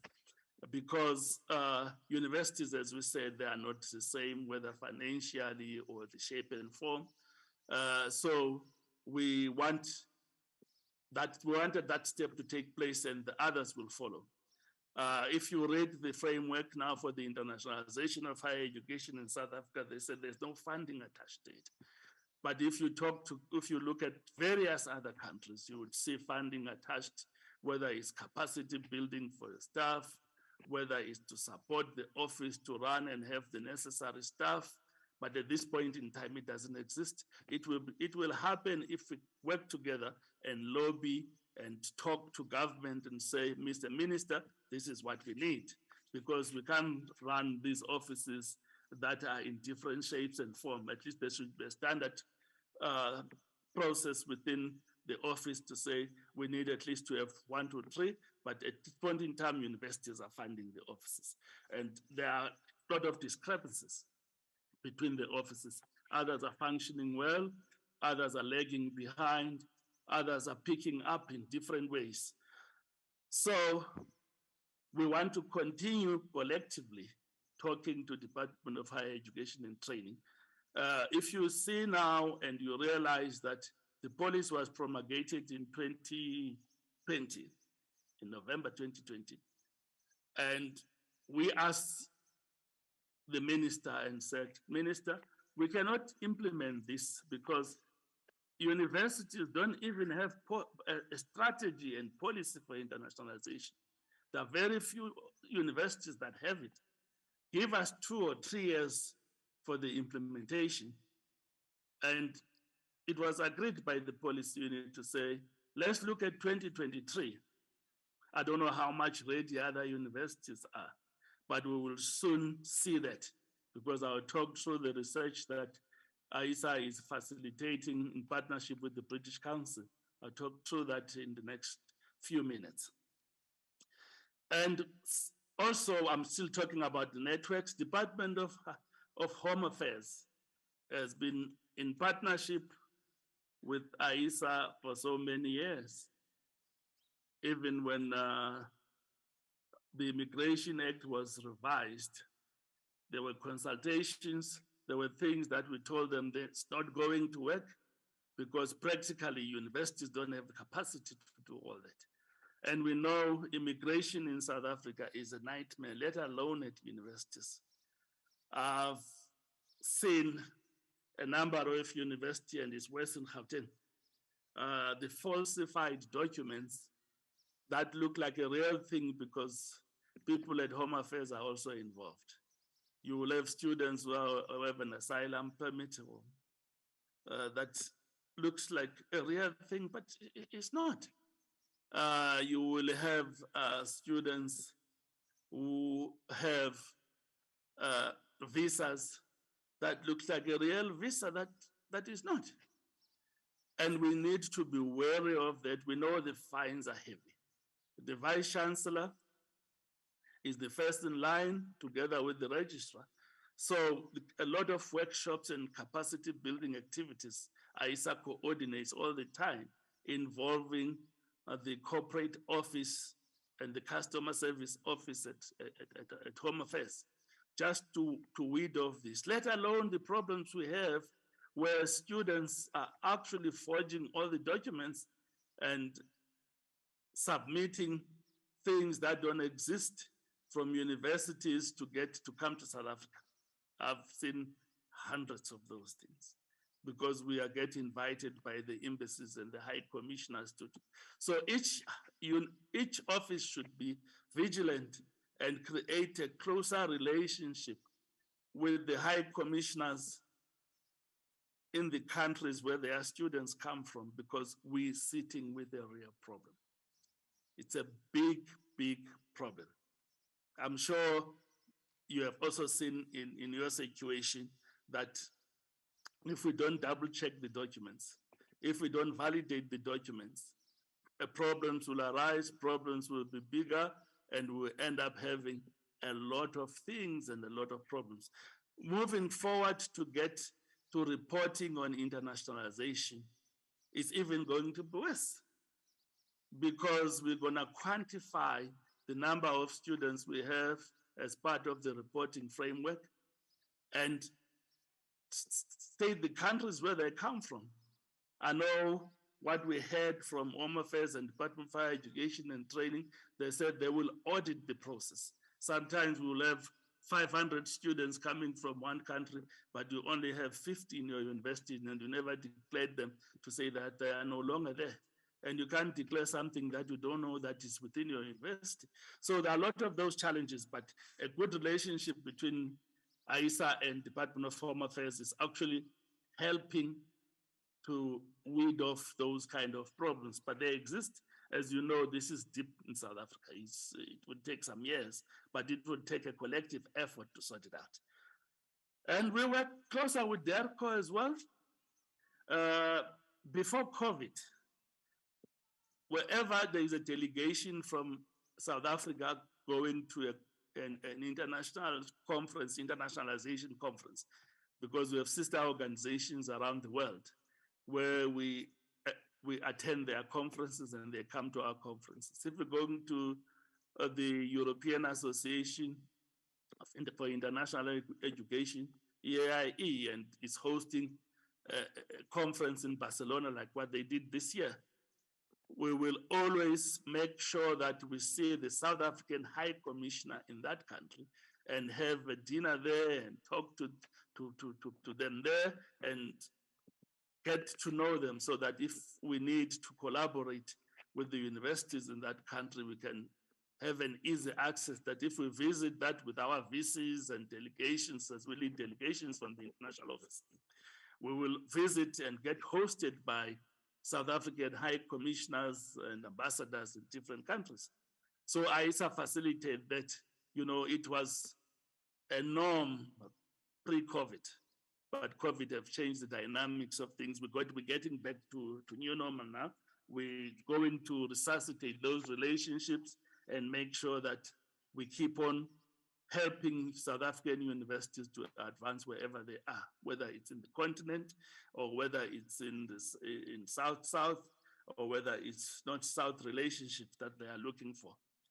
So those networks are helping us because we work closer with the foreign missions as well as the sister organizations around the world. So if you're going to anywhere in the world and you're attending that conference, you must also share that through your director's office to liaise with ISA and see who else is going, because it's nice to go as a bigger delegation, because we can really do things together and people will be interested in meeting us, because we have different partners, but together we have more partners and we get to know who is also partnering with a university in that country. Of course, ISA have got projects that give life to ISA's existence for the last 25 years. ISA has been holding annual conferences. This year's conference was the 24th conference. So with different themes, different locations, but in the past 3 years, you know, the conferences were held online due to the pandemic as we know it. Next year is opening up, and it's a silver jubilee for ISA.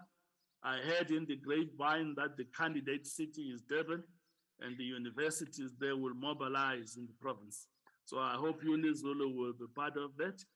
And I don't know further information, but at ISA level, those things will be discussed, you know, with the incoming president who will take things forward. But a lot of plans are in place, you know, with the year-long Silver Jubilee. There will be activities in different provinces, which will culminate into the annual conference. There will be a lot of activities. So the planning session will take place at the end of this year in November at the Northwest University, where Directors Forum will take place and do the planning together with the ISA Council. So we hope that this will be something that universities will grab. If you want that to take place, if you want one of the activities to be hosted by UniZulu, of course, you will contribute to the cost of it, as we have done in the past. And I was at VUT in the past 10 years. In the last 10 years, I hosted a lot of activities there. I set money aside from my projects. I would try and save in the projects and host maybe a gala dinner, host a delegation, host a big activity if the conference is close by. It helps to bring delegates to your university.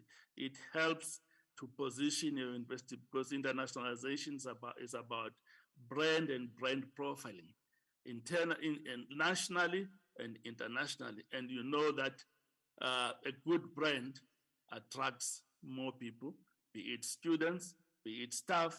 So let's look forward to that. I hope, you know, it's gonna be a year to be remembered by the internationalization practitioners, researchers, and scholars, because there will be a lot that's going to take place.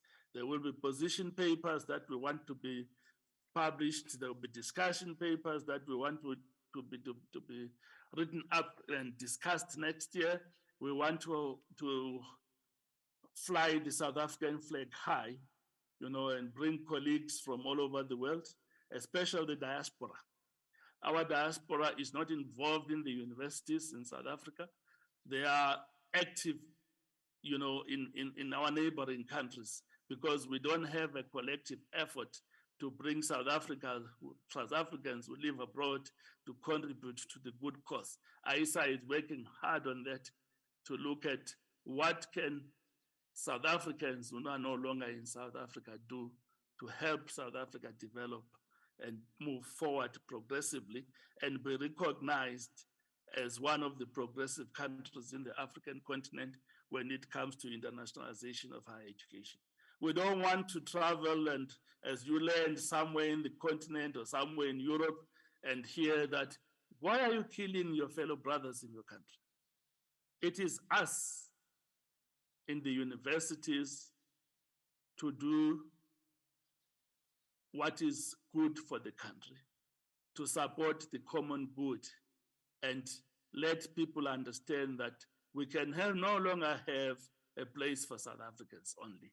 We need to be Africanized. We need to be internationalized. We need to be globalized. So this is the effort that AISA wants to do in the celebration of its jubilee, Silver Jubilee next year. Of course, Study SA is our annual publication that is promoting all South African higher education institutions. I mean, the 26 universities, even those that are not members of AISA, are given a space there, a smaller space than those we have paid to advertise their university. And actually, that book goes to each and every embassy of South Africa, ambassador of South Africa in any country, and it goes to the friends of South Africa here and abroad. Some of the embassies, you'll find that a German embassy in a different country wants to have that because of the number of German students who come to South Africa to promote that. So this is the approach that AISA is taking. And of course, this year we have launched a mentorship program where senior members or senior staff members, normally directors who have been working in the offices for a longer time, that are mentors to younger staff members. This is the first cohort this year. So we hope to see the results and have a repeat, but this depends on the uptake from member universities, from colleagues in the international offices where they want their staff members to participate. Of course, the T's and C's in the process, because if you're a member without a good standing, you know, you have issues in participating in those things, because this costs money, because even the colleagues who are senior, who are coaching and mentoring the young ones, or the junior staff members who just, you know, need development in different areas, spend their time. We hope all universities will take this up, at least one candidate per university within the practitioners, because this is a developmental approach. It's funded through AISA collections, you know, from membership fees, but we want this to be a big thing, because what makes universities around the world be stronger in international offices is the level of knowledge and understanding, you know, of how this should be managed, how relationships are managed. Of course, we also have a quarterly newsletter, and we want universities to participate actively, like you just hosted at UniZulu, your International Week. There are a lot of nice photographs that you have taken, I'm sure. There are a lot of good activities and things that you can share. Please prepare a write-up and send it to the AISA office, to Toira, colleagues from the international office, they know who Toera is an operations manager at the AISA office. So that though that can be published in the next newsletter, it's nice to see and showcase, what is done at universities as far as the international space is concerned. AISA also ran a lot of webinars and workshops, during the conference, that are related to developing, internationalization in South African higher education. And during the year, there are webinars where we invite colleagues from all over to talk on a specific topic that include digitization, that include, collaborative in online education, and a lot of things of interest where mainly the thought leaders in those spaces and in those fields are not in South Africa. We'll bring them here for you. So it's good to take part in all those activities.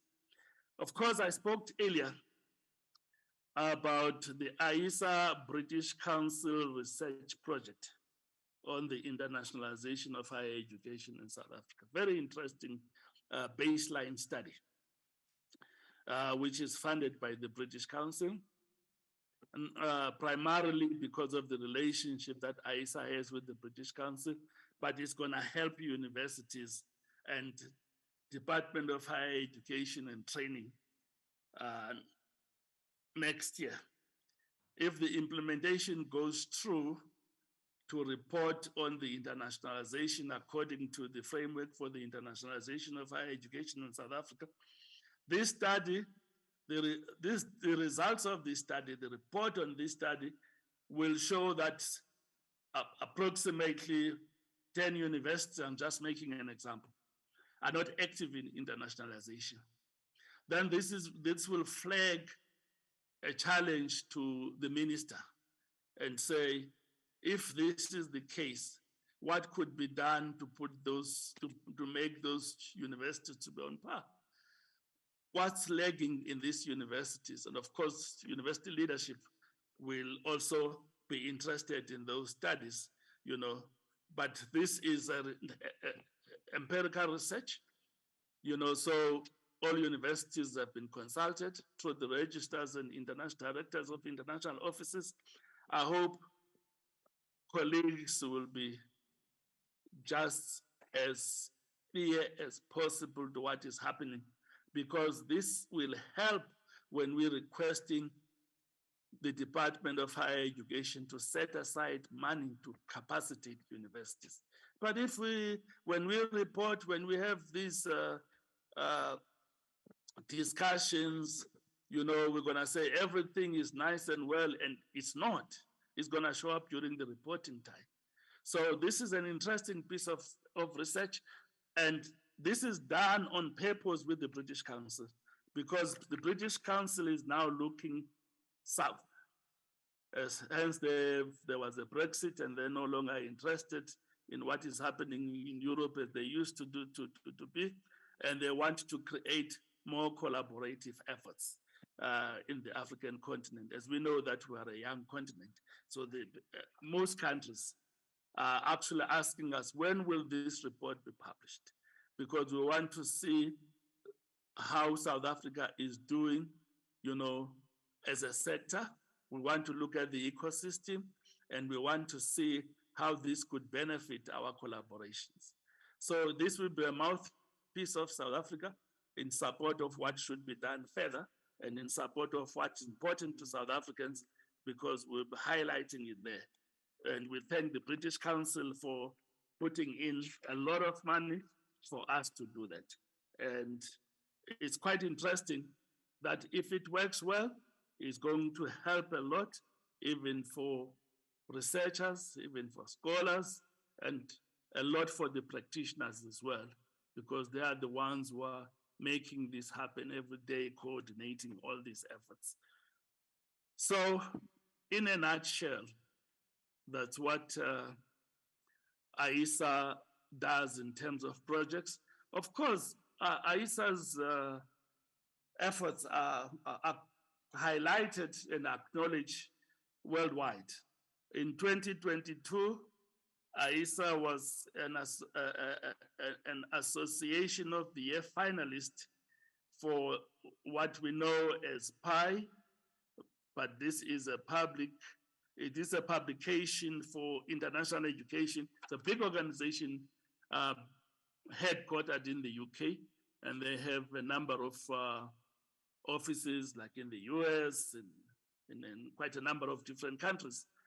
They profile and they write about internationalized environments. You know, the category for universities, there are over 50 categories. And we participated in the association category, and we were amongst the 7 finalists, and the Australians won the bid. You know, they were the best in this process. But it's nice to see this recognition, because it's the first time that an African association is profiled there, and we really flying the flag, the African flag from the South, is through our efforts and engaging in different areas. So we're looking forward to that, to see the fruits of it. And of course, AISA's perspective in the post-COVID pandemic, I'll just summarize that, you know, in few things, because this is where we are focusing now, post-pandemic. One of the biggest debates at AISA level through the active partners in AISA is local collaboration for global reach. Colleagues, we can no longer be in competition with each other. We don't need to. Universities are not in competition. You know, students know where to go and they know where to study for various reasons. You know, but what we want to collaborate locally. We know that Western Cape is leading in this at AISA level. The universities in the Western Cape are working together in many things that support internationalization. So I know with the Silver Jubilee, universities in all provinces will be encouraged to work together, because we want to collaborate and share things, because we are neighbors and we use public money and we want to work together as universities. So that will come up very strongly moving forward, because one of the key things that AISA wants to do is to encourage that even the international collaborations should be meant for local improvement. It's no use we have all this expertise at our universities, but a village, a township, a town, or just next to the university is suffering. But there are people with all these expertise and skills. We should use internationalization for a common good. We should use internationalization to help South Africans live better. We should use international collaboration to support the development of our communities. Hence, community engagement becomes so important. You know, normally what I used to do when I receive students from any country, I would put them together to do a local project, and they've done wonders.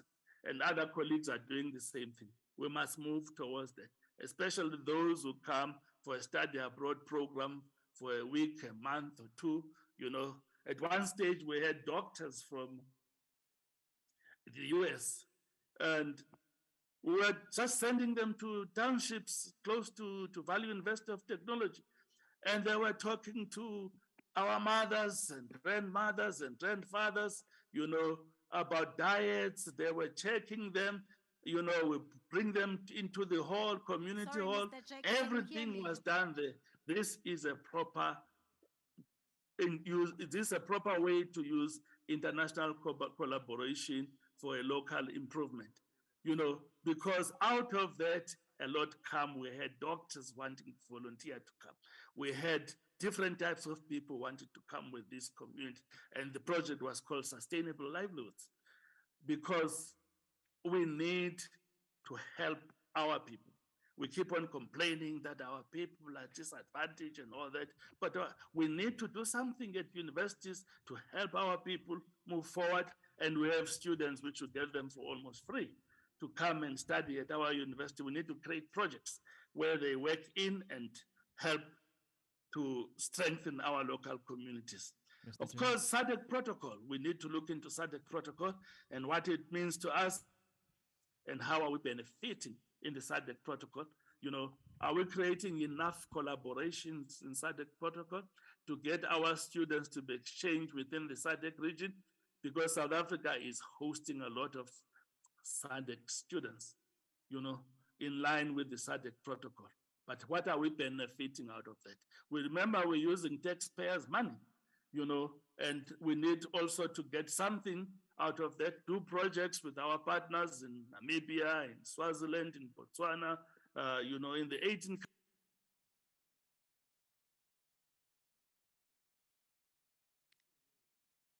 Okay.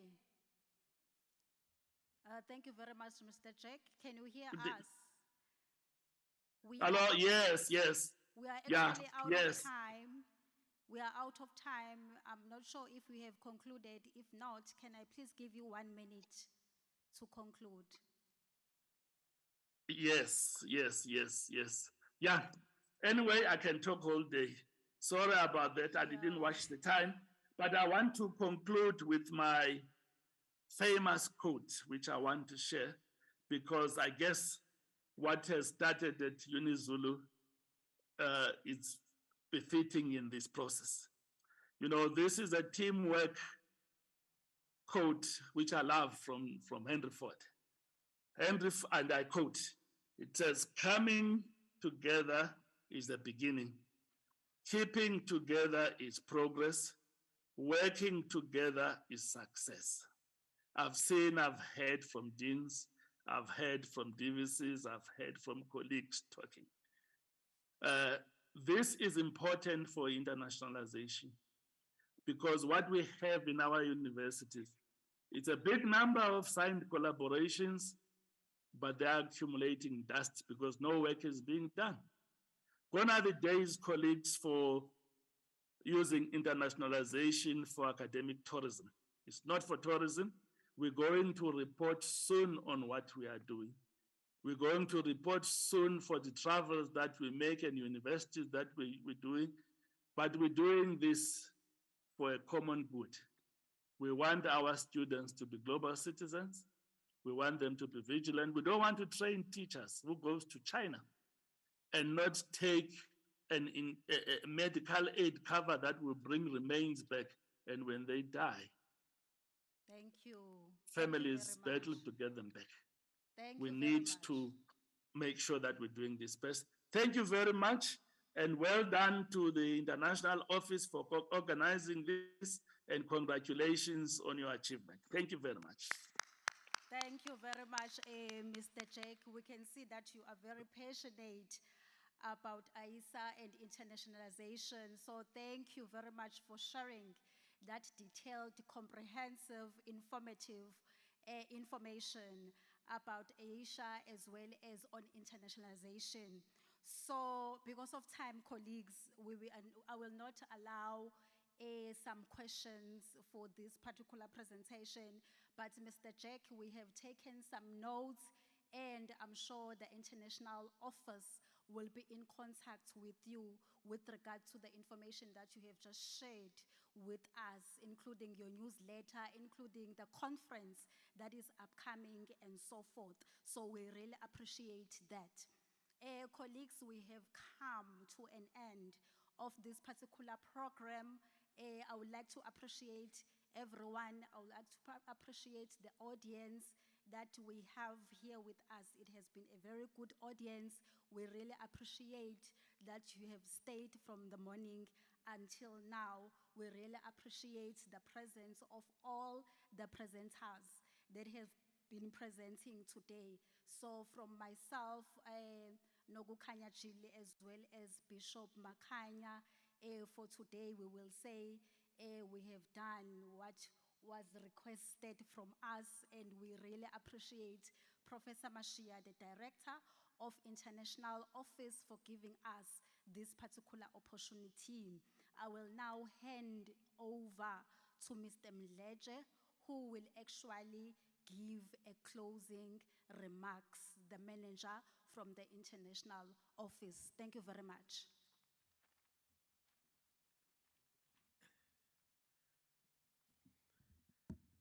No, thank you very much, Prof. Thanks, Bishop Makanya. Thanks to all the colleagues that are also online that have managed to join us. Thank you also to the VC for the welcoming speech, the DVCs for supporting this event, all the deans and our academics that were part of us, of course, also not forgetting our visitors, especially from MUT. I would like also to extend our appreciation to them.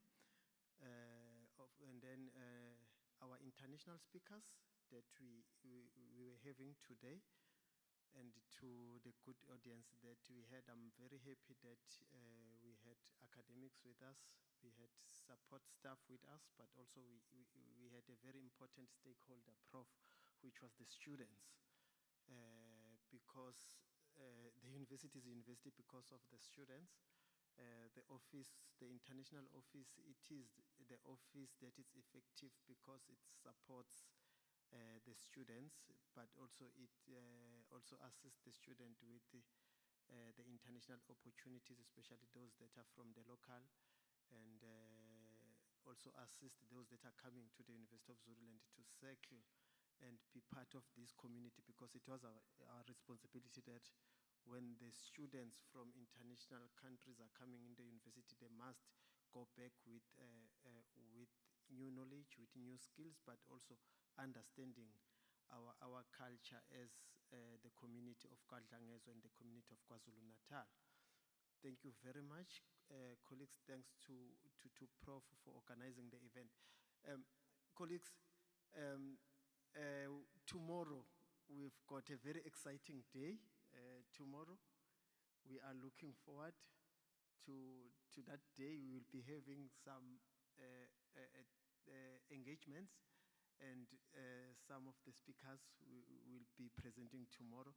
So we extend the invitation again to come tomorrow and make sure that you also engage with us, and then we receive your inputs as well. Yes, of course.